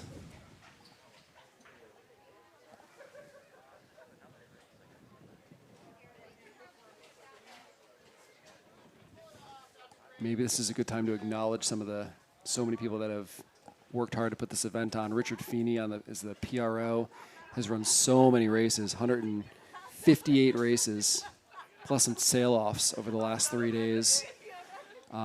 Thank you to him, all the Brown sailors moving marks on the finish boat. They've done a nice job. All the umpires, chief umpire John Pratt, keeping the sailing honest out there. This regatta certainly couldn't happen without the support of all those umpires to come and help out. I think hats off to John Mollicone, the Brown coach, who's got a lot to do with running events like this. Organizing the umpires. Feeney did a great job as PRO, but someone had to go find him. A lot of that falls on John, Danny Rabin, and his team of coaches here at Brown University. Brown's got a big team, and there's been a lot of people in and out of the building all weekend helping out. So, certainly couldn't have happened without them. So Yale crosses the finish line here in a 1-2-6 in what was kind of an anticlimactic Ivy League rivalry. Looks like Harvard's waiting at the finish line maybe to start the celebrations.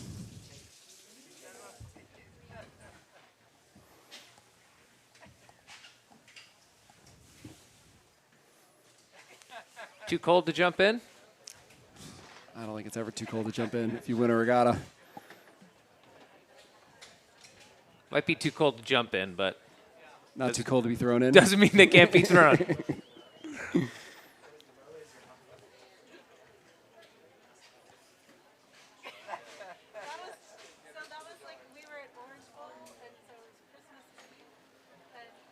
Sure, a little bit of congratulations there by Yale as they sail on by. Probably not. Back in our day, there would have been. No, probably not. A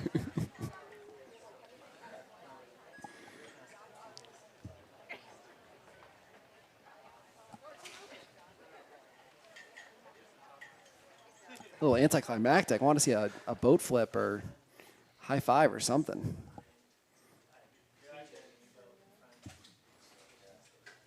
Guess you never get too high and you never get too low. It's a recipe for success. But also kind of lame. Here's a little celebratory handshake. Must be one of those secret society They're things. probably doing the secret handshake out of view of the camera.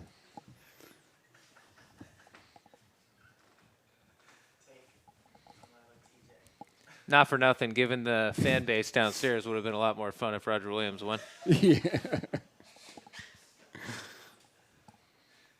We definitely have some people in the water then.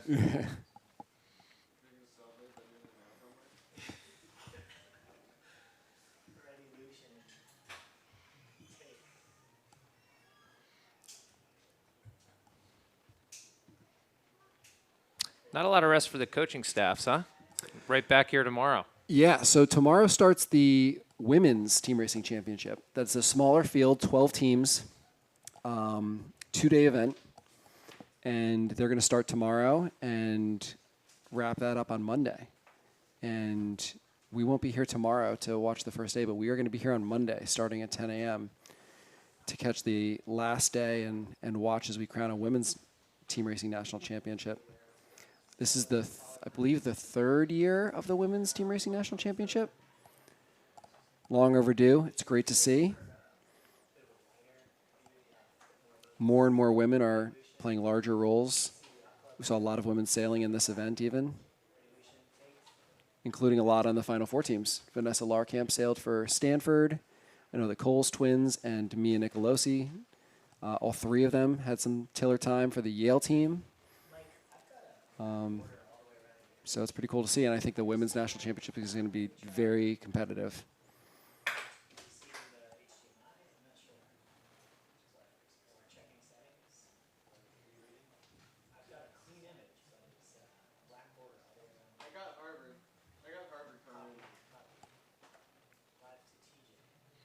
There's the rest of the team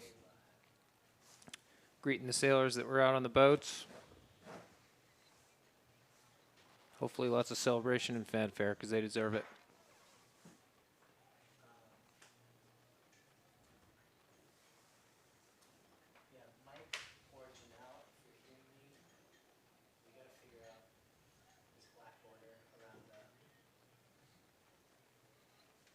Brown's offered an amazing venue when you think about it. Good sailing conditions over the course of the 3 days, 2 fleets of boats. Yep. Plenty of space, good spectating. Couldn't have asked for much more. Maybe a little less rain today, but other than that. Didn't affect us, did it? Nah, that's true. Fair. Hopefully we got it out of the way and something the women won't have to deal with. Yes, I hope so too.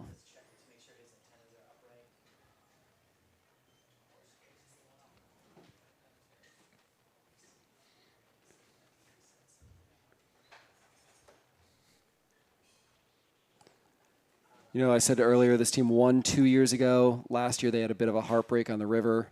They finished half a point behind Roger Williams. They were deducted half a point for some damage in an incident. And if they weren't deducted that half a point, they would have beat Roger Williams on the tiebreaker. And then we'd be talking about a three-peat. So I know this team was hungry and wanted to come back and win another one. And good for them for doing it. When you win a guy like this, the last thing you want to do is roll your mainsail. So hopefully all the folks who've been sitting around can pitch in and help out, and it takes a total team effort. Janel, are you hearing me? Yeah, I think we're just seeing the function of the regatta being over a couple races ago. You know, they've had that celebratory moment probably internally, and, you know, they're getting a couple hugs right now. Sounds like Roger Williams is cheering down there. Janel, I can't because I don't have audio and I have a black border around the image. I need Mike to troubleshoot this. The Hawks travel well.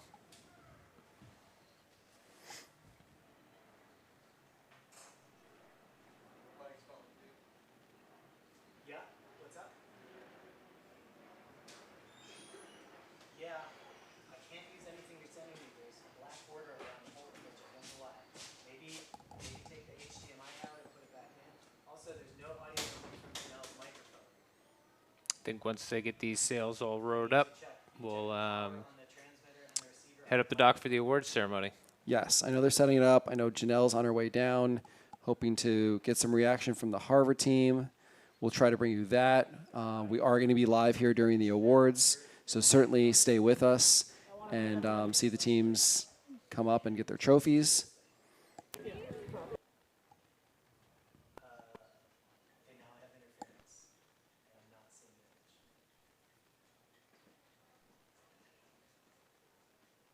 So Brown got a new fleet of FJs this year, which they're using in this regatta, and then I think the 420s are a couple years old. 2 new fleets of boats, great for the program.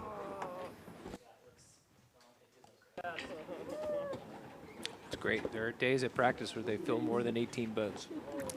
It's awesome. Hey, nice job, Matthew. Thank you. You guys sailed great. Great race, you guys. Thank you.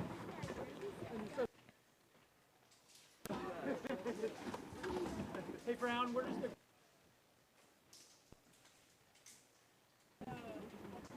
All right, Harvard, everybody bring it in. Let's go, everybody in here. How's the picture look now? Whole group. We're good. Come on in.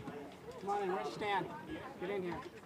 We got Coach giving a Hey, speech so, here. I want to start by saying how incredibly proud I am of you guys, but I also want to point out to have two Stan who are brilliant. Couldn't have done it without them, okay? People, but everyone that's here did an outstanding job, and I'm extremely proud of you guys. And I can't thank you all enough for all the time and effort you've put in, and I'm glad it paid off. I love each and every one of you. Let's bring it in. Crimson on three. Crimson on me. 1, 2, 3. Crimson! A huge congratulations to Harvard University for winning the 2025 College Team Racing Open Nationals. I'm going to try to get an interview with one of the sailors right now.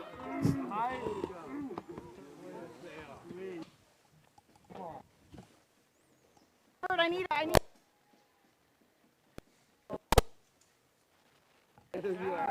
the two of you together. Yes. Come on, the whole team. Now, what an incredible. Next year.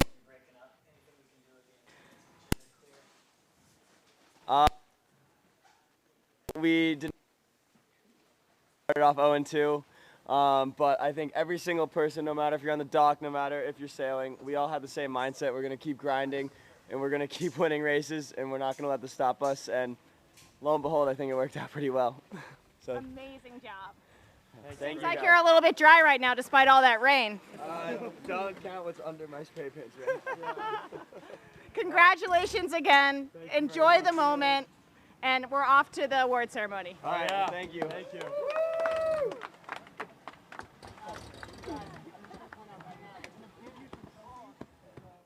Janel, you're clear. Back to you guys. You're on. Well, congratulations again to the Harvard Crimson. You are 2025 ICSA College Sailing Open Team Racing National Championship champions. Yale's going to finish in second place. Roger Williams is going to be in third, and Stanford is going to round out your top four. Breaking out the bubbly.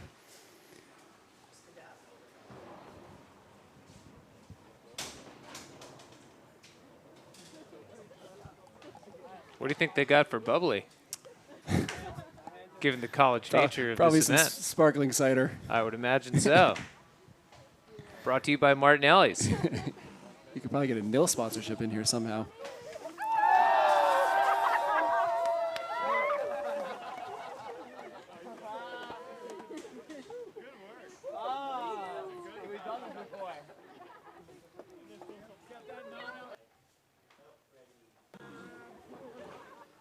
Yeah, it's been a long 3 days, 160 odd races to crown our national champion.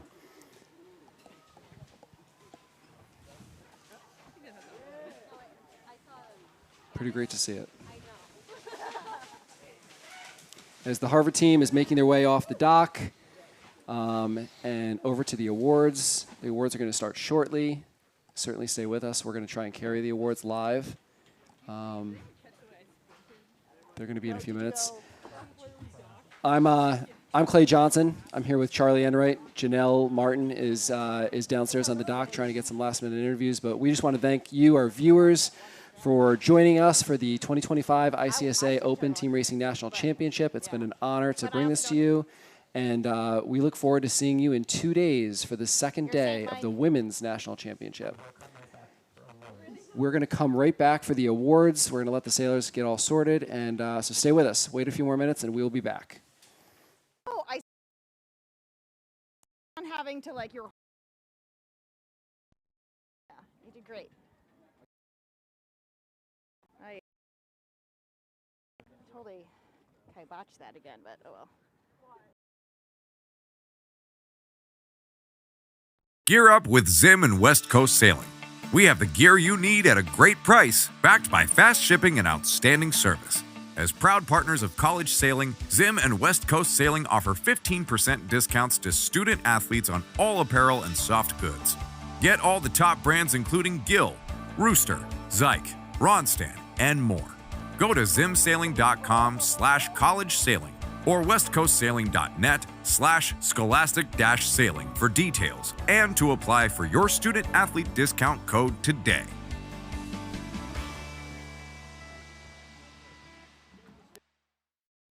If you speak the language of bosons and quarks, of nanoengineering, Wordsworth, or hip-hop, then look no further than Brown University. If you want to work side by side with extraordinary faculty, to choose from 78 academic majors across the spectrum, or to follow a major of your own design, then expect some of the brightest young minds from around the world to surround and engage you at Brown University. Take it from me. I'm John Krasinski, class of 2001.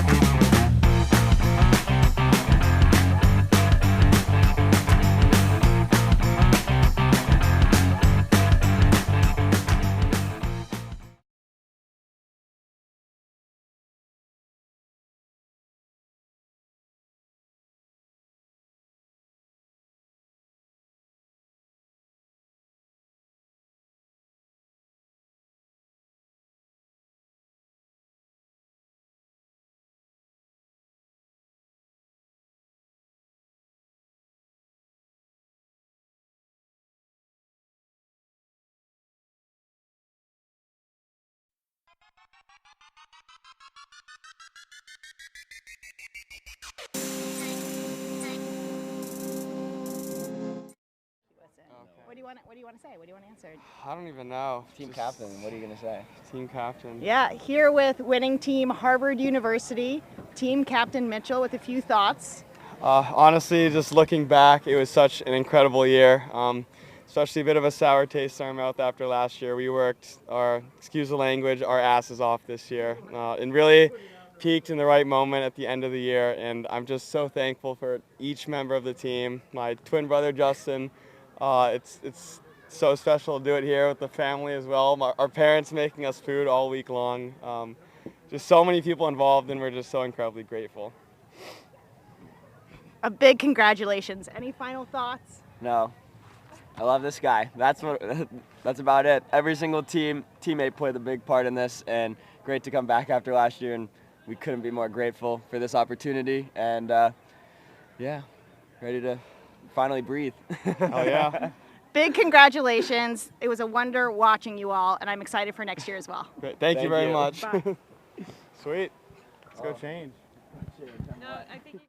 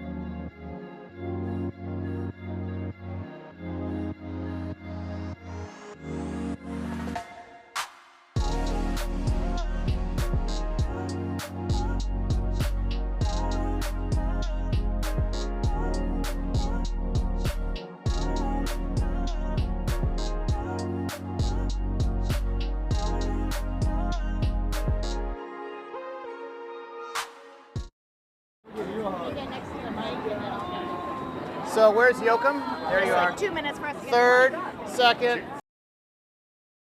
First 2 minutes on the broadcast. 2 minutes? All right.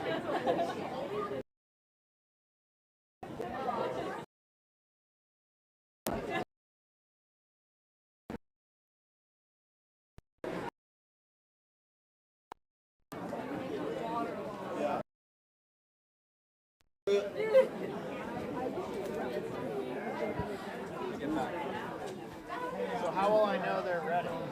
There'll be a camera.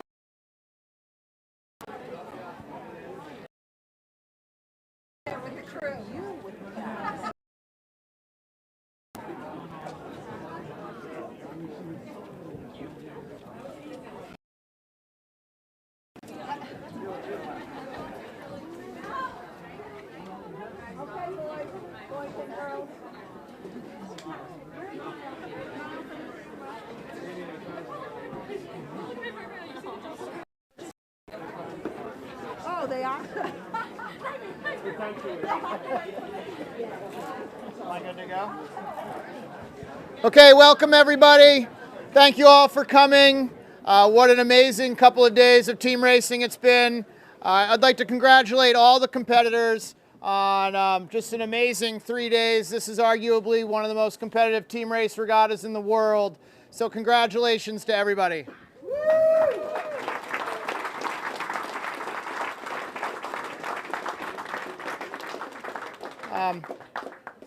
As the president of college sailing, I need to acknowledge our sponsors, without whom we couldn't pull off anything close to this level of event. First of all, Starting Line Sailing and Zim, thank you so much for your continued support of college sailing.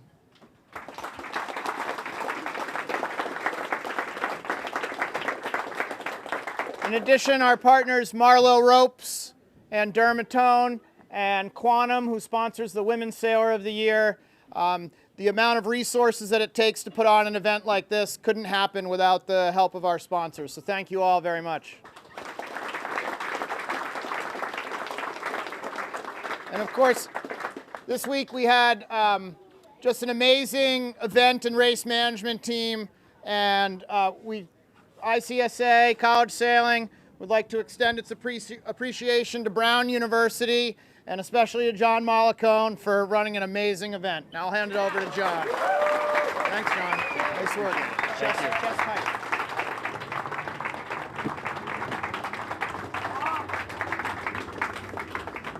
All right, thank you everybody. Thank you, Greg. I'll let this plane go by quickly. All right, so a few other thank yous first. I really do want to thank the entire Brown Sailing team for the amount of work they put in to help make this regatta successful and also competing in it. So they, it certainly was a stressful day today, and the amount of work that they put in, to make this great. I want to thank our entire team. So thank you.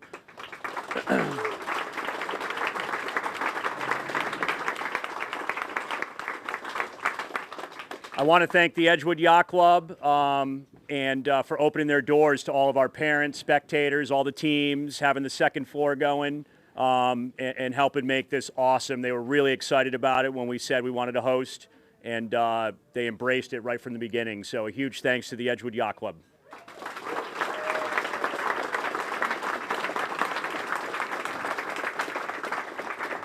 I want to thank our PRO, Richard Feeney. Is Richard Feeney around somewhere? He might be down on the boat still or something, but he did an amazing job, and he will be our PRO for women's as well. So thank you, Richard. We appreciate it.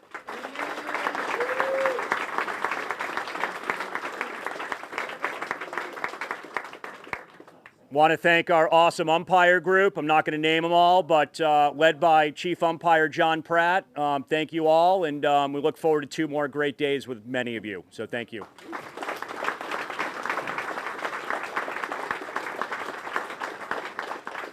And then lastly, just want to thank our Chris Love Productions for putting together a great broadcast on ESPN Plus, which also is on the YouTube channel, I believe, so people can watch all the racing from yesterday and today. Women's on Monday. Rob Migliaccio and all the photographers that have been here, and Lexi Pline for doing a lot of awesome pictures and social media and everything like that. Joachim Carlson for being our ICSA rep and doing an amazing job, and appreciate working with you. And looking forward to working with Greg for the women's. So yeah, I want to thank all of you, and that's all that I have, and I think we're ready for the awards, right? Great, thanks, John.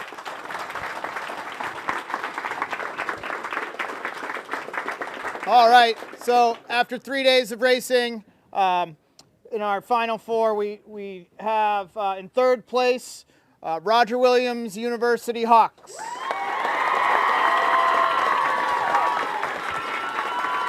Help me out. Congrats. Well done. Yep. Nice work. Well done. Congratulations. Well done. Well done.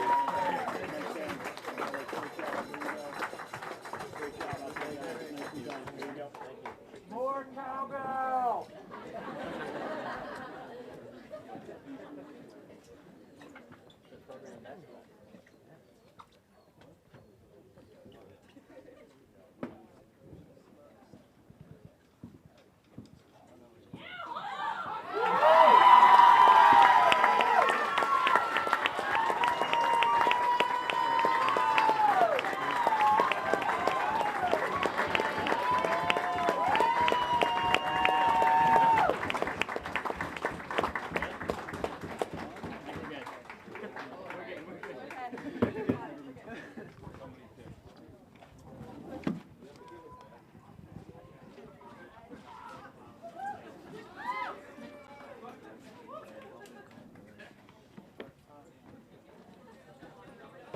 They didn't take that, huh?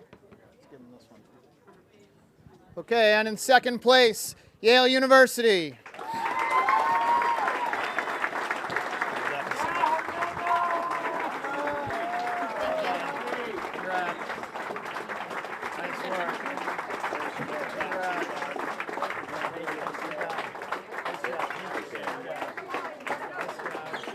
Good job, Stefan.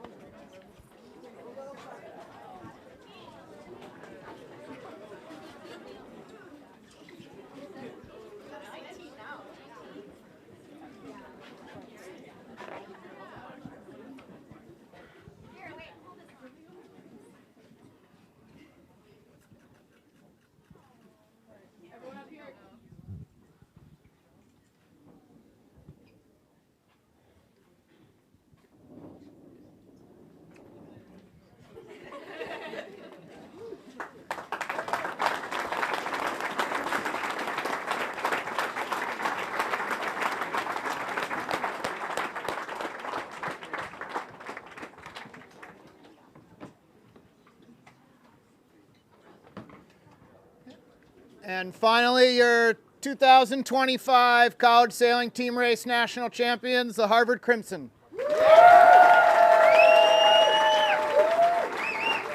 done.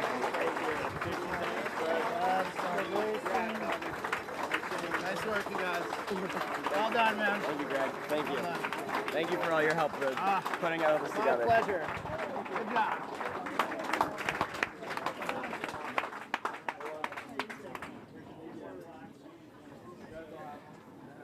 Put some up front.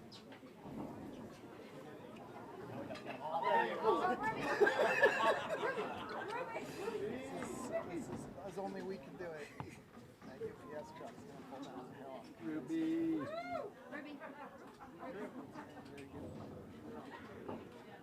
What's going on? Flashes.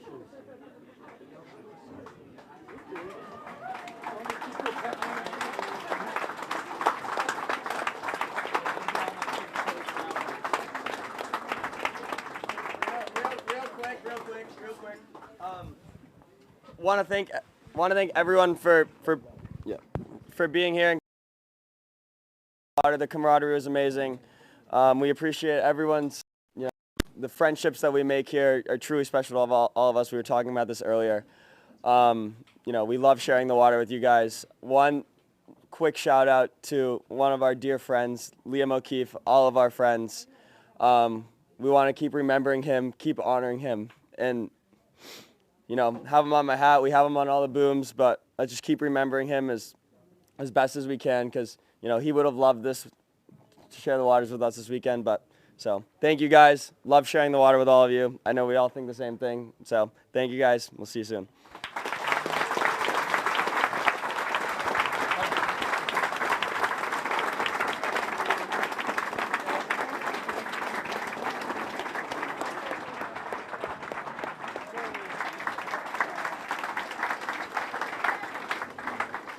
Okay, thank you all again for coming. Yeah, we're going to come out here. And let's get some team pictures with the coaches and the trophies out here. Come on.